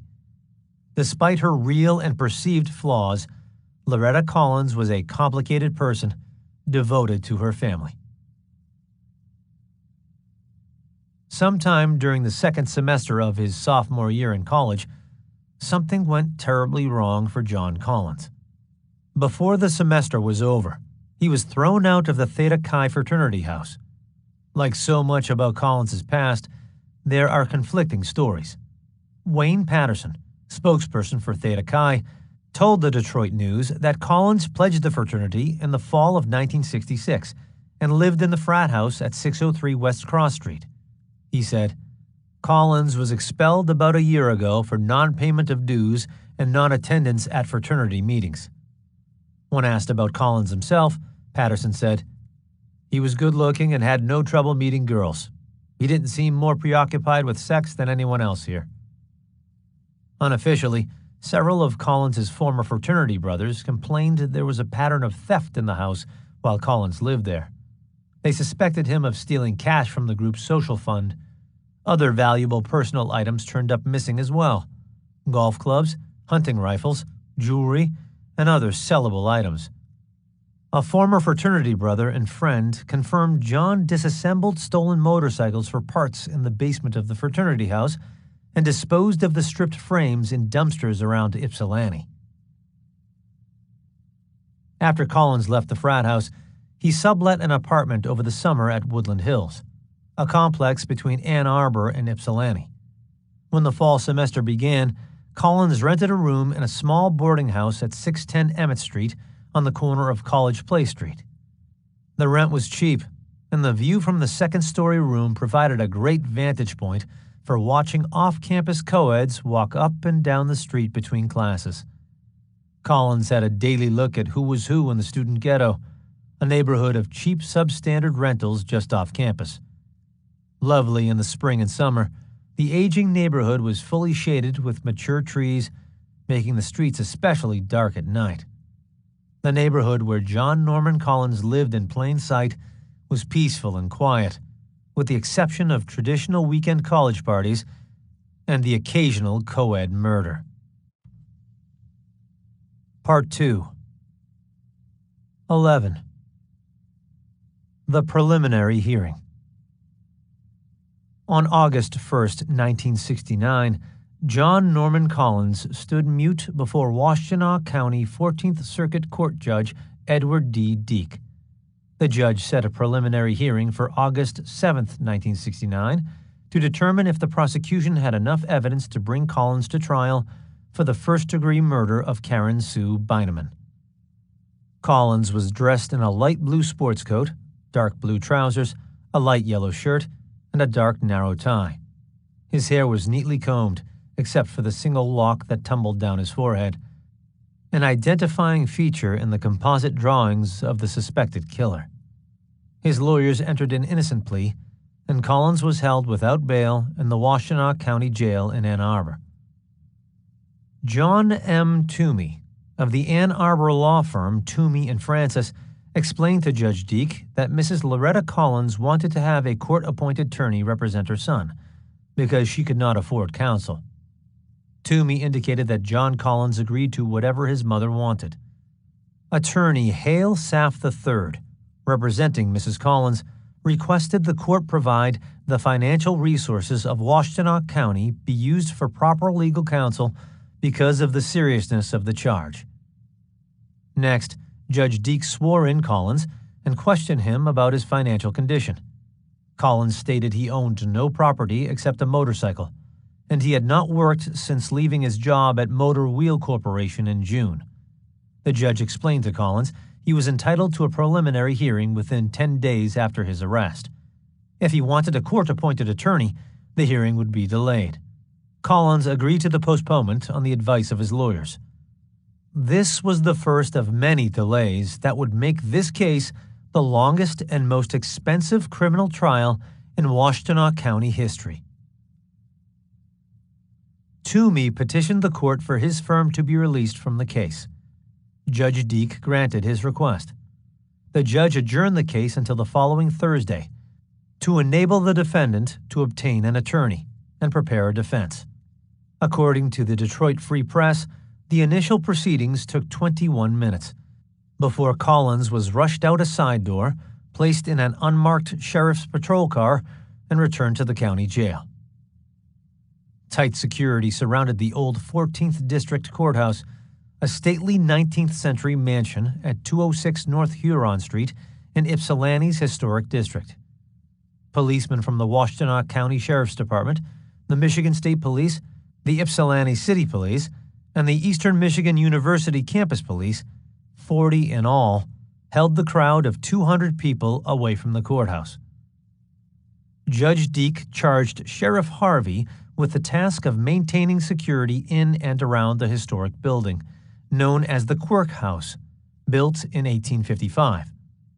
Daniel Lace Quirk, Ypsilanti's most successful businessman of the 19th century, bought the home in 1908. After Daniel L. Quirk died in 1911, his son and daughter inherited the property and eventually donated the building to the city. In 1927, an extensive library was added to the north end of the house, which now served as the setting for the most notorious criminal trial in Washtenaw County history.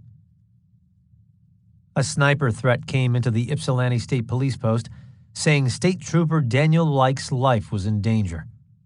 With characteristic bravado, Sheriff Douglas Harvey told the press he did not want another Jack Ruby incident to take place, alluding to the killing of Lee Harvey Oswald in the Dallas City Jail garage on his way to court only 6 years before. The mob hit was seen by millions of Americans live on television. Policemen with rifles were stationed on the upper stories of the courthouse as Collins was brought in under heavy guard. The threat turned out to be a prank call or a scare tactic. No sniper incidents were reported. Ypsilanti Fire Chief Ralph Crawford enforced the courtroom occupancy limit of 40 persons, with a maximum of 10 more on the balcony. 13 members of the press corps vied for 10 allotted positions. Sitting in the front row of the gallery were Loretta Collins, John's mother, Sandra Like, Loretta's sister and the wife of Corporal David Like, Jerry Collins, John's older brother, and Gail Mason, John's older sister. There was also an unidentified family friend in the front row of the gallery. Understandably upset by the circumstances, Loretta Collins cried briefly before her son entered the courtroom. 3 spectators notably not admitted into the courtroom were family members of Mary Fleischer, the first victim in this series of unsolved murders. Her father, Chester, his wife, Teresa, and their son, Jim, were left to stand outside the courthouse with the gawkers. Somehow their daughter, Sandra, made it inside.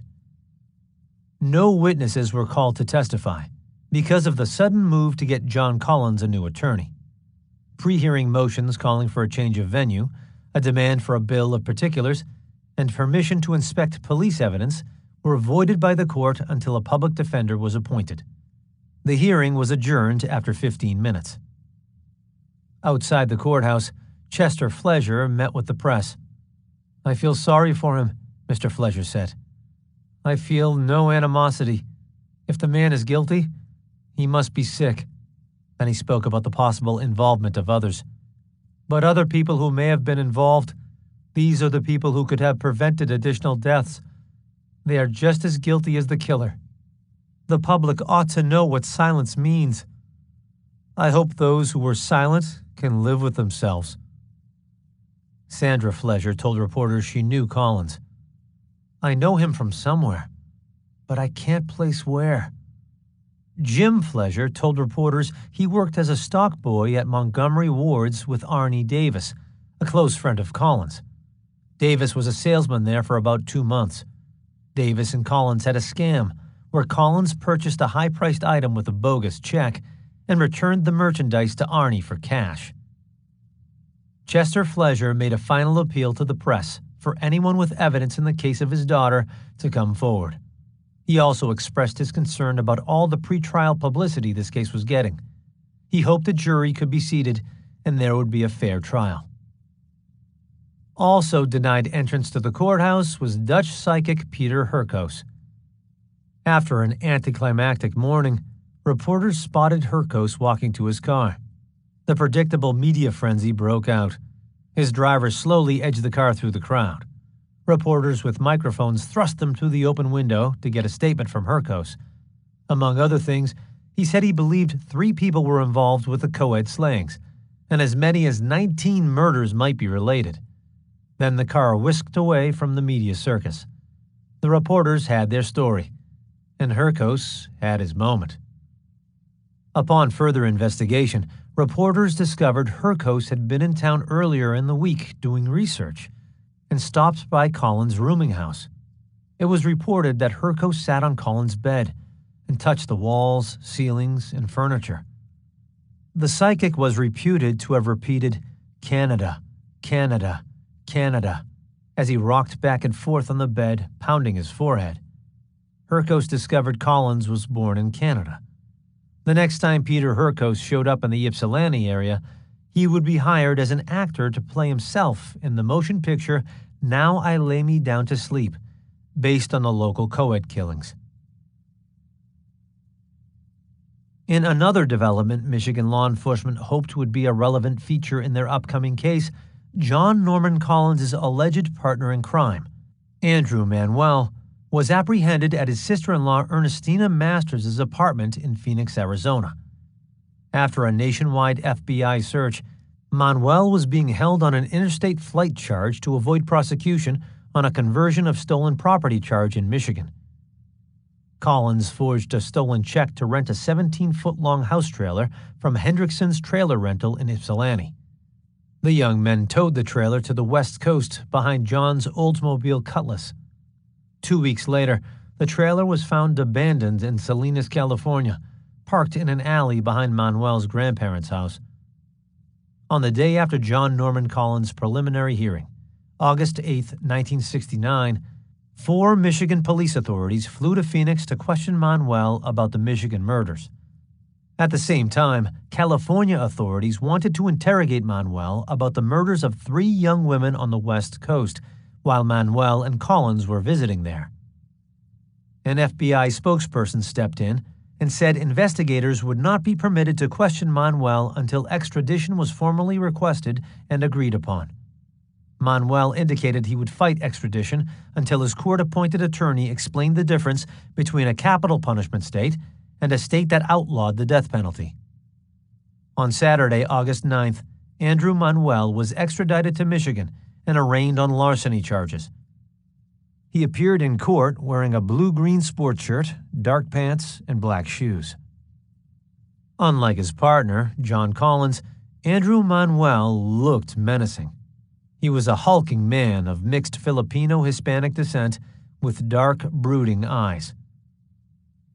In court, Manuel appeared familiar with judicial proceedings. He was represented by public defenders Robert W. Leuthauser and Edwin L. Pear. When the judge asked Manuel if he could afford counsel, he pleaded poverty, adding he had a wife but no children. The judge charged him formally on the trailer conversion complaint and scheduled the hearing for August 27th. Bond was set at $7,500. The prosecution also brought a surprise charge against Manuel of concealing stolen property. A diamond ring valued at close to $500 was hidden in his pants when he was searched. The ring was the property of Elizabeth D. Baker, an Ypsilanti Township public school teacher. Her apartment was burglarized while she was at work on June 13th. A local jeweler's mark inside the ring band helped identify it. The judge set a hearing for the new charge on September 3rd and added another $7,500 bond. Andrew Manuel was having a bad day. On Tuesday, August 12th, 54-year-old Richard W. Ryan was appointed public defender by the Washtenaw County 14th District Court to represent Collins before the pretrial examination on Thursday morning. Nicknamed Smokey, Ryan was well known, with almost 30 years of experience as a defense attorney in Ann Arbor courtrooms. Ryan asked Judge Deek if Toomey and Francis could be retained as advisors until he became more familiar with the case. With only 2 days to prepare for the pretrial hearing, the court agreed. Toomey and Francis consented to stay on as advisors at the county's expense this time. Judge Deek announced that members of the Washtenaw County Board of Supervisors had voted earlier in the day to give the district judge permission to move the preliminary hearing to Ann Arbor, the county seat. The Washtenaw County building on Main Street was more modern and better equipped to handle a trial of this magnitude. Security was tight, but only 12 deputies were needed to secure the Ann Arbor venue, rather than 30 at the Ypsilanti courthouse and the Ypsilanti City Hall building. The trial shifted to Ann Arbor.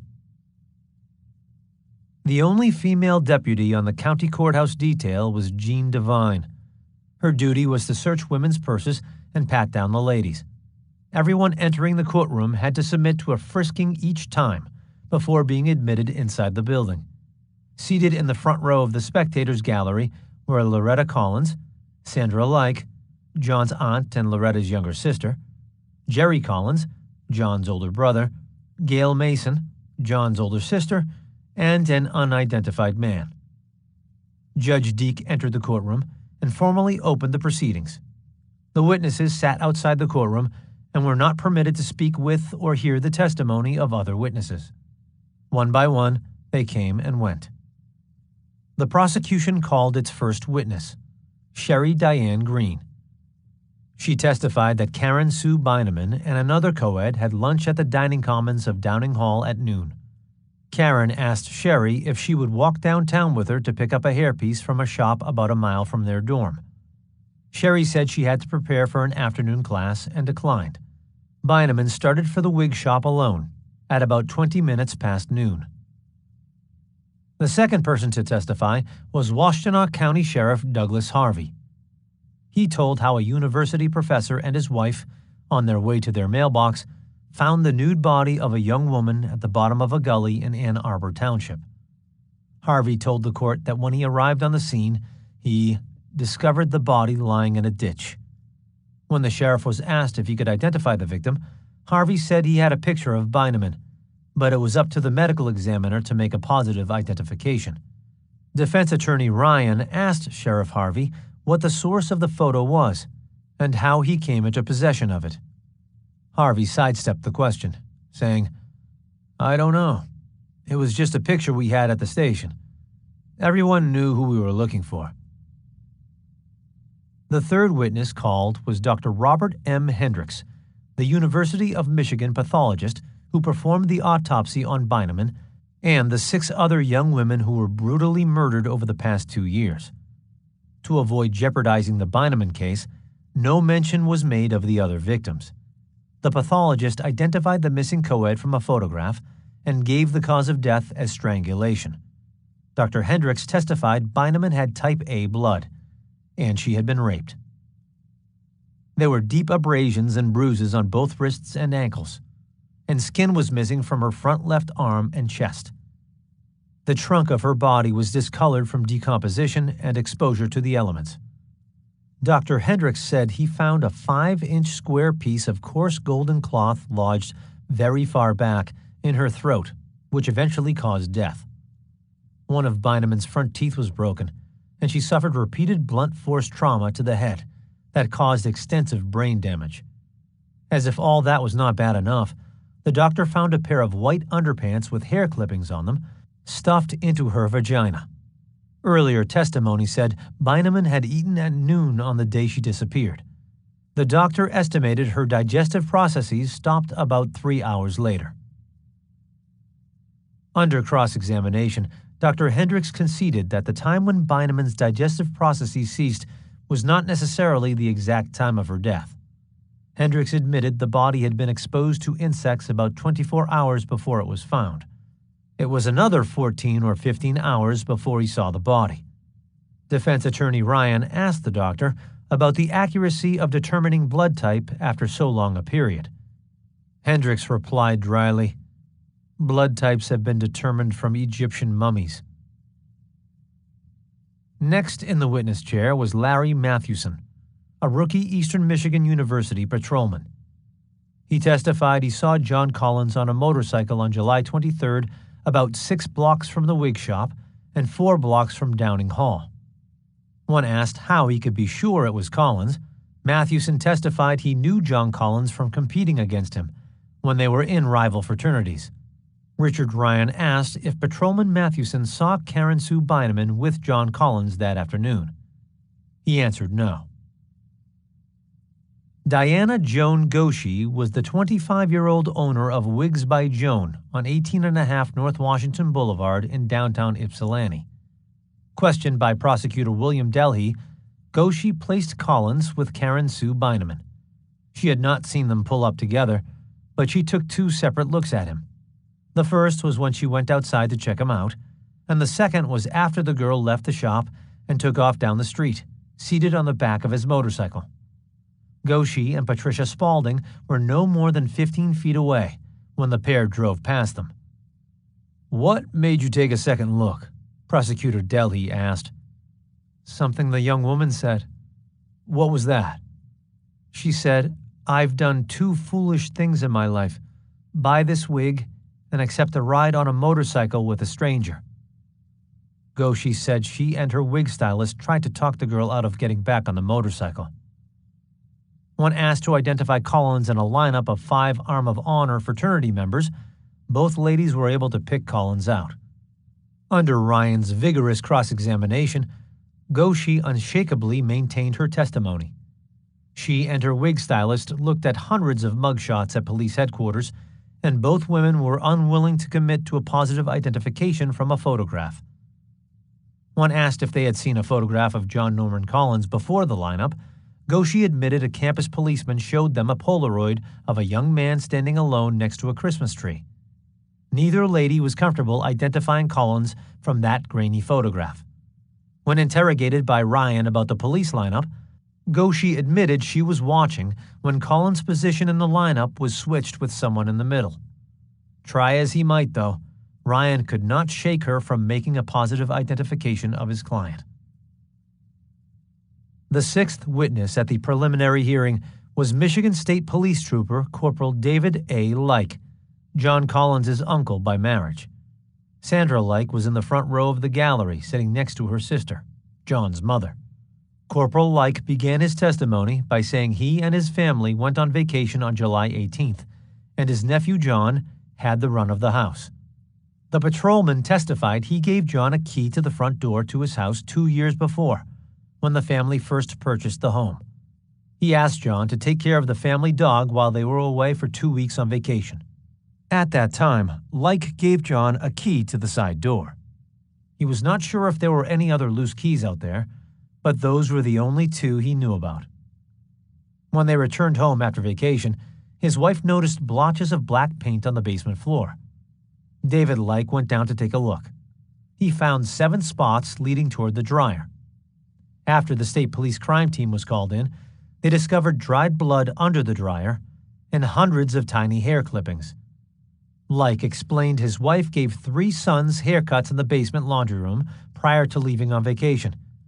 During his testimony, Loretta Collins wept quietly. A permanent wedge was driven between the sisters that day, and the seeds were sown for the dissolution of the like marriage. With a family tragedy of this proportion, all are punished.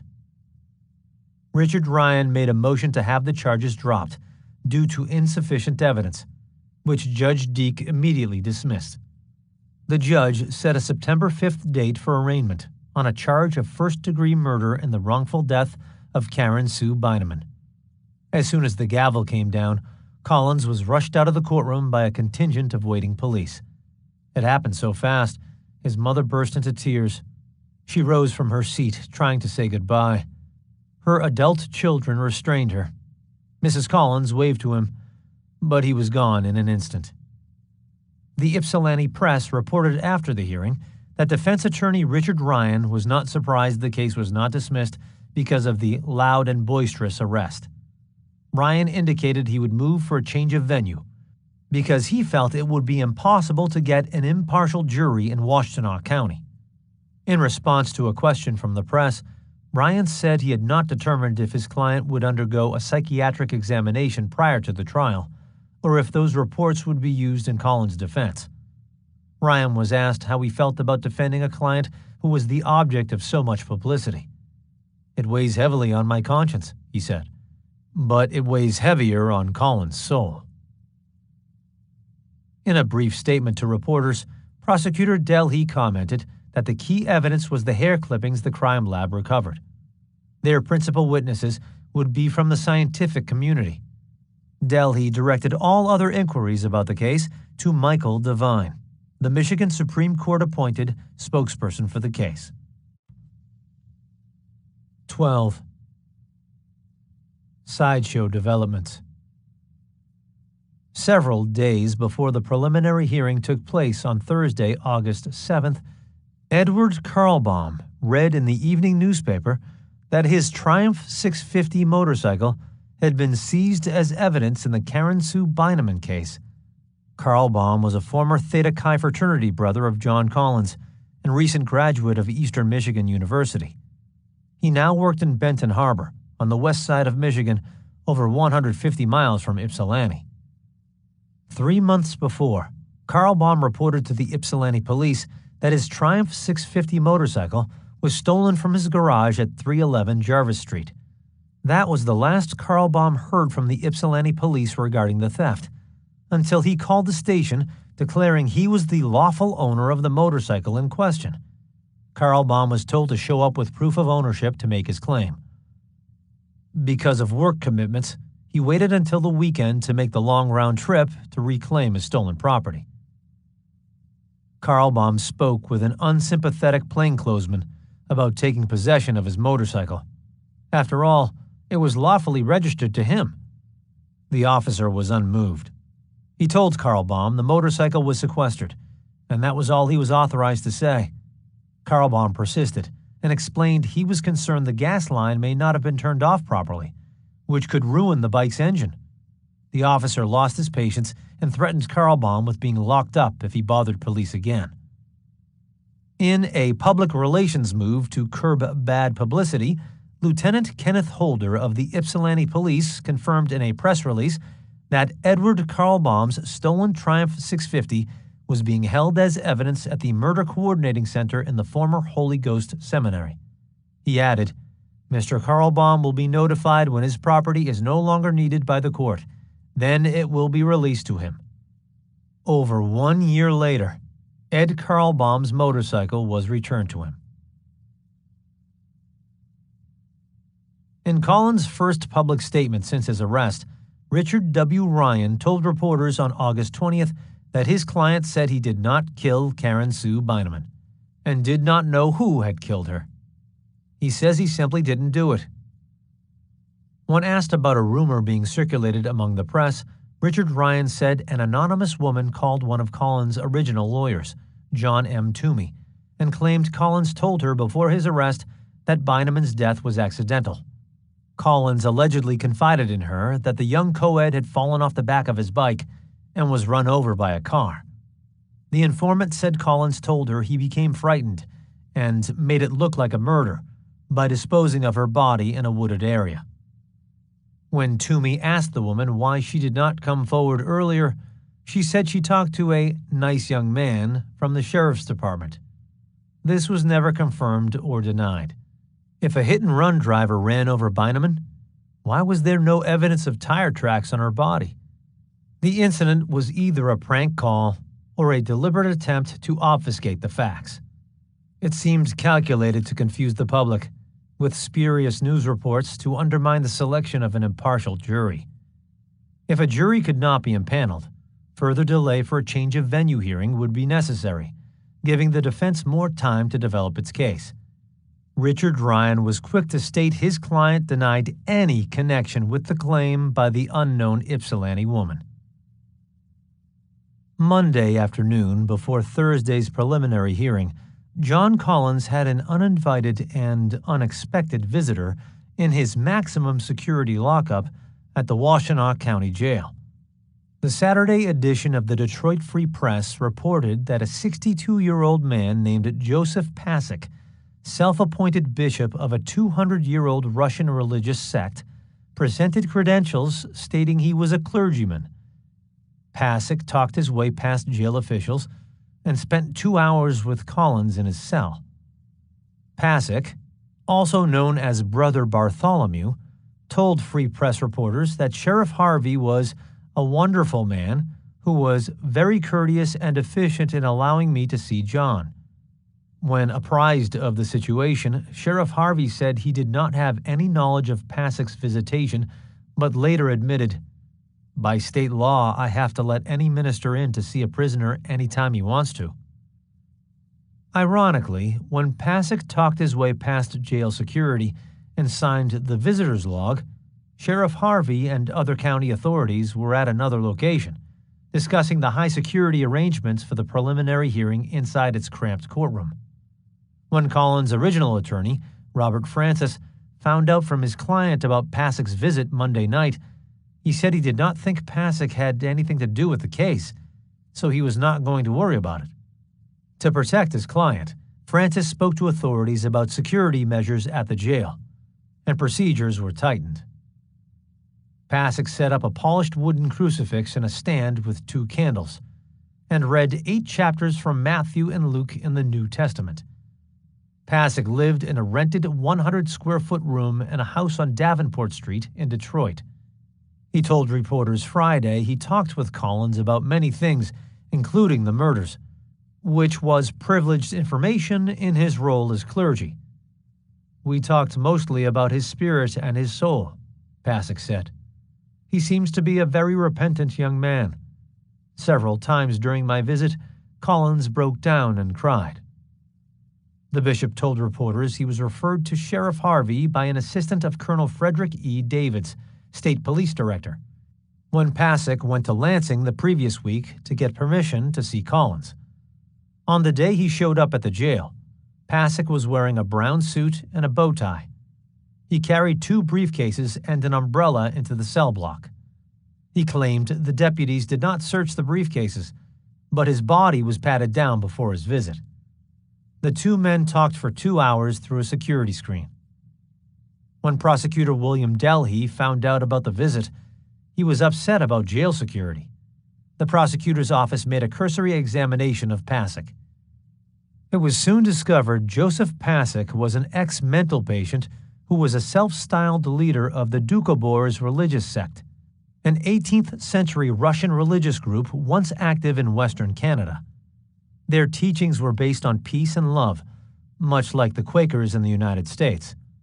There was an active branch of the group in British Columbia known as the Sons of Freedom. Investigators also discovered Pasek was the welterweight boxing champion of Michigan in the 1930s. He fought under the name Joe Sharkey, said his older brother Steve, a retired foundry supervisor in Albion, Michigan. "That's when he got a little punchy, too, I believe. He had a cataract in his left eye, and he caught a lot of punches he shouldn't have." Pasek fought out of Benton Harbor and moved up to the middleweight rank and then the light heavyweight division. Repeated blows to the head had taken their toll on him. A search of his criminal record revealed Pasek was once arrested for embezzling $400 from 3 sisters who gave him power of attorney and the money to pay off their mortgage. He never paid it. Charges resulting from the collection of fees while impersonating a lawyer bought Pasek a 5 to 10-year term for embezzlement in 1943 at Jackson State Prison. He served 3 years of his sentence. While in jail, Pasek studied law books and was said to have convinced Washtenaw County Circuit Judge James R. Breeke that he was a lawyer. In some ways, Pasek was a chameleon man who could assume roles and convince others he was something he was not. Whatever his talents, Joseph Bartholomew Pasek was committed to Ypsilanti State Mental Hospital by Jackson County Probate Court on June 16, 1961, where he stayed until March 20, 1963, when he was transferred to Ionia State Hospital and released shortly after. Ann Arbor Police Chief Walter E. Krasny revealed to the press that Pasek's name came to the attention of authorities 2 weeks before, when he telephoned Dutch psychic Peter Hurkos on July 25th at the Inn America 2 days after Beineman disappeared. Krasny said the motel telephone was tapped, and the conversation was recorded with a transcript sent over to the state police officials at the crime center. At that time, they did not know Pasek's name. After the Collins jail visit, the cleric admitted he made the call. The Ann Arbor police chief reported to the Detroit News that Pasek told Hurkos he had greater psychic powers than Hurkos and called him a fraud. Pasek warned Hurkos he was infringing upon his territory and was bothering his flock. The caller added if Hurkos did not drop his investigation, the killer may say, "I will kill 2 or 3 more girls just to show Hurkos is a fraud." The self-styled preacher told Hurkos to get out of my diocese, but he made no threats. Several days later, Beineman's body was discovered. After Pasek's visit, Collins told Sheriff Harvey he did not want to talk with him again. The prosecution and the defense finally had something to agree upon. Neither wanted anything further to do with Brother Bartholomew Pasek. 13. New person of interest. Earlier in the summer of 1969, frustrated Michigan authorities requested Federal Bureau of Investigation involvement in this case, but there were jurisdictional problems. No state lines were crossed. In a letter to Republican Congressman Gerald Ford of Grand Rapids, Michigan, FBI Director J. Edgar Hoover wrote that his agency found no evidence federal law was violated. Without such evidence, the FBI was not empowered to enter the case. That abruptly changed when federal agents learned a fraudulently rented trailer was driven from Michigan to California by John Collins and Andrew Manuel. This was the first law enforcement connection between Manuel and Collins, who was already behind bars charged with first-degree murder. The FBI issued a fugitive warrant and a nationwide search for Andrew Julian Manuel Jr., Collins' motor wheel work buddy and California traveling companion. In Detroit, FBI spokesperson Special Agent Paul Stoddard said the federal warrant for Manuel did not mean the Bureau was entering the murder investigation. Manuel was merely being sought on a fugitive warrant. That's where our jurisdiction lies, Agent Stoddard told the assembled press. To the casual observer, it appeared the theft of the house trailer was more important to the FBI than the murders of 7 women, but that was not the case. Without jurisdictional authority, federal interference in a statewide case would make any evidence the FBI discovered inadmissible in court. Any competent defense attorney knew that. The risk of setting the accused murderer free or having a mistrial was too great. Manuel fled Michigan on July 24, 1969, the day after the disappearance of Karen Sue Beineman. He was actively sought by the FBI at the beginning of August. When the FBI had not apprehended Manuel by August 6th, there was growing suspicion he fell victim to foul play. or had left the country. The longer he is missing, the greater that feeling, an unnamed FBI spokesperson said. At first, Manuel was characterized as a Mexican-American, but it was later discovered he was Filipino-Hispanic. Described as 6 foot 1 inch tall with dark hair and brown eyes, Manuel weighed 270 pounds. He had a tattoo of an eagle on his left forearm.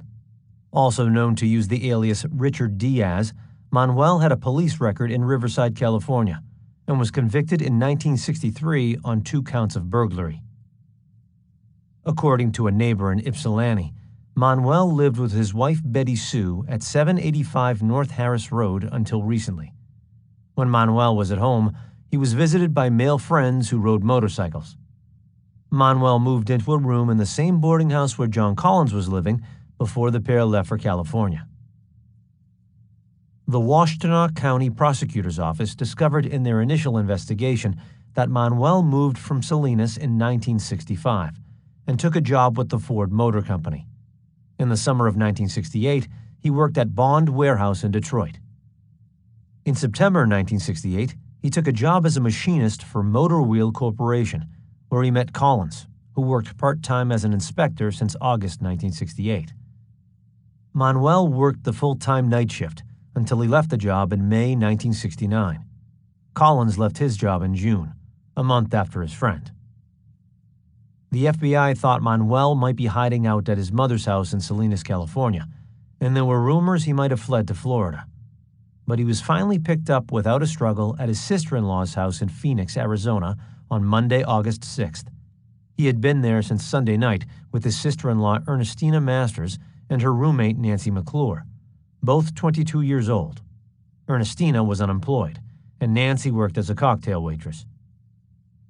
After 2.5 hours of questioning, police discovered Andrew Manuel called Ernestina from his hometown of Salinas on the previous Saturday night.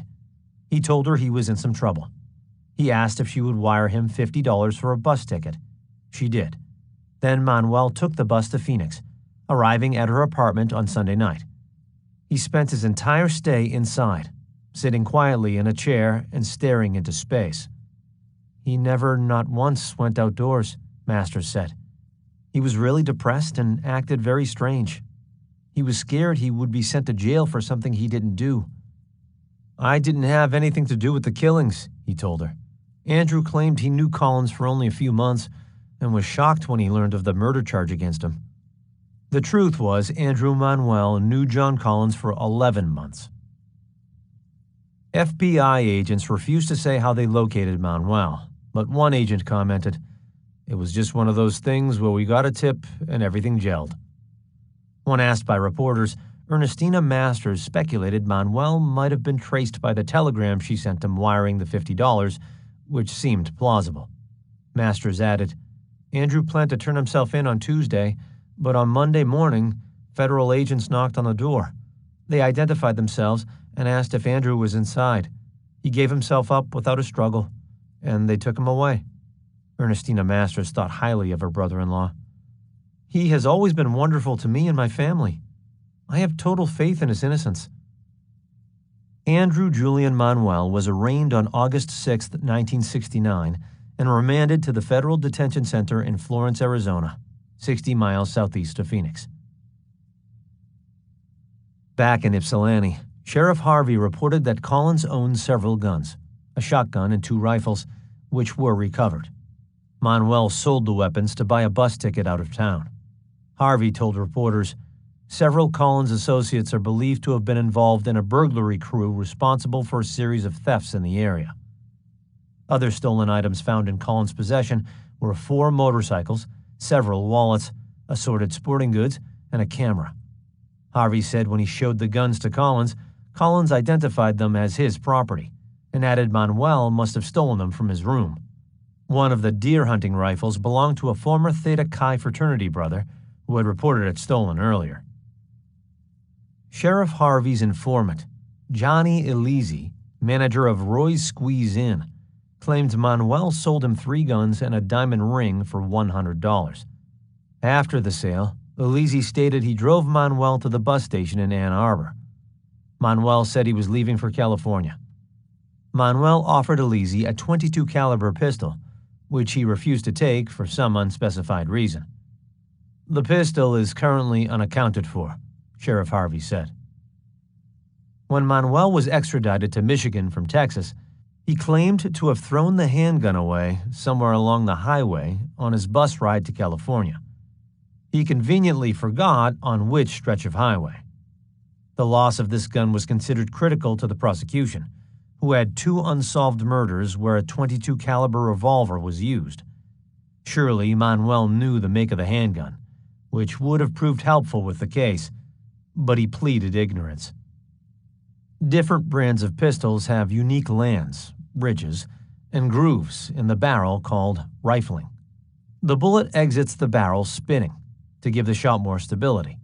Colt revolvers spin and mark the bullet one way, while Smith & Wesson revolvers spin and mark the bullet the opposite way.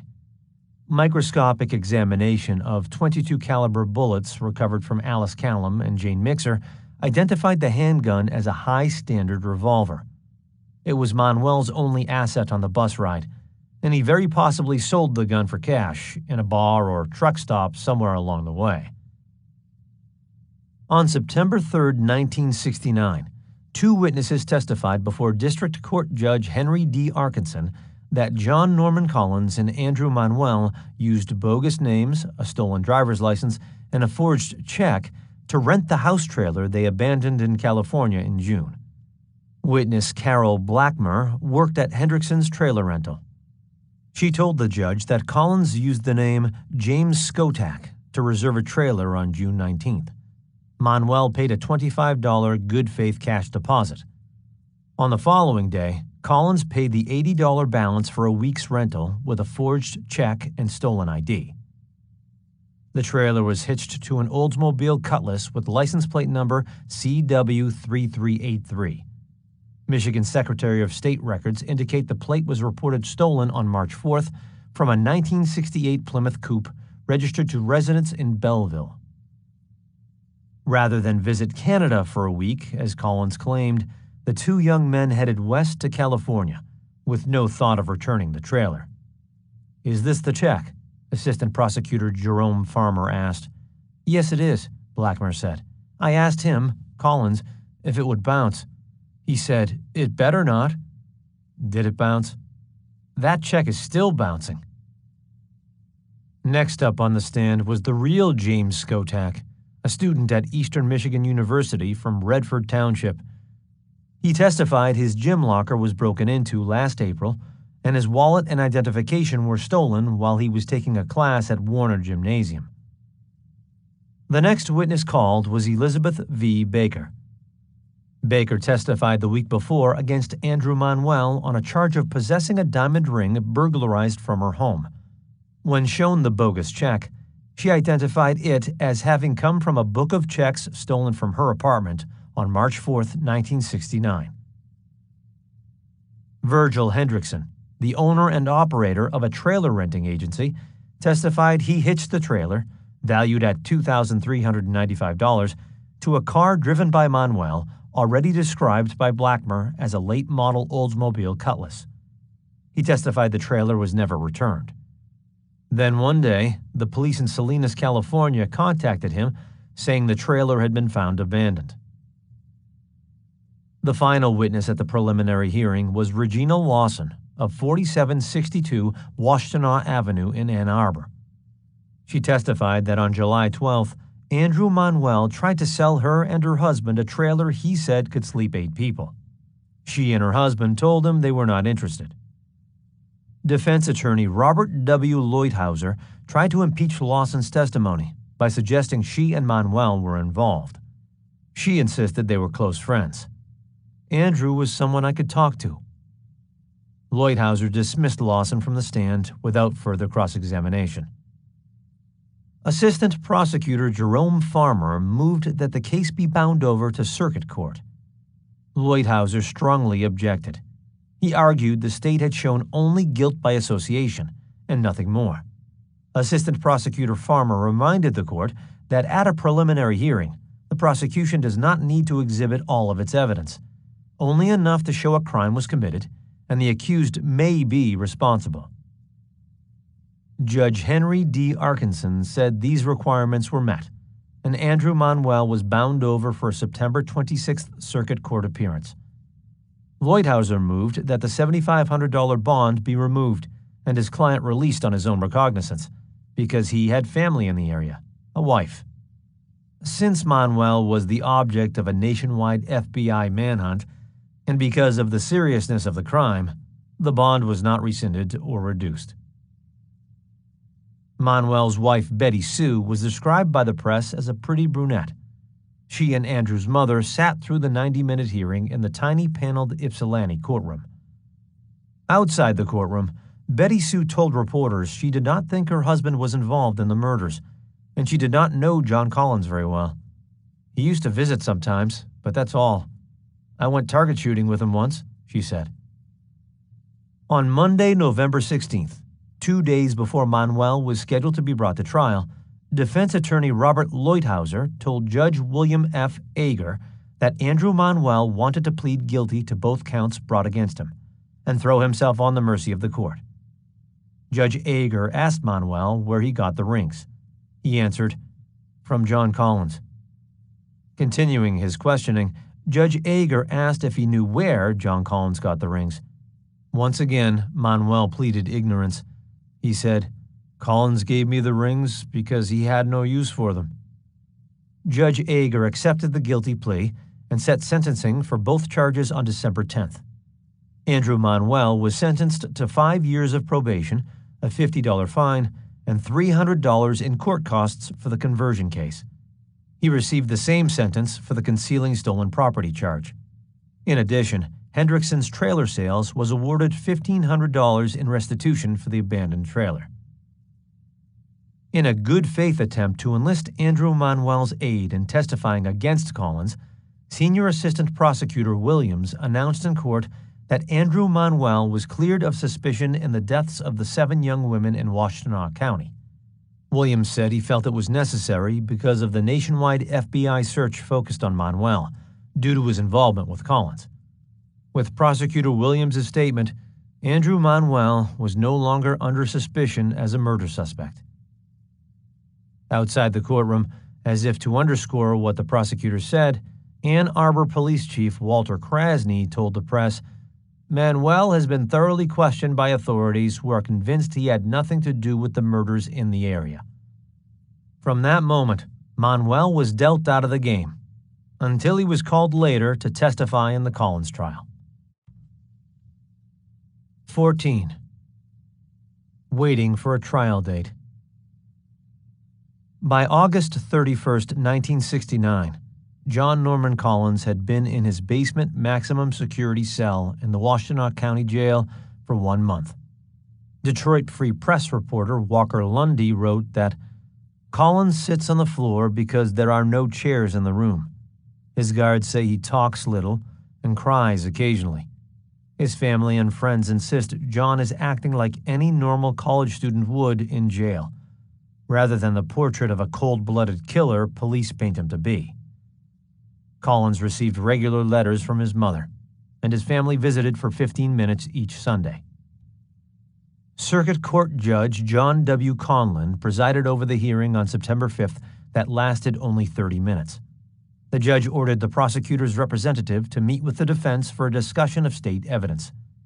Richard Ryan requested admittance to the Lake House, the alleged scene of the crime. "The prosecutor's office has no jurisdiction over this house," Senior Assistant Prosecutor Williams told Judge Conlin. "I can only recommend that the family permit defense counsel to enter the house, but I cannot order it," the judge added. The defense wanted all of the scientific evidence taken from the incinerator at 619 Emmett Street, the blood types and Rh factors for all the members of the Like family, and the names of the witnesses against John Collins. Ryan challenged the testimony of Diana Joan Goshi, owner of Wigs by Joan. The defense attorney argued she identified Collins only after being shown a photograph of him. On September 17th, the judge ruled against all the defense motions, except for one meaningful concession. State Police Trooper Corporal Like relented and allowed the defense team to visit the basement of his home, if the prosecutor's office made no objection. The next hearing was scheduled to take place on October 1st. In a signed police deposition read in court the day of the hearing, Joe Patton, owner of J&J Cycle on Ecorse Road in Ypsilanti, told investigators John Collins was in his shop at 1 p.m. on July 23rd and left about an hour later. Patton could pinpoint the time because Collins arrived at about the same time the crew ate lunch. The motorcycle shop owner's deposition stated Collins was in his shop the day before, working on his bike, and he came to the shop on Wednesday to pay for a motorcycle chain he had purchased.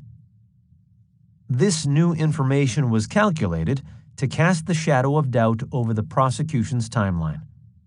When Judge Conlon asked why Patton was not in court as a witness, neither attorney could offer an explanation. Next to testify was J&J Cycle mechanic John Lado. He told the court Collins arrived at the shop as late as 1:30 p.m. and stayed as late as 3 p.m. Lado worked at J&J since April and knew Collins since May. Lado added, Collins acted normal. He was in his usual jovial mood. Of the many people who knew John growing up in Catholic school and at college, words like moody, brooding, or edgy were more likely used to describe Collins than jovial. People say he rarely smiled.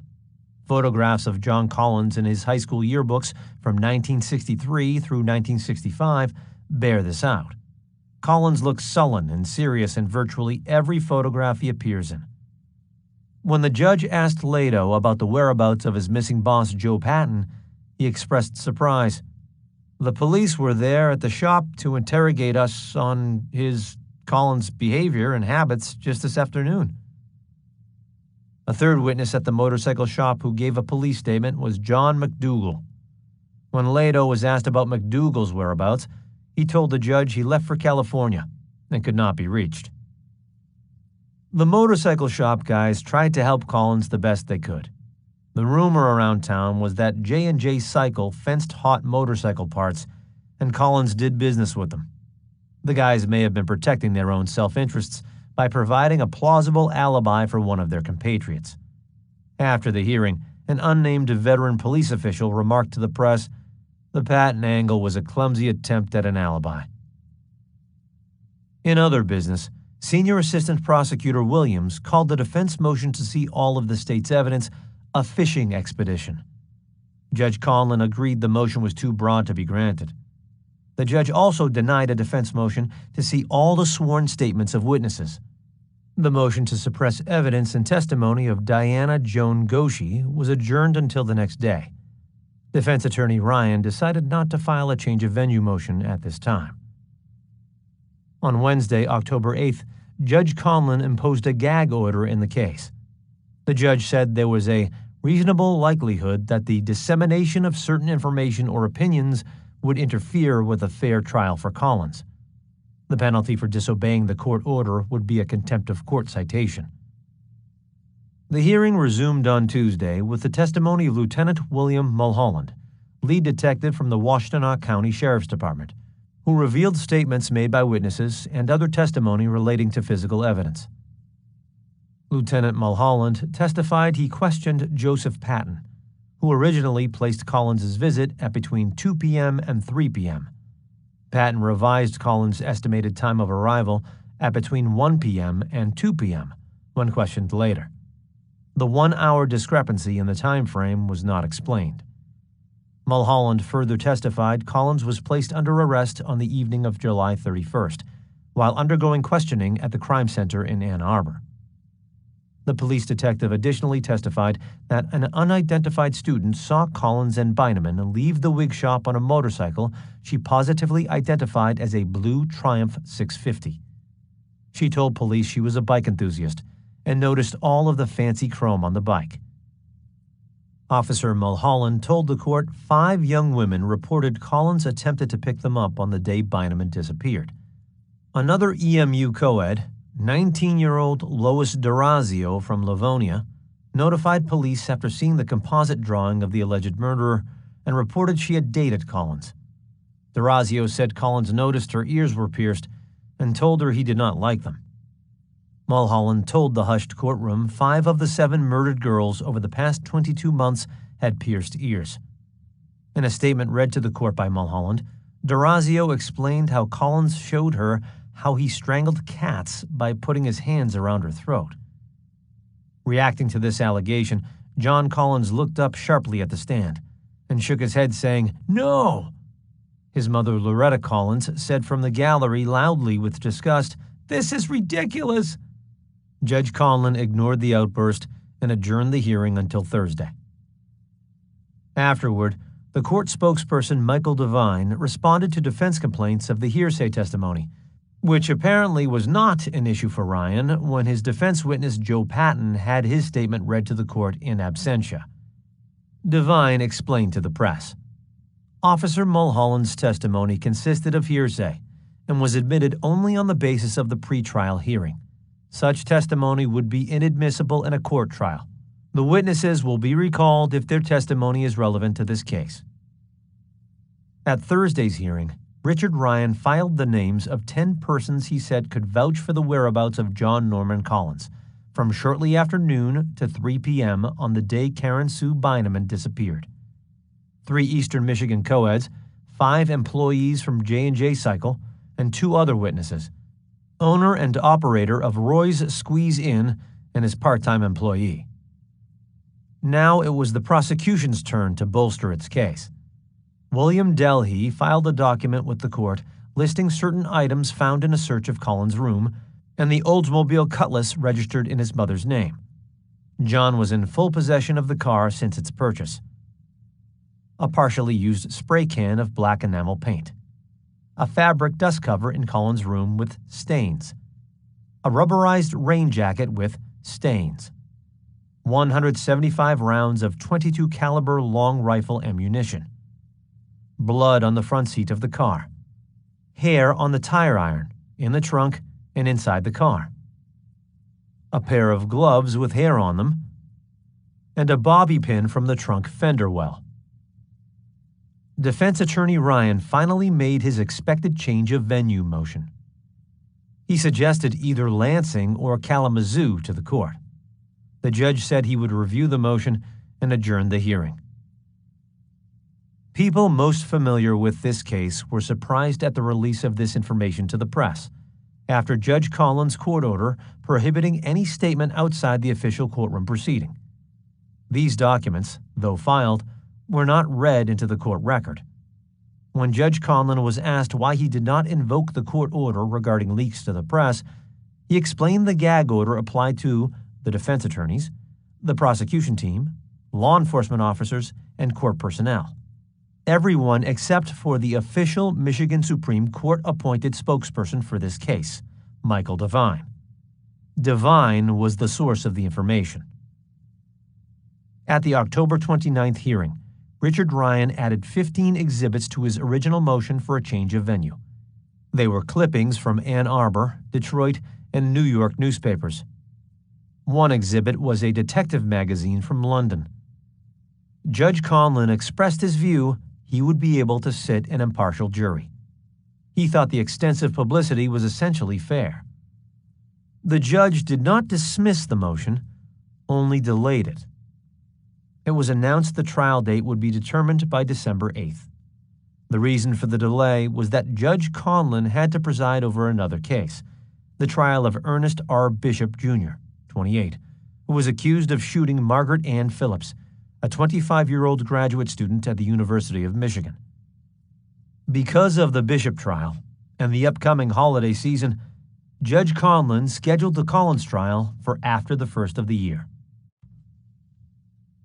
15. Michigan's Perry Mason.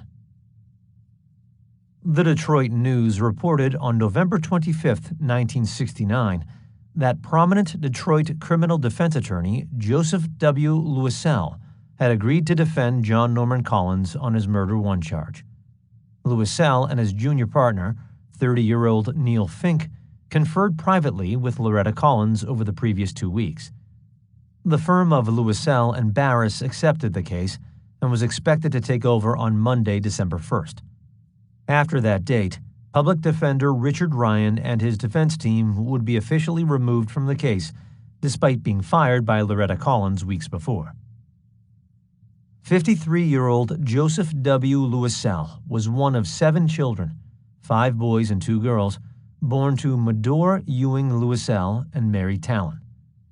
He grew up Catholic in Duluth, Minnesota, and developed a deep appreciation for the works of Shakespeare from his father, who held literature and law degrees from the University of Michigan.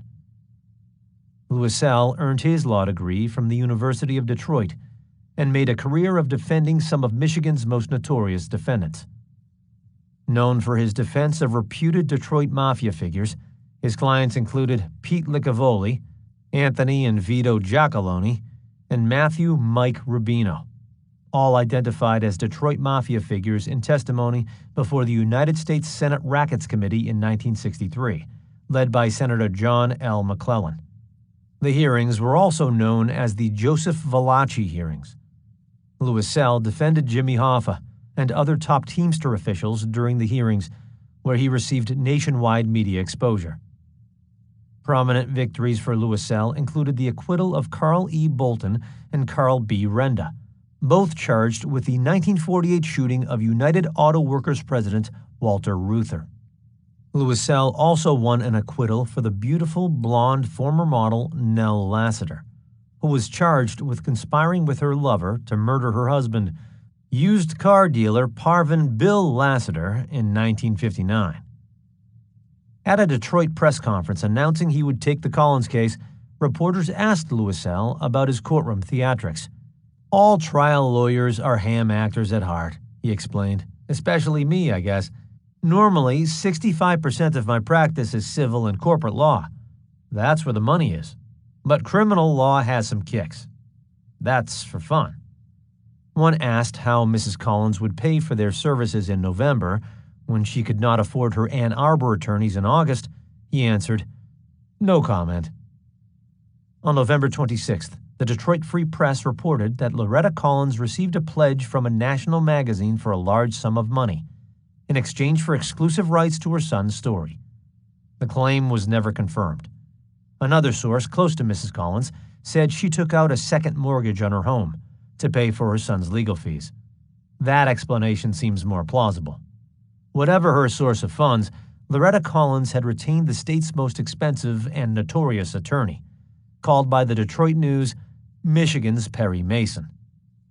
Joseph Louiselle's son, John C. Louiselle, was a legal aide in his father's office and did the books for him during the Collins trial. He remembers his father's partner, Ivan Barris, having lunch one afternoon at Greenfield's restaurant in Southfield, Michigan, where Loretta Collins worked as a waitress. She approached him about defending her son. Ivan brushed her off and said, "Call Louiselle." Mrs. Collins came into the office, and my father apologized, but told her the firm was too busy to take her son's case. Junior partner Neil Fink heard about this and went to work on my father. Fink promised to do the background research, try the case, and perform all the heavy lifting pro bono. Neil wanted to take a gamble. If he won, he would go from being a $50 per hour lawyer to a $500 per hour lawyer. The firm of Louiselle and Barris did not make a dime on this case. It cost them $100,000. The trial was not expected to begin until sometime the following year. It was already being called the most famous trial in Michigan state history. Louiselle and Fink were expected to make new motions for their client, delaying the trial for another 3 months. On December 12th, Collins' lawyers asked the judge for a 5-week adjournment to meet with their client and prepare motions in the case. By this time, Collins had spent almost 4 months in his Washtenaw County jail cell. The judge asked Collins if he objected to further delay. He answered, "No, sir." These were the first words he had uttered in the courtroom in a dozen hearings since his arrest. The pretrial hearing was postponed until January 21, 1970. The Detroit News wrote on December 17th that John Collins told an unnamed sheriff's deputy, "I'll do anything my mother thinks best." His jailer said confinement had become a way of life for Collins. "He seems fairly well adjusted and is sometimes in good spirits.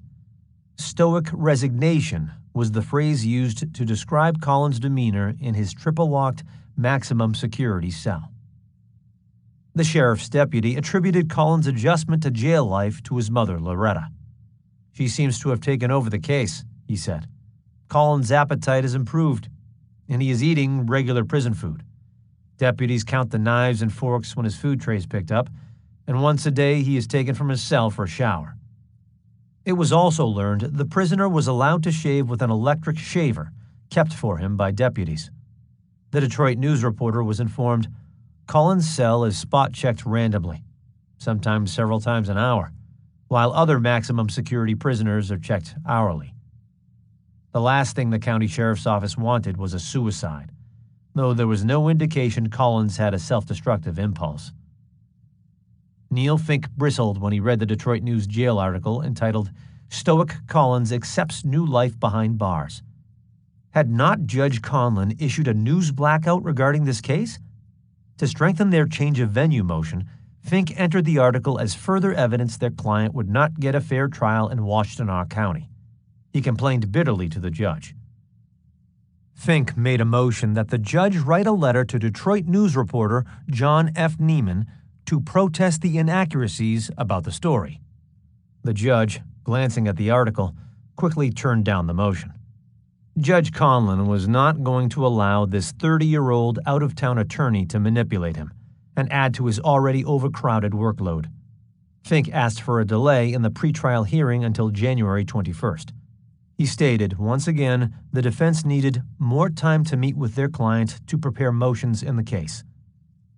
After the delay motion, Prosecutor Delhey dryly replied to Judge Conlin, "The state is ready, Your Honor." Conlin asked the defendant if he had any objection to a further delay. Collins answered, "No, sir, I don't." When the judge informed him the trial might not start until later that spring, Collins was agreeable. 16. In related news. The Detroit News reported, for the first time in December, the extent of the scientific evidence the prosecution hoped to present at the trial.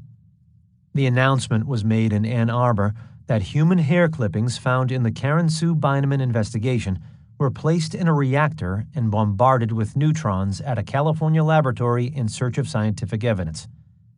Dr. Howard Schlesinger, a forensic chemist with Gulf General Atomic Division of Gulf Oil in San Diego, was brought in to help bolster the prosecution's case. At the first preliminary examination on August 14th, state police experts from the Plymouth Crime Lab testified short-clipped hairs were discovered on the underpants of Karen Sue Beineman.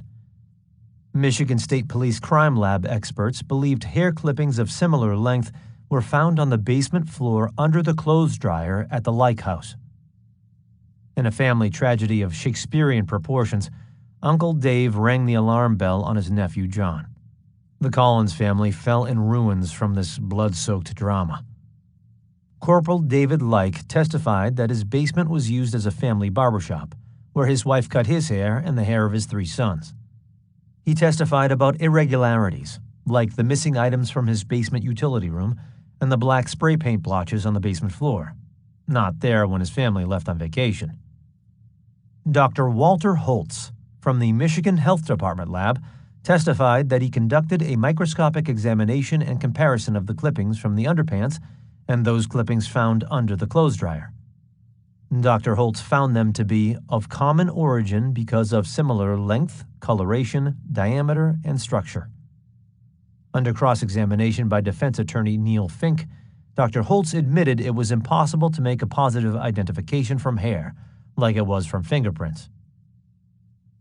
Dr. Schlesinger was brought to Ann Arbor on December 18th to testify at the pretrial hearing. An expert in thermal neutron activation analysis, he explained that this technique was developed in 1961 for use with hard-to-identify materials. Schlesinger said it was possible to count and measure the energies of gamma rays to make comparisons. If elements in the 2 compared samples differ, they do not belong to the same person. When pressed by the defense, the chemist admitted, "This technique cannot establish positively that 2 hairs came from the same person. All you can say is there is a certain probability they likely came from the same source. The neutron analysis expert did not reveal his findings at the hearing. It was a day of mixed results for both the prosecution and the defense. At the close of witness testimony, Neil Fink filed a defense motion for a change of venue. Joseph Louisel was not present, but junior partner Fink insisted Collins could not get a fair trial in Washtenaw County because Sheriff Douglas J. Harvey and his deputies will be in charge of the jury. Fink believed this was clearly a conflict of interest for Collins. Fink filed for full disclosure of everything found in the police search of Collins' room and his car. Additionally, he wanted the testimony of Diana Joan Goshi suppressed. Neil Fink argued the state used pre-identification procedures calculated to prejudice the defendant. Collins was bound over, but no date was set for the trial. Judge Conlon would schedule and hear motions following the holiday season. He wished everyone happy holidays and adjourned the proceedings. On Christmas Eve, as the 60s came to an end, the Associated Press broadcasters and newspaper editors of Michigan announced that the Washtenaw County murders and the arrest of John Norman Collins was the top news story of 1969. Based on a system of 10 points for the top story and 1 point for the 10th place story, the Collins case received 438 points. Governor Milliken's education reform bill came in a distant second, with 376 points. 17. A new year, but the same old stuff. The pretrial hearings resumed at 3 p.m. on Friday, January 2, 1970. A secret session was held in Judge Conlon's chambers at the judge's request. Only the lawyers, the defendant, and a court reporter were present. The prosecution went on record as being opposed to the closed-door proceeding. The first defense motion discussed was the change of venue Judge Conlon had postponed from an earlier hearing, but now agreed to hear. Rather than focus on the adverse publicity Collins received in the press, as court-appointed attorney Richard Ryan had done, Neil Fink made the dramatic pronouncement to the judge that he would make a record of misconduct that will shock your judicial conscience. The reason Fink gave: the jury will be placed in charge of Sheriff Harvey and his deputies during the trial. Fink said Harvey and his men are principals in the prosecution's case against Collins. He argued there was a clear conflict of interest, and his client could not get a fair trial in Washtenaw County. Neil Fink claimed Sheriff Harvey's misconduct included, but was not limited to, questioning Collins in jail without his lawyer present, permitting an ex-con and former mental patient claiming to be a bishop of an obscure religious cult to visit Collins in jail, mistreating Collins during the initial lineup with 4 Arm of Honor fraternity members, being the official who signed the murder complaint against Collins. Fink went on to say, if any officer symbolizes the people's case, Sheriff Harvey does. The second motion made by Neil Fink was to force police to reveal everything they found in their searches of Collins' room and his car. Collins was arrested at the Plymouth Crime Center the evening before, in what the defense claimed was an illegal arrest. This motion was quickly resolved. The prosecution pledged to return all property belonging to Collins that was out of scope of the Beineman case. The third defense motion was to suppress the testimony of Diana Joan Goshi. Not to be outdone, the prosecution moved to endorse 12 new prosecution witnesses, including Andrew J. Manuel. All of the witnesses had addresses listed on the motion except Manuel. Chief Assistant Prosecutor Williams told the judge Manuel moved away and left no forwarding address. This was an awkward moment for Williams, who had vouched for Manuel at the close of his burglary and fraud trial. Another secret hearing in the judge's chamber was scheduled for January 28th on the misconduct charge against the county sheriff, and another on February 4th to discuss whether Diana Joan Goshi's testimony should be suppressed. The court ultimately rejected both motions. The judge was getting impatient at the slow pace of the trial and urged the defense to move its case forward. Speaking for Joseph Louisel, Neil Fink explained to Judge Conlon that Louisel was scheduled to appear in a federal trial in Detroit beginning in mid-March. That trial was expected to last until the end of April. Then, the defense would need a minimum of 2 weeks to prepare for trial. Looking at his docket, Judge Conlon set a firm date of Monday, June 1, 1970, for the trial to begin, with jury selection predicted to take several days. Attorneys for both sides were cautioned not to make any public statements regarding the matters under discussion at these closed-door proceedings. With that, the 90-minute session was over. Guarded by county sheriff's deputies, Collins was escorted from the courtroom while his family looked on from the gallery. 18. Unexpected developments. On Wednesday, February 11th, Judge Conlon announced that a spokesperson for the legal office of Louisel and Barris contacted him with the news that Joseph Louisel had suffered a heart attack on February 2nd and was in an intensive care ward at a Detroit hospital. The law firm's official spokesperson said his doctors might allow him to return to work as early as April 1st, but not before. The trial date, said Judge Conlon, now is up to the defendant. If he wants only Louisel to defend him, there could be a delay in the June 1st trial date.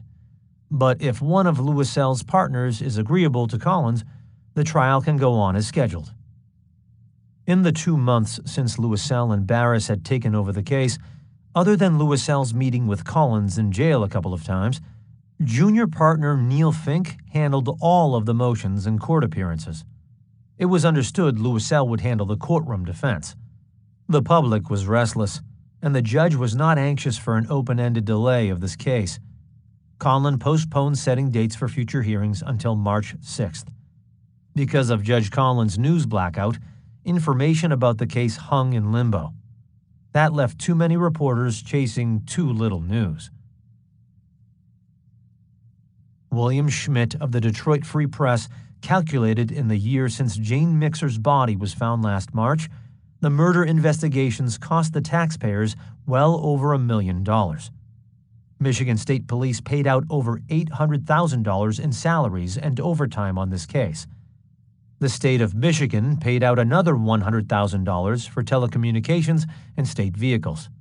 Ann Arbor Police Chief Walter Krasny tallied up his department's cost at $80,000 in overtime and equipment costs. At its peak last summer, Krasny said, more than 60 detectives from 5 different police agencies were working on these cases. Washtenaw County Sheriff's Department, the Ypsilanti Police, and the Eastern Michigan University Police spent heavily also. Now, the trial looked like it would stretch on indefinitely, and so would the price tag. John Norman Collins was indicted by the Monterey, California Superior Court for the sex slaying of 17-year-old high school senior Roxy Ann Phillips, a Milwaukee, Oregon resident who was visiting Salinas, California for the summer. In an unprecedented move, Michigan and California judges both agreed to a news blackout regarding the Collins case. Monterey County Superior Court Judge Gordon Campbell issued a gag order in an effort to provide a fair trial for Collins. Legal authorities in California could not recall courts in 2 states ever banning publicity about a single defendant simultaneously. 14 people testified for 3 hours before a Monterey, California grand jury on April 15th. Michigan officials, including Sergeant Kennard Christensen, head of the Michigan State Police Crime Lab, provided valuable evidence that the judge described as the most crucial part of California's case against Collins. On the following Tuesday, just before the Collins hearing resumed, Neil Fink was asked outside the courtroom about the California murder indictment and what effect it would have on his client's case. Fink told reporters, a lawyer acting on John Collins' behalf in California attempted to have the Monterey County murder indictment quashed, pending the outcome of the Michigan case. He failed to do that, but he did get details of the charges suppressed until after the Michigan trial. Fink considered this a personal victory. After the hearing began, Neil Fink complained to the judge, "My client has received more adverse pretrial publicity than any defendant in Michigan history." Fink produced several newspapers with the latest story about the California murder indictment as further evidence to support his change of venue motion. Fink's claim that John Collins could not get a fair trial in Washtenaw County set the stage for another in-chambers, closed-door session.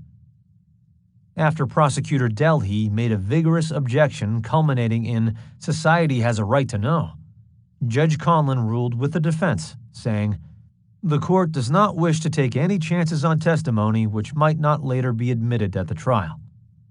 The lawyers settled into their barrister chairs to discuss Diana Joan Goshi as a tainted witness and whether or not her testimony should be suppressed. The change of venue motion was hashed over again. Fink wanted the judge to bar Goshi's identification of Collins in a lineup because she was shown a photograph of Collins on the day after he was arrested. Then she was asked to identify the person she saw with Karen Sue Beineman before a lineup of EMU fraternity members. At the first hearing months before, Goshi said she could not and would not identify anyone on the basis of a photograph. "I don't trust pictures," she testified. But when she saw Collins in the lineup, she picked him out instantly. While the lawyers were in the judge's chambers, the press and spectators waited for the closed-door session to end. As usual, the Collins family waited in the front row of the gallery, while John Collins was in the holding area adjacent to the courtroom, also waiting for the judge to enter the courtroom. Collins' older brother Jerry motioned to Sheriff Harvey, and he came over. Jerry Collins asked the sheriff if he would bring John's income tax check to him in his detention cell so he could sign it. Then they could deposit it in John's account. Sheriff Harvey complied. Ironically, Washtenaw County Sheriff Harvey was getting heavily criticized behind the closed doors. After enumerating the reasons for a change of venue, heavily punctuated with the word misconduct, Fink argued there was a pattern of deep and bitter prejudice against his client, and Sheriff Harvey was more popular in Washtenaw County than President Nixon or Governor Milliken. The defense attorney also moved that the California indictment of his client be inadmissible in the Washtenaw County trial. For the first time, Judge Conlon confided to the attorneys that he was seriously concerned about impaneling an impartial jury. Judge Conlon vowed to rule on the change of venue motion and on Diana Joan Goshi's fitness as a witness within the week. Much to Neil Fink's chagrin, Judge Conlon refused to suppress Goshi's testimony and denied the change of venue motion. The judge was determined to seat a jury. This opened the door for an appeal by the defense. Fink filed an emergency application with the Michigan State Court of Appeals on May 7th. The appeal claimed cowardly law enforcement officers have issued statements prejudicial to the defendant and charged him with every unsolved crime of the century. Once again, Neil Fink displayed his talent for hyperbolic rhetoric. The prosecutor had until May 20th to file a response brief, which William Delhy did. Then, on May 28th, the defense's change of venue appeal was denied by the Michigan Appellate Court without prejudice. Judge Conlon announced the trial would finally begin in 5 days, on Tuesday, June 2nd. Awaiting the trial, and something new to report, the press wrote articles about the jury selection process, security precautions at the courthouse, and profiles about the battling attorneys. Seating a jury of 12 with 2 alternates was expected to last 2 weeks, with the trial estimated to last 4 to 6 weeks. Prosecutor William Delhy endorsed 36 witnesses, while Neil Fink lined up 25. For the jury selection process, Louisel and Fink had 20 peremptory, without cause, challenges, and Delhy had 15. Both sides had an unlimited number of for-cause challenges if a juror could be shown to be unfit for this case. The total panel of 150 persons would be summoned.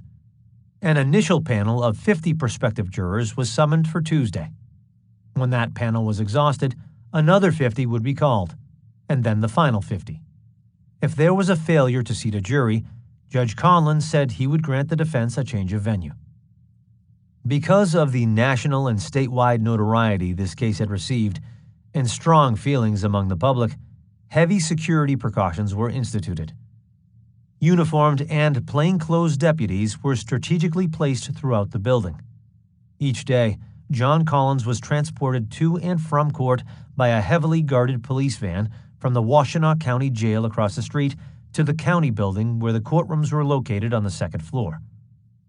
Then he was taken to a basement prisoner entrance and directly to an elevator that led to a small detention room adjoining the courtroom. The courtroom seating capacity was 60 persons, with more than 40 of those spots reserved for local and national media. Press passes were assigned by Michael Devine, the Michigan Supreme Court-appointed media spokesperson.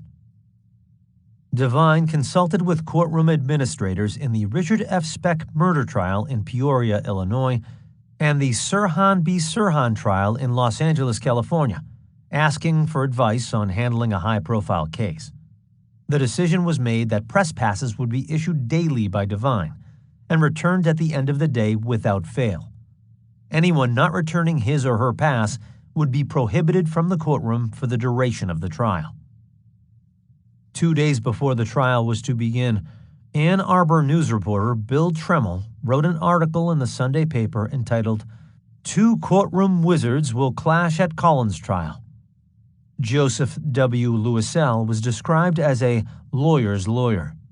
He is a stocky and graying middle-aged grandfather who shows in his face the effects of several heart attacks. Louisel's legal strategy was to chip away at the circumstantial evidence, undermine it, and then discredit it. His adversary, William F. Delhey, was described as a prosecutor's prosecutor. He is cool, unemotional, professional, meticulous, methodical, and calculating. The women in Delhey's office called him the Silver Fox because of his full head of gray hair. Now the stage was set for the long-awaited trial, a courtroom battle that would become the most expensive criminal case in Michigan state history. 19. The Reckoning. Trial by a jury of one's peers is a concept deeply embedded in the American democratic ideal, though most legal cases are not tried by a jury. Some are thrown out of court, some are plea bargained, and some are heard only by a judge. The jury system is highly touted by the American legal community as the fairest way to arrive at the truth in legal proceedings.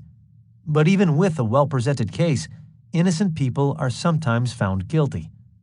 That's why jury selection is so important to both the prosecution and the defense.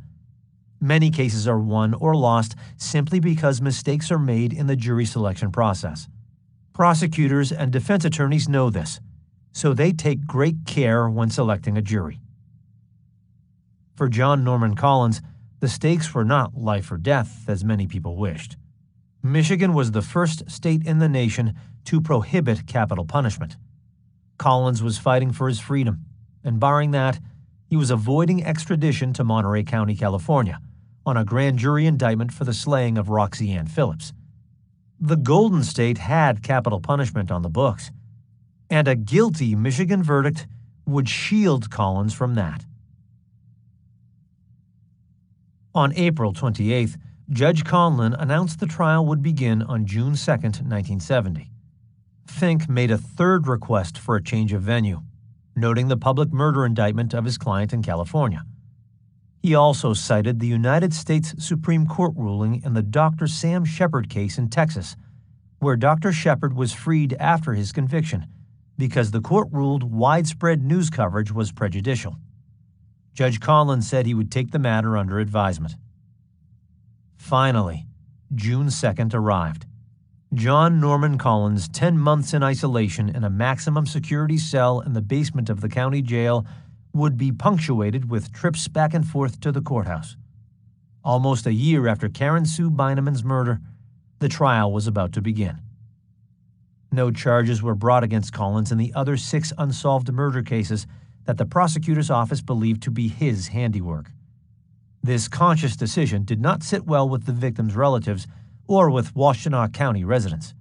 Regardless of the cost, these people wanted answers.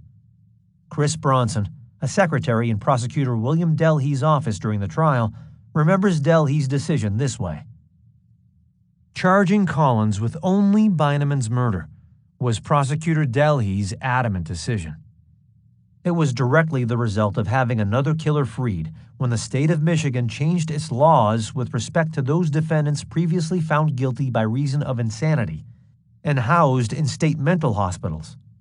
All of those defendants were released to the public. This killer had been previously charged with all of the murders he committed.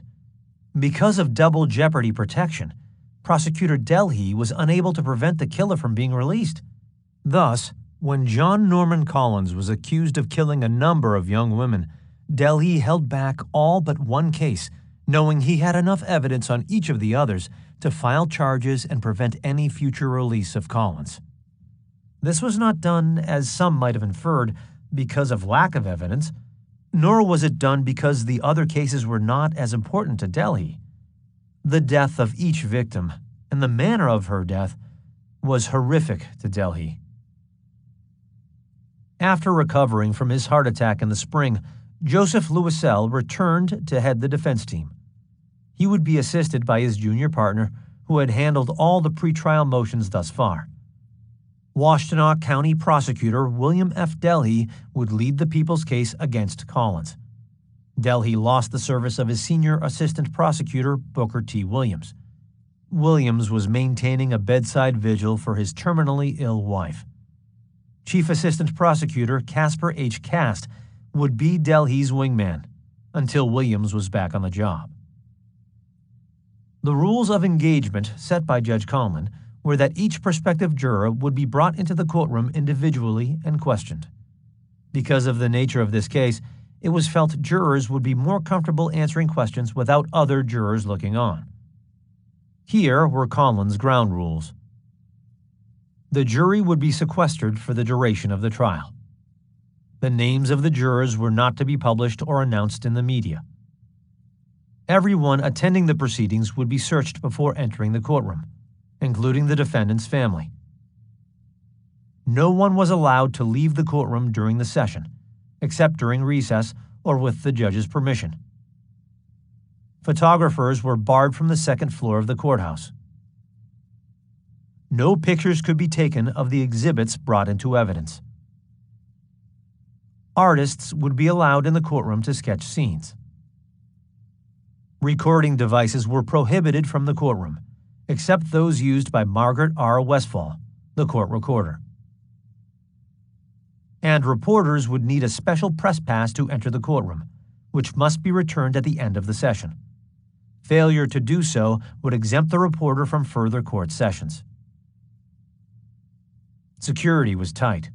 The trial was slated to begin at 8:30 a.m., but by the time the 60 or so spectators were searched, it was after 10 a.m. Joseph Louisel arrived an hour late, but still arrived before court was called into session. Collins entered the courtroom from the holding cell. He was wearing a dark gray suit with a white shirt and a red tie. The county clerk, Betty Tennant, drew from a revolving drum the first of 14 slips of paper with jurors' names on them. The jury selection process had begun. Judge Conlin informed prospective jurors that the trial was expected to last 6 weeks, and the court would be in session from Monday through Friday to expedite this case. The jury would be sequestered in a hotel at Washtenaw County's expense. Supervised visits from family members would be arranged. The judge then began the first round of jury questions with the assembled group. Have any of you sat in a criminal or civil case this term? Do any members of this panel know Prosecutor William F. Delhe or his assistant, Casper H. Cast? Do any of you know or have had business dealings with the defense team of Joseph Louisel or Neil Fink? Are any of you acquainted with the defendant, John Norman Collins, or any members of his family? Are any of you acquainted with the victim, Karen Sue Beineman, or her family? This was only the beginning of 5 weeks of intense bantering and relentless haggling between the prosecution and the defense. Every nuance of the jury selection process was reported by the Michigan Press Corps ad infinitum. Every tedious bit of minutia was conveyed and repeated extensively by the assembled press, without mention of jurors' names or their places of employment. The news reports made for stultifying reading. As with the previous news blackout, too many reporters were chasing too few reportable facts. One of the notable points of interest and asides from the proceedings happened on the second day of the trial. A pretty girl with short-cropped blonde hair entered the courtroom. This was reported by Cindy Seigan from the Macomb Daily, whose articles would prominently feature the Collins family. Seigan knew John's sister Gail from attending high school with her at St. Clement's. Ms. Seigan reported, "The young woman sat at the back of the spectators section watching Collins, who was seated facing the jury box. Turning his face to the right, he finally saw her smiling at him, and he smiled back. A smile of recognition," Seigan wrote. Throughout the afternoon proceedings, the reporter noticed that each time he looked over at her, the young woman smiled, and he smiled back. At the end of the afternoon session, the young woman identified herself as Anne, with no last name given. She stopped to talk to John's mother, Loretta Collins, and John's brother and sister. It was apparent they knew her. She had school books under her arm, but it would have been better if she had an airtight alibi for the defendant. It was reported after Wednesday's proceedings that Mrs. Collins called out to her son to lighten the moment as he was being led away. "Why don't you come home with us tonight?" she said. "I'll see you tomorrow at 9, John said, deflating his mother's attempt to lighten the moment. One of the officers guarding her son turned to Mrs. Collins and said, "Don't worry, we'll take good care of him." It is doubtful Mrs. Collins took much comfort from the officer's assurance. At the Thursday session of the first week, lead defense attorney Louis Selle began what became a mantra for him during the jury selection process: the impugning of Washtenaw County's highest-ranking law enforcement officer, Sheriff Douglas Harvey. Would you give more weight or believe him, Harvey, more because he was sheriff? Louis Selle asked each prospective juror, implying the sheriff was not to be believed or trusted. At the end of Thursday's session, Mrs. Collins tried to hand a note to her son as he was being led from the courtroom. She called out his name, but he was hustled out in an instant. The note was an apology for not being able to write John because she was so tired with the trial. Loretta Collins made the 90-mile round trip from Centerline to Ann Arbor every week since her son's arrest. Now that the trial was underway, she was making the trip daily. Sometimes Mrs. Collins was accompanied by her 2 adult children, but occasionally she was accompanied by 2 young women, one from Eastern Michigan University and the other from Centerline. Their names were never revealed. After Thursday's session, Mrs. Collins met with reporters in the hallway. She told them she was confident her son would be acquitted. "I know he is going to come home. I just know the people on the jury will know he is innocent and let him come home with me. God will make it right. I don't think the jury will convict him of something they know he is innocent of." Macomb Daily reporter Cindy Seigan asked Mrs. Collins if her son John was confident he would be acquitted. She answered defensively, "I am. My son didn't have to tell me he was innocent. I knew." Attending court with their mother that day were Jerry and Gail. They stood mute. When court resumed on Monday, Fink asked Judge Conlon for a court order to allow an investigator for the defense to enter the Lake House, the alleged scene of the crime.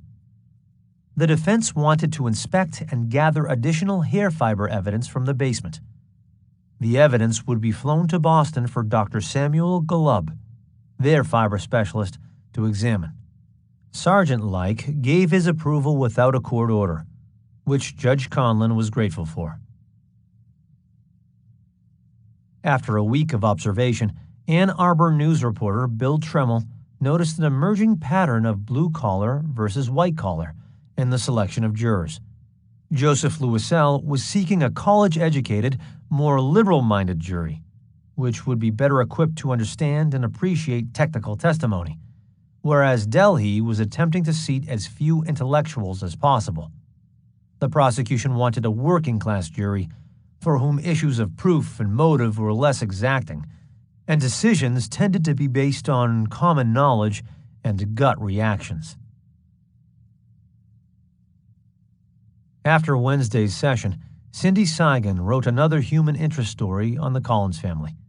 Loretta was accompanied to court by yet another petite young lady, wearing a light blue dress and matching shoes. The blonde-haired girl was seen frequently exchanging smiles with Collins. At the recess, the young woman said she was a friend of John's, but would not identify herself further. The defense may have hoped the image of attractive young women in the Collins camp might help mitigate the jurors' feelings about the defendant and the crime he was accused of committing. It was a clumsy attempt to sway the jury selection process. By the end of the second week, Judge Conlon was beginning to show the strain. He was overheard to say, "The seating of a jury looks hopeless." The jury process was mired down with motions and objections and the mechanics of the law. Neil Fink saw to that.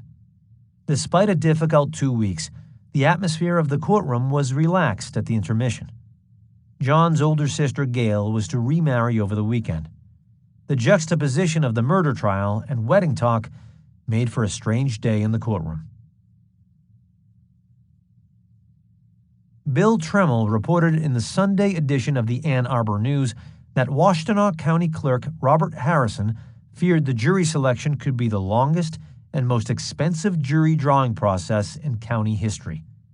Harrison estimated the weekly costs to be $3,500. Once the jury was chosen, the housing and feeding costs for the 14 people could run as high as $700 a day. The county clerk noted, "The $83,000 Circuit Court General Fund for jurors, witness fees, and mileage was virtually exhausted, with the Collins jury drawing certain to empty the fund in a short time." To ease the minds of the prospective jurors, Judge Conlon announced repeatedly arrangements would be made to permit jurors to visit with their families under sheriff's deputy and policewoman supervision. But Sheriff Harvey expressed concern over the visitation agreement. He told the judge, in a brief bench conference, he feared his road patrol unit would be stripped of officers in order to escort jurors home. The judge amended his remarks and agreed the sheriff could use auxiliary deputies, who are unpaid civilian volunteers, for the escort duty. Not to let Sheriff Harvey bask in his minor victory, Neil Fink questioned a prospective juror. "Do you believe Sheriff Harvey would willfully lie under oath?" Delhi objected to the hypothetical question, and it was sustained by Judge Conlon, who seated the woman despite objections by Neil Fink. Once again, the defense attempted to undermine the county sheriff and make him an issue. But the prosecution won a small victory and beat Collins' lawyers at their own game. So the day would not be a total loss for them. The defense disclosed a second expert witness in hair fiber identification, Dr. R.E. Jervis, a professor of radioactive chemistry at the University of Toronto. The day's session ended. Reporter Cindy Seigan sent in another Collins family-centered story for the Macomb Daily. The defendant's mother, Loretta Collins, talked with one of the deputies in hopes she would be allowed to bring a birthday cake the next day and give her son a present on his 23rd birthday. Sheriff Harvey handled the request personally. He informed Mrs. Collins, "The rules prohibit prisoners from receiving food except that which is served or can be purchased at the county jail. Prisoners may receive some packages subject to inspection and approval by jail officials." Loretta Collins appealed again, asking if the sheriff could make an exception. "I have 80 prisoners in this jail, and they all have birthdays. I cannot permit 80 birthday parties in this institution," he said. As a minor concession, the sheriff allowed Mrs. Collins to present her son with a shirt and tie set, after county sheriff's detectives Roy Couch and Arthur Preston, on permanent assignment as Collins guards, watched her wrap them. Cindy Seigan reported that Mrs. Collins was permitted to give the wrapped birthday present to her son in the waiting room lockup, just outside the courtroom. Monday, June 22nd, marked the beginning of the fourth week of jury selection. Cindy Seigan wrote another Collins family human interest piece for the Macomb Daily. A second mysterious blonde spectator appeared at the trial. The young woman spoke with an unmistakable Swedish accent as she explained her interest in the trial selection process. As a little girl, I would often sit in my father's courtroom in Sweden. Trial by jury was rare. Most cases are tried by a panel of 3 judges. This young woman, who remained unidentified, was one of several regular spectators at the trial. Thursday, June 25th, marked the last of 5 attempts to seek a change of venue in this case. The previous motion was summarily dismissed by the Michigan Court of Appeals, so it was an easy matter for Judge Conlon to dismiss this latest request. The judge became so hoarse from conducting the many interviews that he had to constantly clear his throat and strain to avoid looking bored. The torturous process was wearing on everyone. To show his determination to seat a jury, the judge ordered County Clerk Robert Harrison to draw another 399 names to fill the 5th panel of prospective jurors. It was clear to everyone that the county and the state did not want to bear the double expense of a change of venue. Then on July 9th, defense attorney Joseph Louisel startled Judge Conlon when he announced, "I think we have a jury." After 5 contentious weeks, suddenly it was over. In addition to the judge and the prosecution, Betty Tennant, the court clerk, was as surprised and unprepared as anyone. She searched through her desk to find the notebook containing the medieval oath that binds the jury to be fair and impartial. When Tennant was ready, the 7 men and 7 women stood and raised their right hands. "Do you solemnly swear that you will, well and truly, try and true deliverance make between the people of the state of Michigan and the prisoner at the bar, who you shall have in charge, according to the law and the evidence given you in open court, so help you God?" After that, 5 weeks of jury selection came to an end. Judge Conlon had examined 294 people. The defense had 3 peremptory challenges left and appeared to outsmart the prosecution, who had 7. The prosecution wanted to remove some college graduates from the panel. Once the defense indicated they were happy with the jury, it was impaneled. That was state law. Commenting to the press on this self-congratulatory court session, Neil Fink said, "This is the best educated jury I've ever seen." Fink could not resist gloating before the prosecution, but it was still too early for a victory lap. Of the 14 jurors, 9 were known to be college graduates, and 2 others had some college background. After all the evidence was heard and jury instructions were given, 2 jurors would be omitted by lottery from the deliberations to act as alternates after hearing testimony. All 14 were instructed to return a week later on July 20th at 8:45 a.m. During that week, jurors were to make the necessary arrangements for sequestration. Judge Conlon told the jury some night sessions and weekend sessions might be held to accommodate witnesses. Conlon cautioned jurors not to read about this case, watch television newscasts, or listen to radio accounts. They were ordered not to discuss the case among themselves or with anyone else.